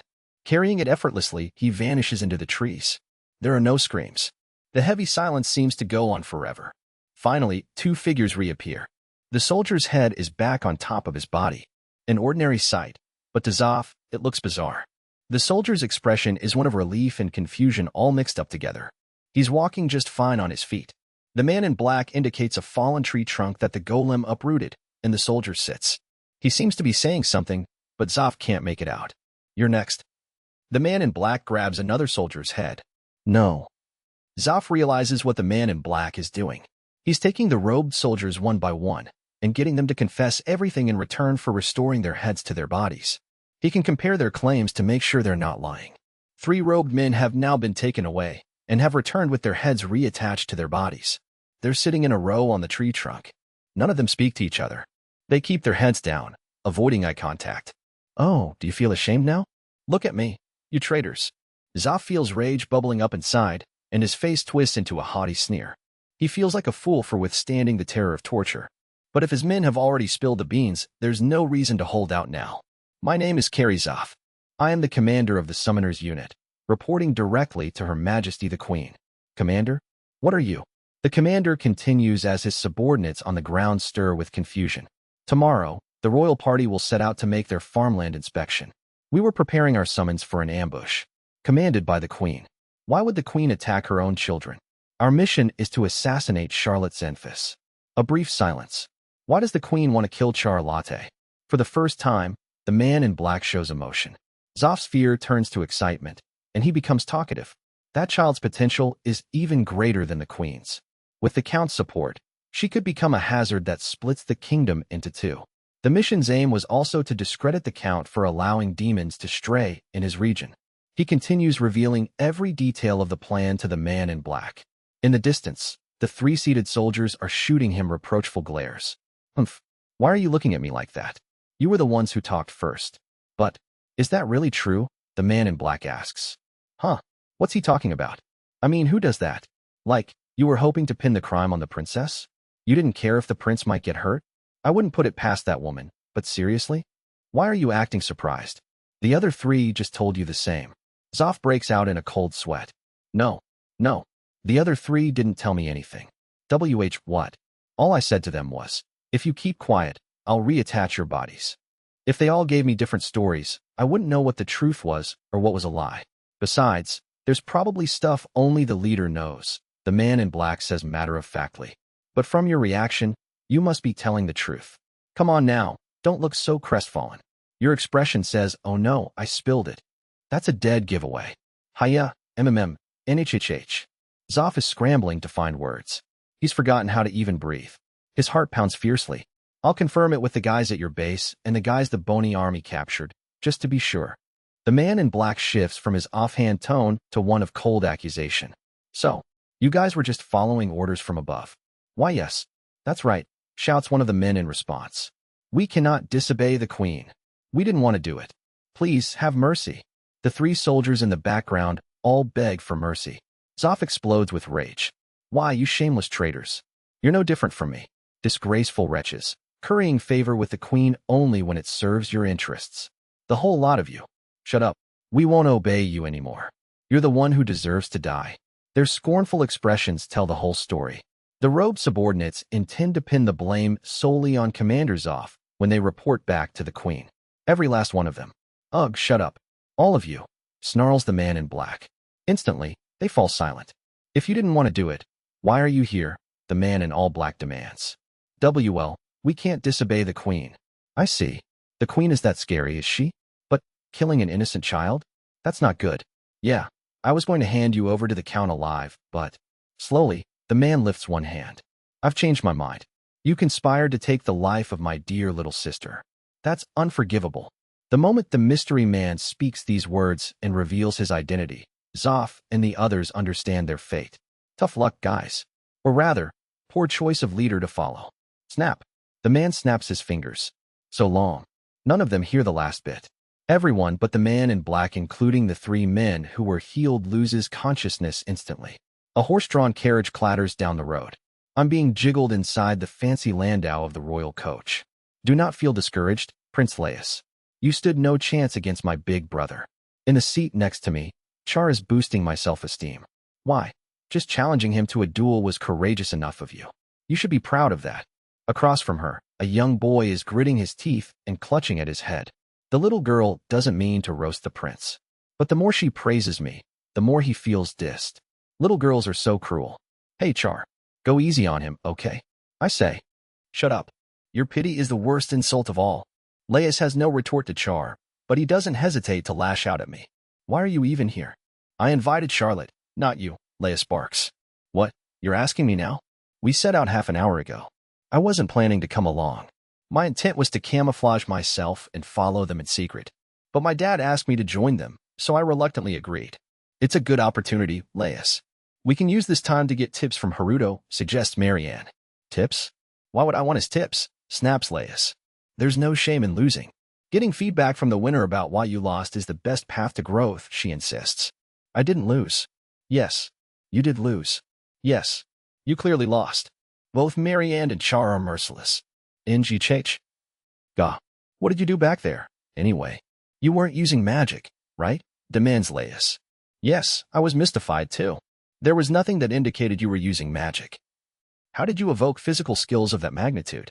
All eyes were on Char up until a minute ago, but now the conversation is focused on me. I did use magic. When I faced off with the prince, I have this thing where I kinda chant to myself, get stronger, and it makes me stronger. I don't really know what kind of magic it is. What the hell is that? Whatever do you mean? The prince and princess exclaim in unison. That's weird. When I told my dad the same thing, all he said was, I see, and he left it at that. Flay and Char simply said, You're amazing, Sir/Brother Haruto. But you didn't cast any spell. Your mouth didn't move at all. I'm a really good ventriloquist, I claim. Ventriloquist? What sort of magic is that? I close my mouth and exhale through my nose, while using a barrier to fabricate my voice. Like this. EW, what the hell? Wah, I choke. I don't get it. The trick was a big hit with my family. Are you? Returned demon? Laius blurts out. Laius, how could you say such a thing? Marianne reproaches him. Well, that's the only possible logic, right? Well, but still. I don't know what they're talking about. I asked Char if she knows, but she shakes her head emphatically. So cute. If your ancestor, mixes with a demon, a child can be born generations later with demon traits. It's extremely, extremely rare. Sometimes they have exceptional physical abilities or powerful magic, explains Marianne. She adds that it's mostly the stuff of fairy tales, but there have been actual cases reported. They're supposed to be kept top secret, and there are obvious physical traits. You don't appear to have horns, and your ears and eyes are normal. Do you have a tail or scales or something? Probes Laius. My big brother has soft, beautiful skin. He does not have any of that stuff. And he has a beautiful birthmark of, never mind. Please forget about that. Char almost spilled the beans about my royal insignia. Anyway, we take baths together, so I should know, Char assures them.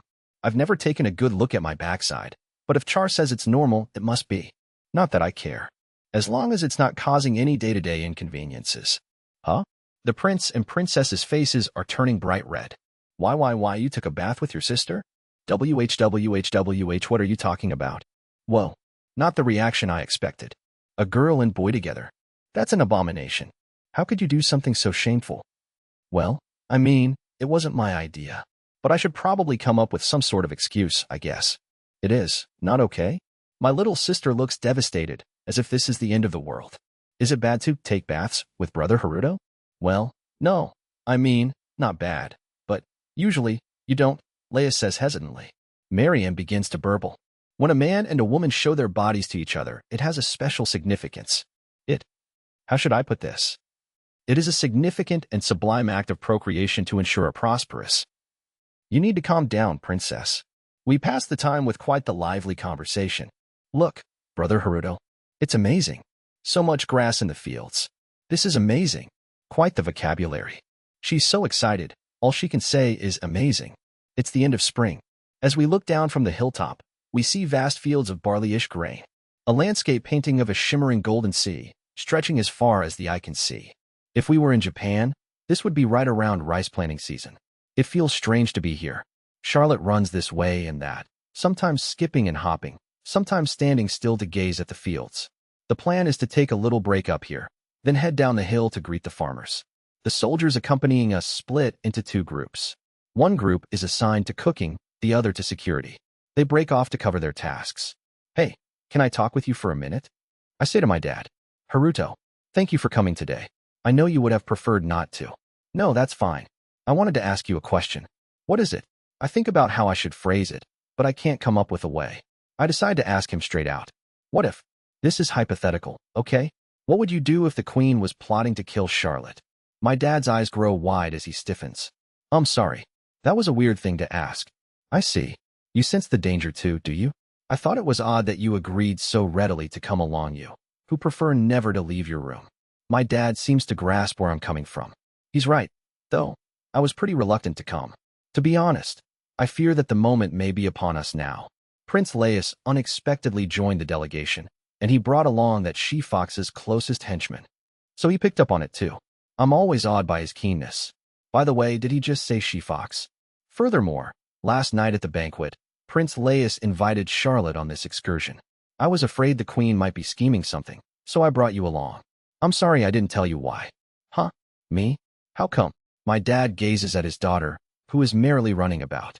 I'm known for my strength in defense, but I only have 2 arms.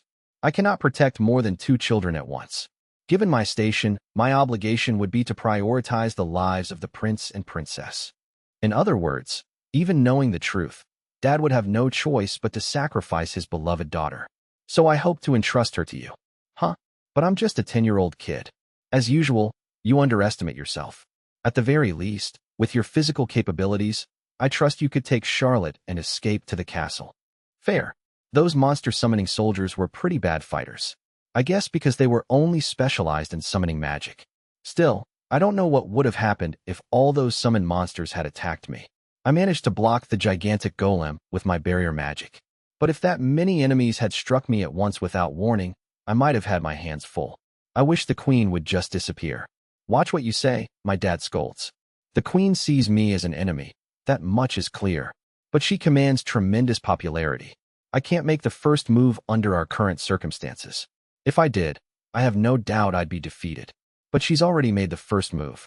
Besides, my dad continues, it would be unfavorable if the queen disappears now. I wasn't expecting him to say that. Huh? How come? I ask. It's a shameful story, but King Jilk's power has been in continual decline. There are many nobles in the capital and in the surrounding regions eyeing the throne. The only thing keeping them at bay is the queen's presence. You mean that if the queen died, a civil war would erupt? Very astute. Exactly. Why don't you become king, Dad? I blurt out. The earth-shattering warhammer could defeat any resistance force. But my dad laughs wryly at my suggestion. I'm not cut out for that role. But, well, my dad gives me a long look. I do have someone in mind, he says. But it is too soon. This child is still too young. I want to wait at least until the coming of age. Ooh, I see. I think I know who he's talking about. He must mean Charlotte.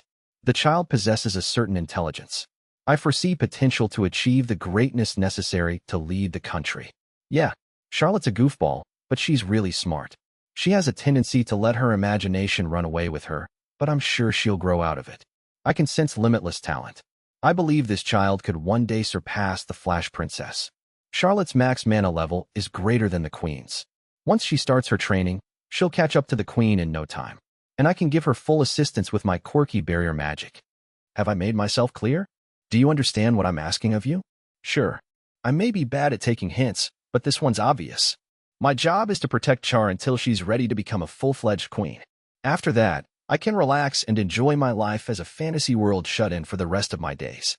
Will you do it? He asks me. Of course. Now that I know what I need to do, I'm ready to take charge. This sort of feeling would have been unthinkable coming from past life me.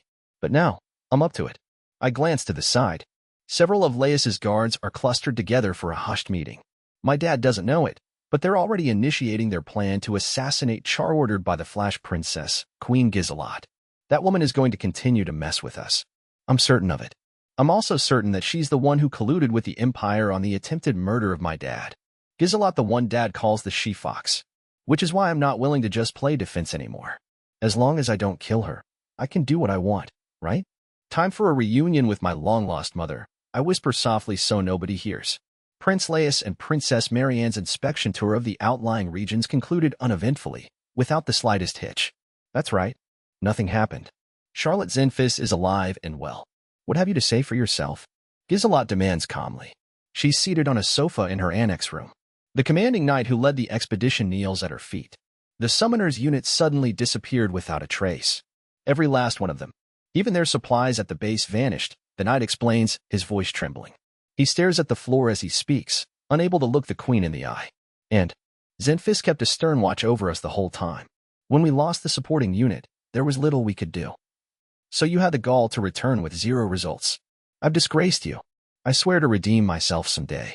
I beg you, please. I beg for you to give me another chance. The knight grovels so deeply, his forehead touches the floor. Without gracing him with so much as a glance, Gizelot swirls the red liquid in her wine glass. Someday? When you utter things like someday, you leave me no choice but to deem you worthless. Your only task now is to search every nook and cranny of your empty head and discover the reason for your failure. Your Majesty, Can't you see? Dozens of men simply vanished. The fact that there's no trace of them suggests there was more at play than a failed summoning spell. Something else happened. Waves form in the red liquid. Gizelot's voice swells with tranquil rage. This is the work of an enemy. Someone foiled my plan. The knight frantically combs through his memory. Now that you mention it, on the journey, we heard rumors of a strange man. They say he goes around defeating bandits and demons. Nobody knows his true identity, but he goes by the name of the Black Knight. Good heavens. I am truly astounded. If you knew this much, why did you leave him unresearched? I assumed this man only deals with inferior bandits and the occasional stray demons. Our summoning unit is made of cutting-edge warriors who excel not just in monster summoning magic, but other magical skills as well. It hardly seems possible that one man could have defeated dozens of our soldiers. Splash. The red liquid drips down the knight's face. Does that cool your head a bit? You truly are an imbecile, aren't you? You assumed? You are like a cat assuming he's facing a mouse and getting devoured by a stray dog instead. Do you think yourself a lion? No, And how could you be certain he's working alone? Did you not consider he might be linked with Zenfis? If he's mobilizing a commensurate number of soldiers, we should be able to catch them out. Then we could denounce Zenfis. I am truly disgraced, Your Majesty. You make me sick. Can you imagine how I feel learning that a man I put my faith in is a complete dolt? You will be punished accordingly. There is a long, silent pause. The knight, still frozen in his state of groveling, grows concerned. Tremulously, he raises his gaze. The queen's eyes are open wide, and her beautiful face is colored with surprise. The object of her focus lays behind the knight. Who are you? The queen screams as the knight whirls around. A shadowy figure stands behind him. Shadowy is an appropriate word. The man's silhouette is black as ink. His smooth helmet and form-fitting costume are both so dense they melt into the darkness. His stature is that of an adult. Knights are permitted to carry their weapons in the queen's private chamber, a policy that could only be made by someone as self-assured as the Flash Princess. The knight reaches for his sword as he shouts, Your Majesty, please, stand ba. Before he can draw his sword, his head is sliced off without a sound. The head thunks as it hits the floor. His body sluggishly follows. That should be all of them, says the man in pitch black. With a light wave of his arms, several more heads fall to the floor. Gizelot recognizes them as members of her own troop. The very knights she ordered to escort the delegation in Count Zenfis's region. An enemy. Now there is no doubt. This newcomer is her enemy. This must be the same man the knight told her about, the Black Knight who serves the Count. Without a moment's deliberation, the queen fortifies her body with a silent spell. She leaps effortlessly behind the sofa she was just sitting on. With another long leap, she jumps further back beside the fireplace. Assuming a low fighting stance, she reaches for the sword over the fireplace. It is the divine blade of light, one of the 7 sublime weapons used to defeat the Demon King. With this sword in my hand, there is no enemy capable of opposing me. I'll make him writhe with regret for not assassinating me from the shadows while he had the chance. Even if he were to launch a surprise attack, it would activate Gizelot's auto-defense magic. Regaining her composure, Gizelot demands, "This place is protected by multiple defensive barriers. How did you get into this annex into this room? Barriers? Oh, that sloppy job? They were so full of holes, getting past them was easy. I just covered them with a soundproof barrier. Shout all you like. No one will hear you." I see. I will have to severely punish the fools responsible for those barriers. The intruder speaks in an unnerving tone, like multiple voices speaking at once. Irked by the sound of it, Gizelot angrily clasps the hilt of her sword. But at that precise moment, tang! A small magic circle appears just next to her fist and glints. Very impressive, Flash Princess. You managed to block the attack immediately. So, you can see them. See what? Gizelot is confounded. The defensive magic shield she cast earlier automatically activated and blocked something. But what that something was, she has no idea. Oh well. I guess I'll have to go with good OL, Operation Wing It. Take this. What? Flashes of light erupt all around Gizelot, drowning out her question. A barrage of unidentifiable objects bombards her from every direction. She can't see what they are. She can't even sense them or tell where they're coming from. This is bad. At this rate. Gizelot's self-defense magic is at max capacity. Her hand remains on the hilt of the sword, but all of her mana is preoccupied with self-defense. The barrage intensifies into a maelstrom. Tiny flashes of magic circles appear and disappear around the queen, almost completely enveloping her. The room is reduced to rubble as if wrecked by a hurricane. Impossible. This cannot be happening. How could anyone conceivably? Even in the battle with the Demon King, she was never confronted with a predicament of this intensity. There's no time to utter a spell. She is forced to depend on silent spells, which are much more mana-consuming. Too overwhelmed to counterattack, she feels her mana draining steadily. How long can this last? As vanquisher of the Demon King, Gizelot is confident that her current mana level is the greatest in this land and this world. In fact, by extension, her magic should also be unrivaled. The man in black has also uttered no spell. Nonetheless, the enemy's attack shows no sign of waning. On the contrary, it's growing stronger and stronger. Gizelot puts all her focus on defending herself, leaving no room for attack. I can't go on like this. My mana will run out, and when it does, I will be reduced to a lump of flesh. She shudders. Just then, like a storm subsiding, the barrage stops instantly. Finally, his mana has run out. But so has hers. The magic circles around her lose their light and disappear. If the onslaught had continued a few seconds longer, Gizelot banishes the horrible thought. Her eyes glint with vengeance. I may be out of mana, but she still has the divine blade of light. At swordplay, too, Gizelot is the best in the nation. Even without self-fortifying magic, she can devastate an unarmed opponent with the divine blade's razor-sharp edge and intrinsic magical power. However, the man's next words plunge her into despair. Pummeling you doesn't work. I see. I guess I'll try cutting you next. Pummeling doesn't work? The man's been pummeling my magic circles this entire time. What is he talking about? Did he think he failed because they kept reappearing? But more importantly, next, whoosh. Gizelot hears a gust of wind brush past her. At the same moment, she feels an inexplicable pain in her neck, hot and cold at the same time. Her vision swerves violently. The next moment, everything goes black. That was a close one. Almost killed her, the man mutters. But Gizelot loses consciousness so instantaneously she's unable to hear his words. The darkness recedes, and Gizelot's vision returns. She seems to be on the floor. Nothing feels real yet. She hears the man's voice. Just because the attack's halted, you go and drop all your defenses? That's a little too careless, isn't it? But in the end, all's well that ends well. Yes, you underestimated my powers, huh? Ha ha. I've always wanted to say that line. Careless. Underestimate. Look who's talking. Guy who didn't allow me to spare either of those things. Her mana is used up. If he continued to attack her, she would have had no way of defending herself. But Gizelot is too preoccupied with her current predicament to express her indignation. The back of her head hit the floor hard. She's gazing up at the ceiling, but her body pitches forward and falls to the floor. Unable to make sense of the contradictory sensations, she decides that she's lying on her back, as her field of view suggests. She tries to sit up, but when her hands push for the ground, they wave in the air instead. Her chest is flat against the floor and her butt sticks up in the air. Perplexed, she goes with the theory that she's face down, and tries to get up again. She sees a headless body on the floor rise to a crawling position. What's going on? Straining to banish all notions of common sense, she instead tries to form a hypothesis from the information she can gather right now. The answer she deduces is very simple. The headless body she sees is her own. What the hell is this? Gizelot screams. None of it makes sense. Why is she still alive if her head is detached from her body?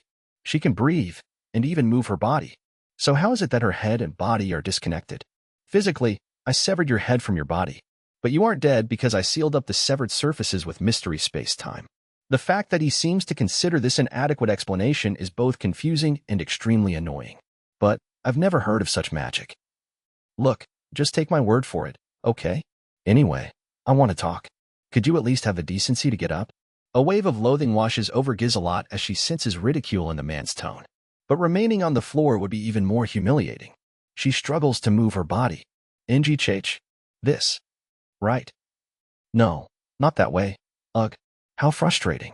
Being face to face with her body, she keeps moving the wrong side. Eventually she gets the hang of it.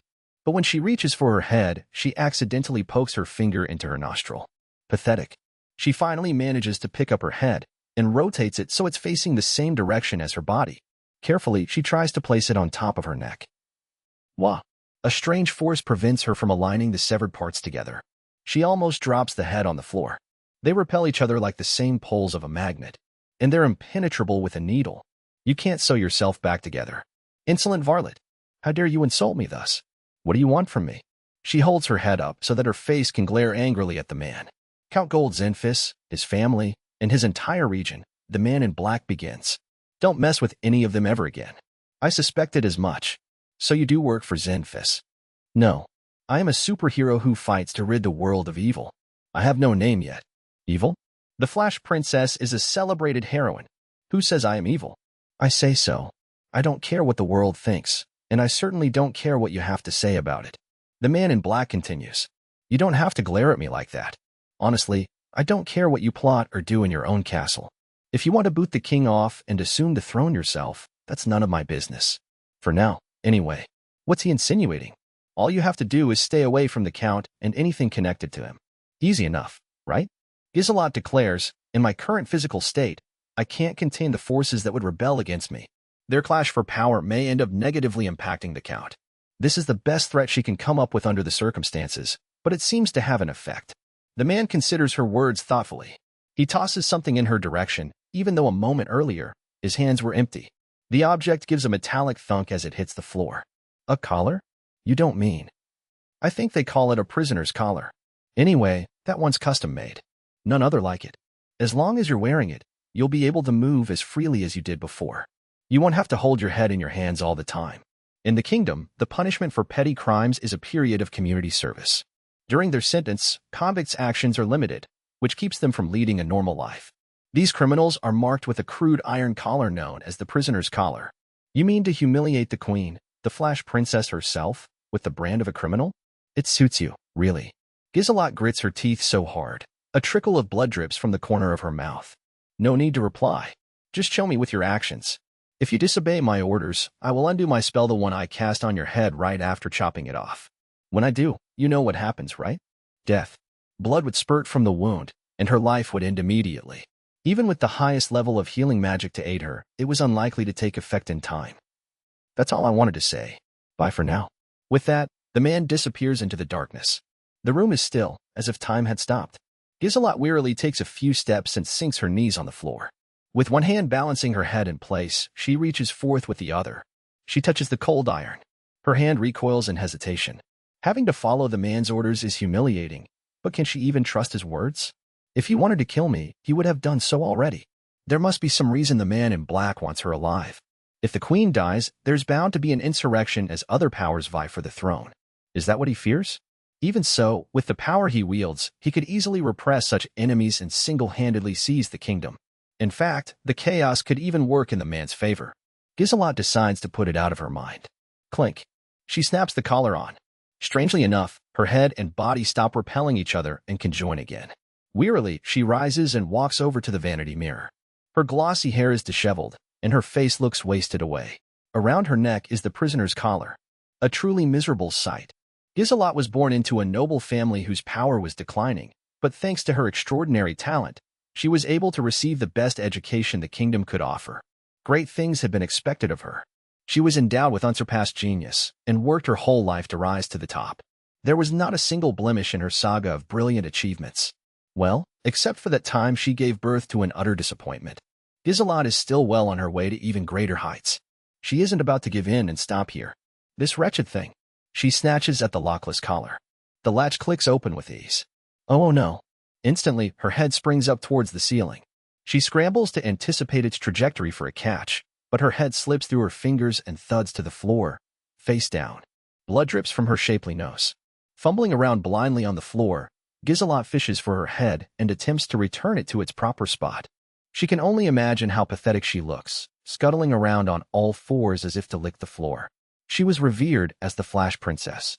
The greatest role in the kingdom was well within her grasp. Ha ha ha.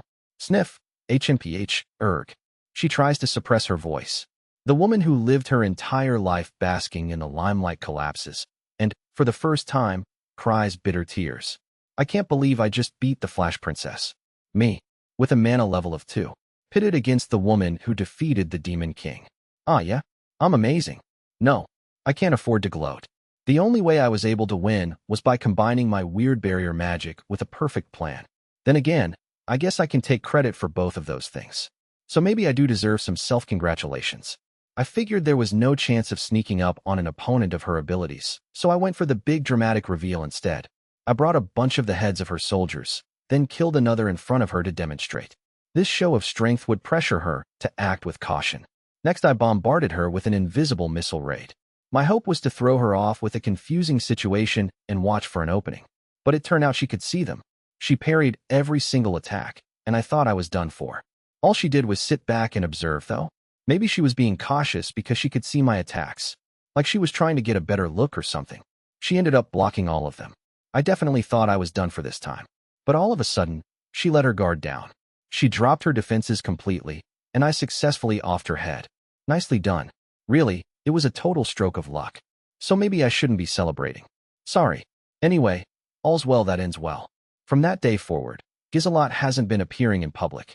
At first, her collar was seen as an eccentric fashion statement. Then the rumors moved on to maybe she put it on by accident and it got stuck that way. Shortly after, the mark of a criminal was changed from the prisoner's collar to the prisoner's shackle. This gave rise to even more gossip. It became convenient ammo for the nobles who didn't like Giselot's treatment of the king. My dad filled me in on the details. I could almost hear the narration. Slowly but surely, the kingdom lost its adulation for Giselot, the Flash Princess. She retained just enough power to deter the nation from falling into civil war. Giselot lived in perpetual fear of death wrapped around her neck. What I mean to say is, she kept her end of the bargain and hasn't messed with us since. Several seasons passed. Life was peaceful and uneventful, with no more trouble from Giselot. Pretty soon I would turn 15. The winters are cold up here in the north. My footsteps crunch in the fresh snow from the night before. Of course, the very act of walking outside in freezing weather doesn't fit with my image as a shut-in. But, Brother Haruto, my sweet little sister asked me to meet her outside, and I just can't say no. She waves as she runs towards me. She's grown too, and more beautiful than ever. I came up with a special attack using snow. It's called the Bloody Iceberg, but I can't make it happen. This is where I ask for your help, Brother Haruto. Yeah. Her crazy fantasy world is as lively as ever. Excitedly, Char describes her secret attack. She even has a trademark victory pose to go with it. Okay, I'll do it. I gather and pack the snow in with my barrier to make a pyramid shape. With the tip pointing down, I send it high into the sky. I strike a pose with one hand stretching up to the pyramid and the other hand over my eye. None of it makes any sense, but it's what my little client requests. I play around and rotate the pyramid in the air, gathering more snow into it like a whirlwind. This part's all improvised. Dramatic presentation is key. Char is beside herself with excitement. As the snow draws in, the pyramid gets bigger and bigger. The white pyramid begins to take on a reddish cast. By the time it's 30 feet tall, it's bright red. Your blood shall stain it even redder, you dastardly villains. Take this. Bloody Iceberg. As I deliver the lines Char instructed, I send the pyramid crashing to the ground. Crash. Whoosh. Snow blows in all directions, turning our vision completely white. When it finally settles, a huge crater is left in the ground. How was that, impact-wise? Is it to Char's liking? Amazing. You're so incredible, Brother Haruto. That was perfect. She seems delighted, which makes me happy too. Just then, we hear footsteps running towards us. Oh, father and mother. Char claps her hands happily, as if she was waiting for them. Wait, you invited them here? This isn't good. I shoot Char a glance. Oh no. They'll find out your hidden identity. Brother Haruto. Did she forget it was a secret? What was that huge crashing sound? And what's this? My dad gapes at the enormous crater. It was him. I point towards the black knight I conjured up in a hurry. He strikes a superhero pose with a fist raised towards the sky and zooms off into the air. I make him disappear with a twinkle of light. What was he doing? My dad asks. He just happened to pass by, and he was kind enough to show us his new special attack. Char nods furiously. Stop being suspicious. I see. Dad looks both exasperated and unconvinced. It's hard to watch. Char starts rolling balls of snow with our mother. I wonder if they're making a snowman. My dad and I watch the two of them play. It's so peaceful. The Empire hasn't bothered us in a long time, and Gizelot is lying low too. Now there's nothing standing between me and my dream of becoming a shut-in in this fantasy world. Just as I'm about to return to my cozy room. By the way, Haruto, my dad begins. You're not going to like this, but come spring, I want you to begin your education at the capital school. No thanks. What's this all of a sudden? How could he casually drop this bomb like it's just a milk run? I suspected you'd react this way. For some reason, you seem to have an extreme aversion to going to school. The most cursed, taboo word in the world to me is school. It's the horrible place that made me miserable in my old life. Gold and Natalia have brought up the idea of me attending school every now and then, and every time, I've put up a fuss and flat out refused. No thank you. Once again, I refuse vehemently. Just when my dream of living as a shut-in was within reach.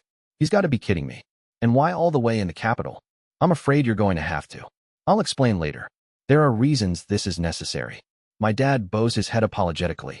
This must be one hell of a reason. In that case, it's time for a new mission. I'll call it Operation Hell No, I won't go. Whatever this necessary reason is, I'll just have to smash it to smithereens. Ha ha ha. This mission's getting me fired up.